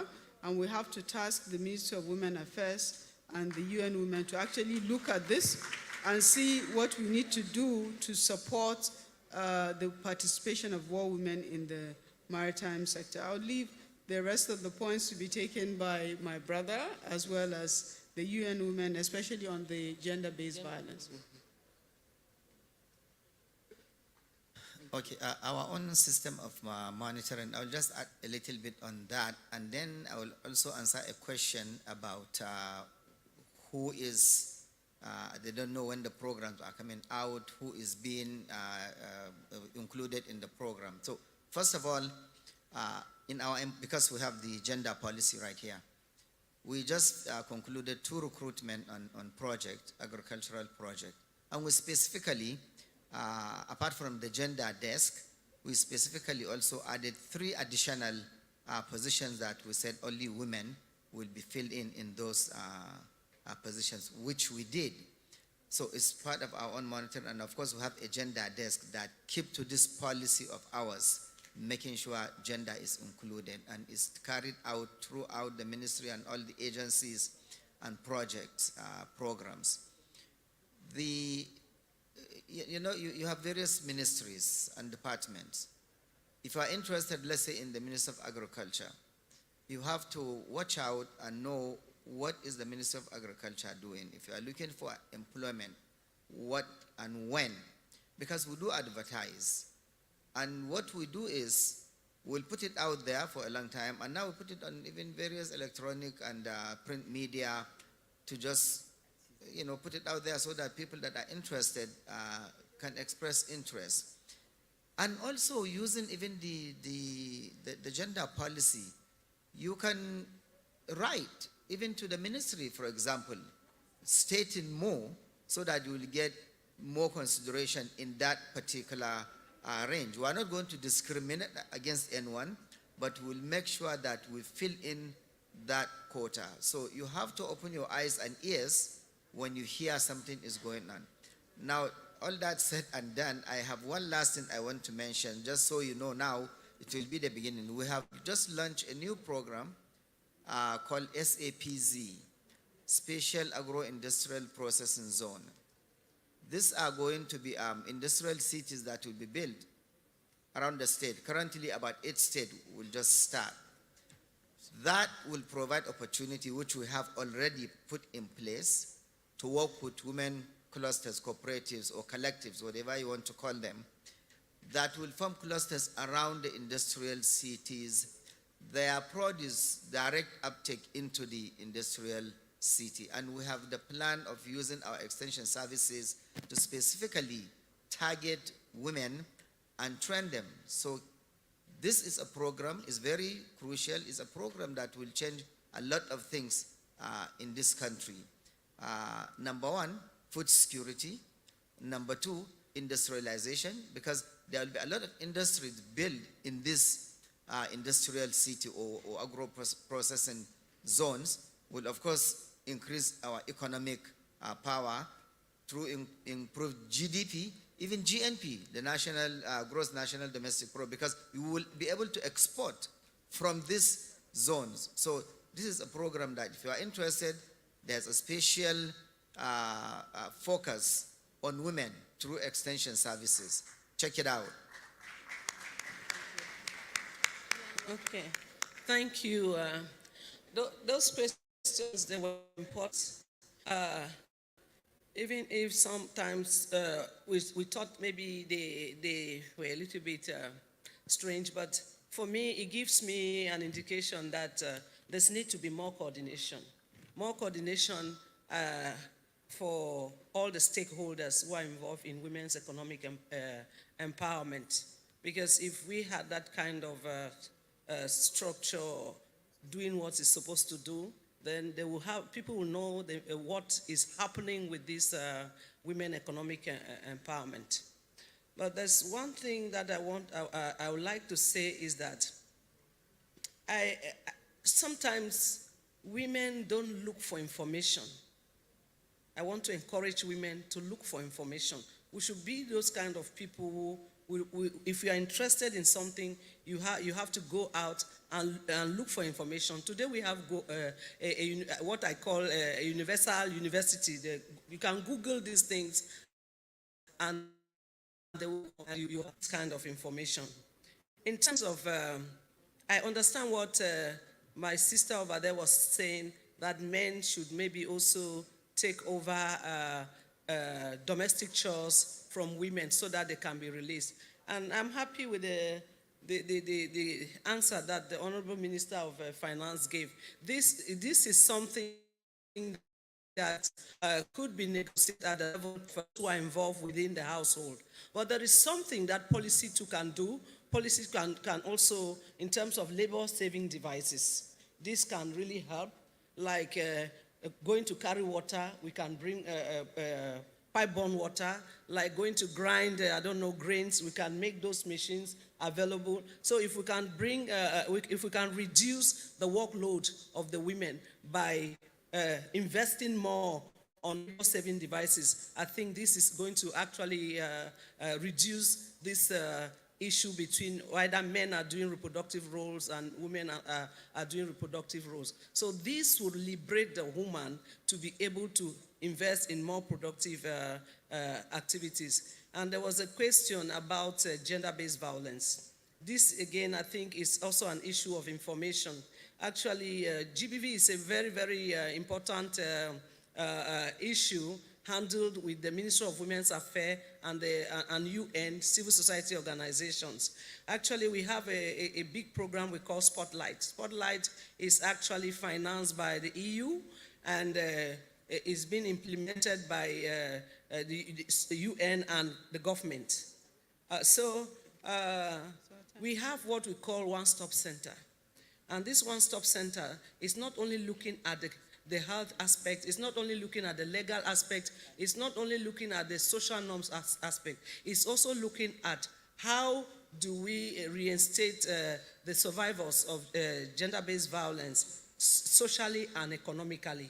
So there's a big economic empowerment attached to the fight against gender-based violence. So I think maybe if you are working within this domain, maybe you can try to contact us. We can give you more information on what we are doing. But in terms of government, actually there is something that the Ministry of Finance has done. You know, we had just one forensic lab. We had just one forensic lab. That is, this forensic lab helps us to determine whether rape has occurred within the fight of GBV. But now the ministry has actually budgeted 2 other forensic labs that will come. Yes, one in Lagos and one in Abuja.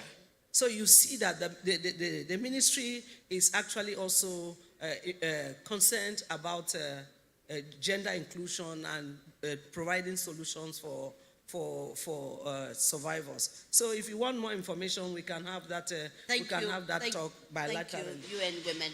I'll just want your comment before we go, because I have some questions, online questions, and we have about 5 more minutes. Yeah, I should take the questions. Thank you. This is for you, Honorable Minister of Agriculture. Anchor's Borrowers Program, what are its outcome metrics, and what are the specific results? Are they hosted publicly? Yes, they are. Yeah. Where do you get them? They're hosted publicly. Yeah. He's asking about Anchor's Borrowers Program. What are its outcomes, metrics, and what are the specific results? Are they hosted publicly? Well, let me answer just one part, because the Anchor Borrowers Program is really a program of the Central Bank of Nigeria. I'm not privy to so much of the operational guidelines of that program. What I know, the purpose of which to increase food production in the country, which to a large extent, yes, it has, because a lot of smallholder and medium-holder farmers were able to access loans and produce food. What other metrics, I can't tell you, because I'm not, yeah. All right, and the next question is also about you. So, you know, food is important. Yeah. The policy and programs on agriculture seem to focus more on primary productions, with little or no emphasis on value addition. The Honorable Minister of Agriculture and Rural Development may wish to give some insight on the various interventions on agricultural value chains by the government, particularly on the value addition aspects in relation to women. We have various programs, some of them being assisted by agencies, development partners like the World Bank. And what we do for every value chain, we look at how do we expand that. And I was just telling I just came back from Brazil, talking about cassava. And I saw the kind of value addition that they have for cassava. If we are treating cassava to 3 different value chains here in Nigeria, in Brazil, maybe 10. They make this, that, and that. In fact, I ate a cassava-based omelette, and it was delicious. Did you bring the menu home? Yeah, I tried to make it. It didn't turn out just right. I will try it again. All right, and I think this is a general comment. More women need to be involved towards capacity building. These are some of the comments that came online. Unfortunately, we have less than 3 minutes to go, so I just want one final line from our participants. And like we always say, charity begins at home. I'd like to bring on His Royal Highness. Sir, what are your parting shots on this conversation? His Royal Highness, the Emir of Argungu. You have the microphone, sir.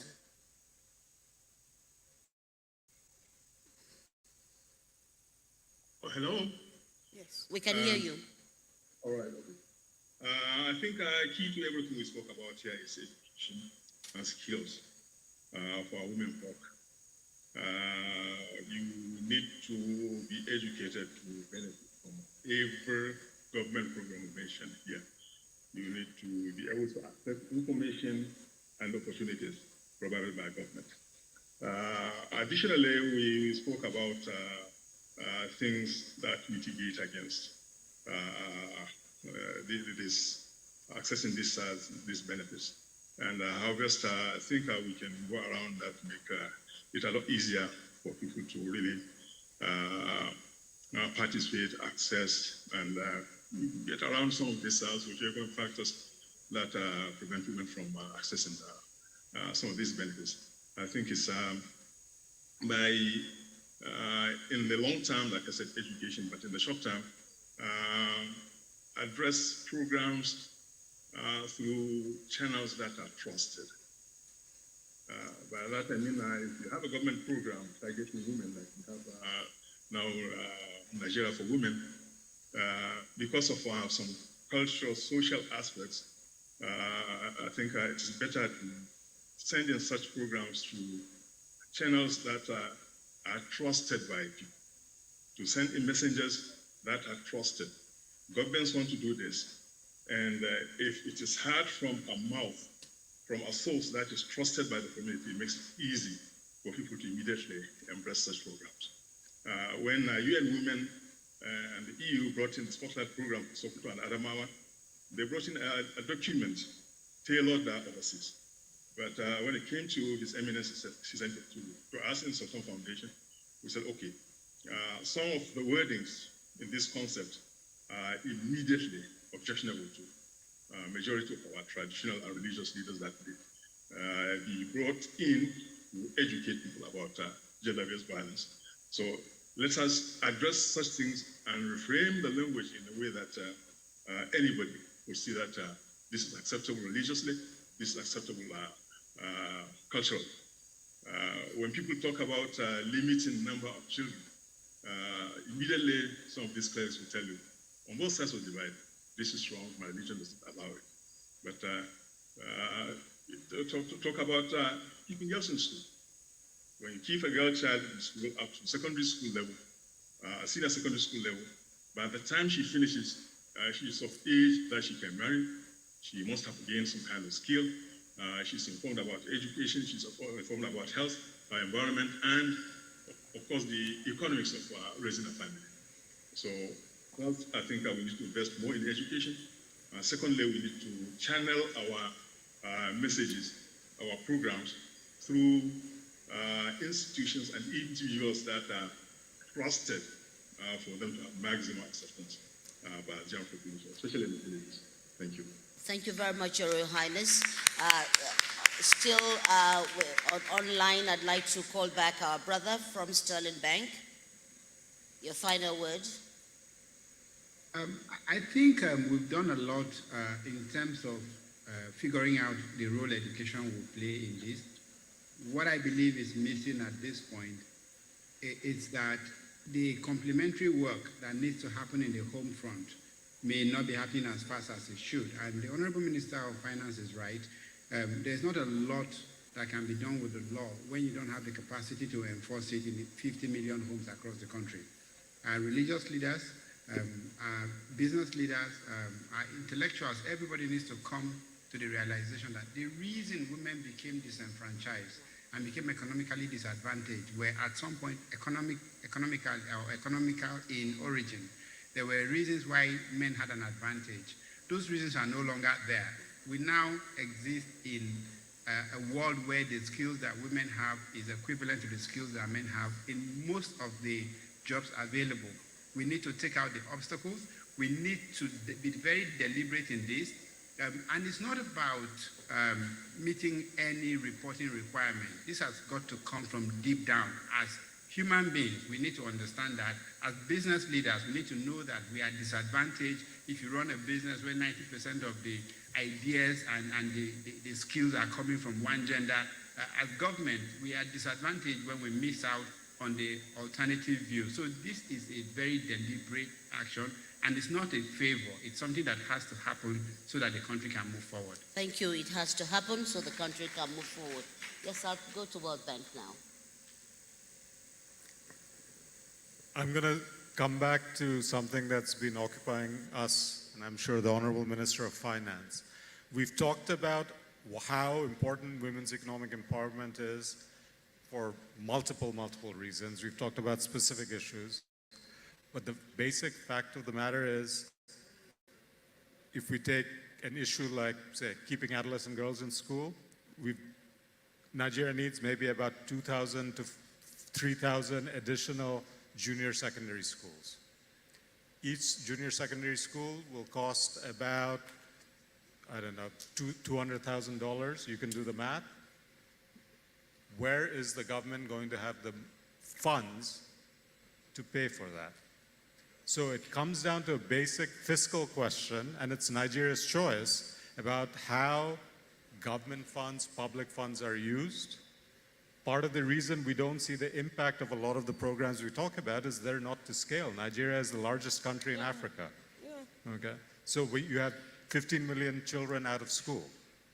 So in order to have government at the federal level, state level, communities address these problems, public funds have to be put to the best possible uses. And Nigeria's choice is, which are those best possible uses? Schools for girls or PMS subsidies? Thank you. One final word, ma'am. You have 30 seconds. Yeah, thank you so much. I think what I will round up with is actually let's continue with the financial inclusion of women, because at the moment we have about 35%. So let's go further. Maybe by the time we're about 60, we will see the real changes that are occurring. The second thing I want to talk about is financing for gender equality. The Ministry of Finance is already taking a good road with gender responsive budgeting, but I will also add that we could also follow up with the recommendation of the Secretary General of the United Nations, who recommends that 15% of all development funds should be earmarked for gender equality and women's empowerment. It doesn't make the money move from one place to the other, but at least it opens the eyes and the sensitivity that gender is a key priority for the government. Thank you. Thank you. Honorable Minister of Agriculture, sir, your final word. Well, let me say, women are already 70% in agric. And agric is no longer for just food production. It's a business. You will make a lot of money. In fact, some of the richest people around the world, they started with agric. When I went to Brazil, a lot of the farmers have their own private airplanes. And don't think, oh, if I cultivate, who will buy it? There are buyers within and outside the country. So from those cooperatives, those clusters, collectives, whatever you want to call them, come to the government for assistance, we'll work. And now we have the private sector also. The PPP, public-private partnership, is what is in now. There are support everywhere. Food production, agri is for business. Treat it as that. Thank you. Thank you very much. Our lead discussant, and of course, where the purse is the Honorable Minister of Finance. Your final words, ma'am. Thank you very much to everyone. Let me start by the point of financial inclusion. When you look at the data on financial inclusion, there's still much more women that are not yet banked than men. So we have to do a lot more to make sure that women open bank accounts so that they have a better chance to access finance. Again, on the issue of access to finance, and I'm glad we have a banker in Sterling Bank that is in the meeting, we need to soften the collateral requirements, because the fact is women own very few of the lands that are available. The land stock is largely not in the hands of women, and therefore they don't have any collaterals to use to access finance. On the issue of access to information and also to education, We must find ways in which we can reach women in different ways. Digital technology, broadband access will help, but education is key for even being able to access information through the internet. On inclusive growth, we have an aspiration as a country to grow the country by 2025 to 7% of GDP. But our aspiration is that the growth should be inclusive. So you cannot have an inclusive growth if 50% of the population are not carried along. So it is an economic decision. It makes economics policy sense to make sure that the whole of the population, women, youth, men, young boys, everybody is, as well as people with special needs, everybody has a quota to contribute if that growth is to be inclusive. On the issue of, again, on the issue of finance, while government tries to use as much of its resources as possible, the resources are limited and resources everywhere are finite. So government, and I'm speaking to us in government, we must, with the development partners, we must look at how government funding can be used to catalyze private sector funding. The National Development Plan projection is that 84% of the funding required for the implementation of the plan is to come from the private sector. So only 14% from government. So government should not take its fund and just put in this initiative after initiative, but we need to step back and begin to look at how do we use our funds to catalyze private sector funds. Thank you very much. I think this has been a very robust and illuminating conversation going forward. What we need to do as next steps, we need to create awareness so that more participants, more people can benefit from all that government has laid out. And more importantly, on the side of government, ensuring an enabling environment that will ensure gender inclusion for women going forward. Education is what we should pursue. And of course, all other issues that have been raised, digital acquisition by women, increased trust, and gender trust, and looking at the lens of what women are able to do and improve the lots of women. Leaving no one behind, if I may borrow UNFPA's passage shot. It is a collective responsibility, and until all of us, men, women, young, old, whatever, disabled, whatever, you have a role to play. And until, of course, you see that your role is as important as Mr. A and Mrs. P or Miss P, then we won't get to the promised land. But the promised land is where we can get to. So I leave you with this: leave no one behind. Thank you for being very good audience.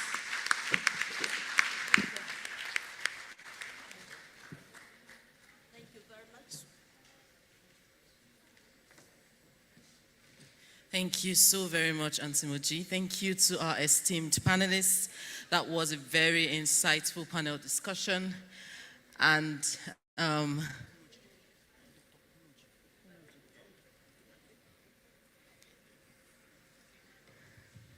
thank you so very much. Let's put our hands together for them again. Thank you.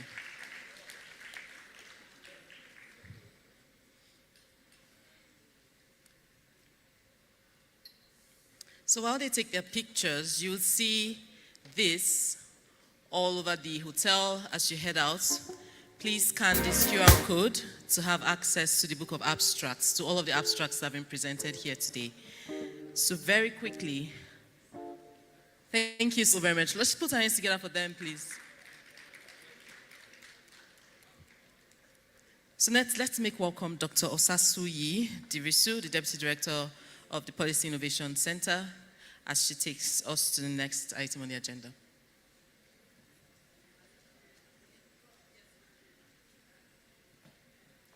Thank you so much. Quickly, we would like to present certificates to the oral presentation winners. And to do this, I would like to call on the Deputy Director of Gender Equality, the Gates Foundation, Lesa Schroeder. Please, let's make her welcome.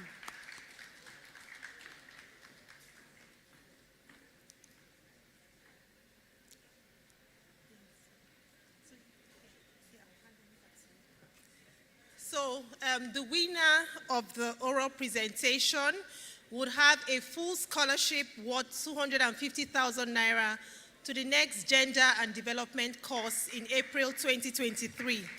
And the winner is Nchelem Kokoma Ichegbo.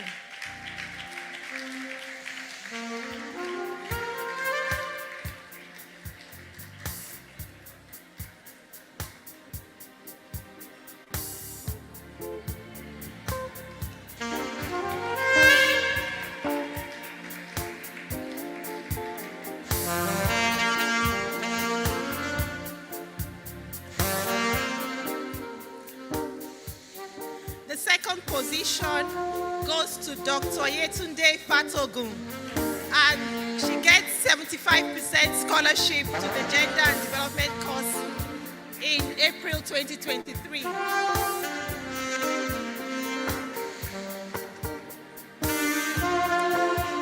And the third position goes to Mercy Anthony, and she has a 50% scholarship to the next Gender and Development course.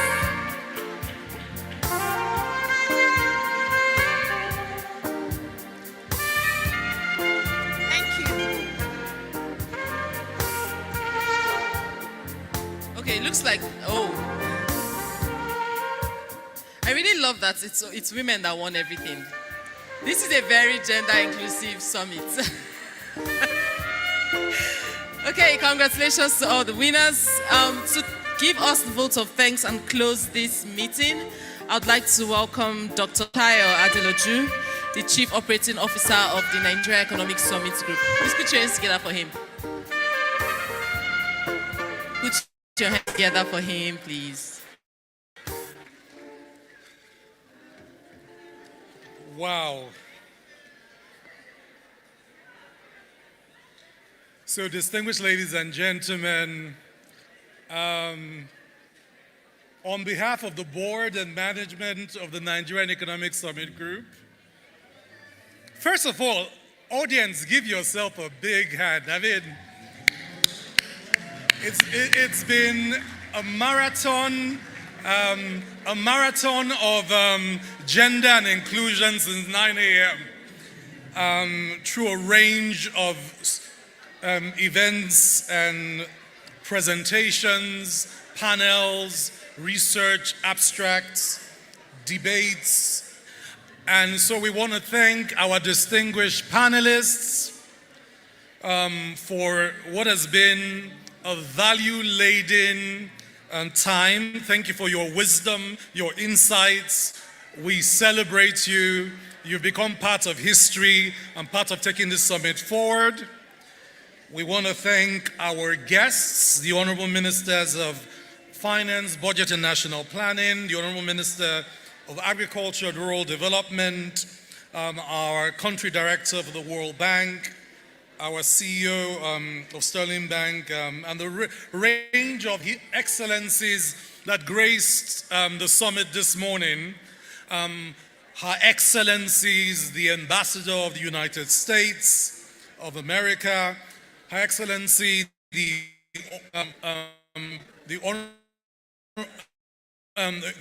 British to Nigeria, His Excellency, the Deputy Head of Delegation of the European Union's Commission, and many of our distinguished guests, friends from the Bill and Melinda Gates Foundation, the Deputy Director, the keynote speaker from the Gates Foundation, our sister Sibyl, and the great family we have in the Ministry of Finance, Budget and National Planning, the Federal Ministry of Women Affairs, thank you so much.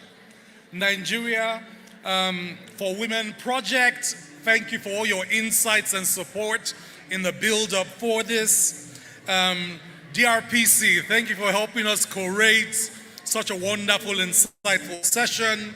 The World Bank, the EU Spotlight Initiative with the UNDP.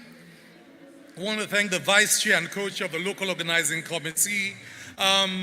And finally, a big thank to my bosses, the board of the NESG that thought it was time to bring the voices from all our country this morning we had personal, organizational, community, state, regional, national stories that tell us that not just gender, but the time for comprehensive national inclusion is now.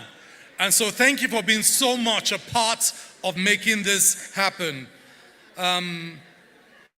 Just too many people to name and to thank. And we just want to say, ladies and gentlemen, look out for the report of the summit. We call the report the Purple Book. Everything here will consolidate into the Purple Book for more advocacy, more engagement, and by God's grace, see you next year when we will have consolidated and made actions happen on the recommendations that have come out of today. God bless you as you go home, and Godspeed. Thank you, ladies and gentlemen.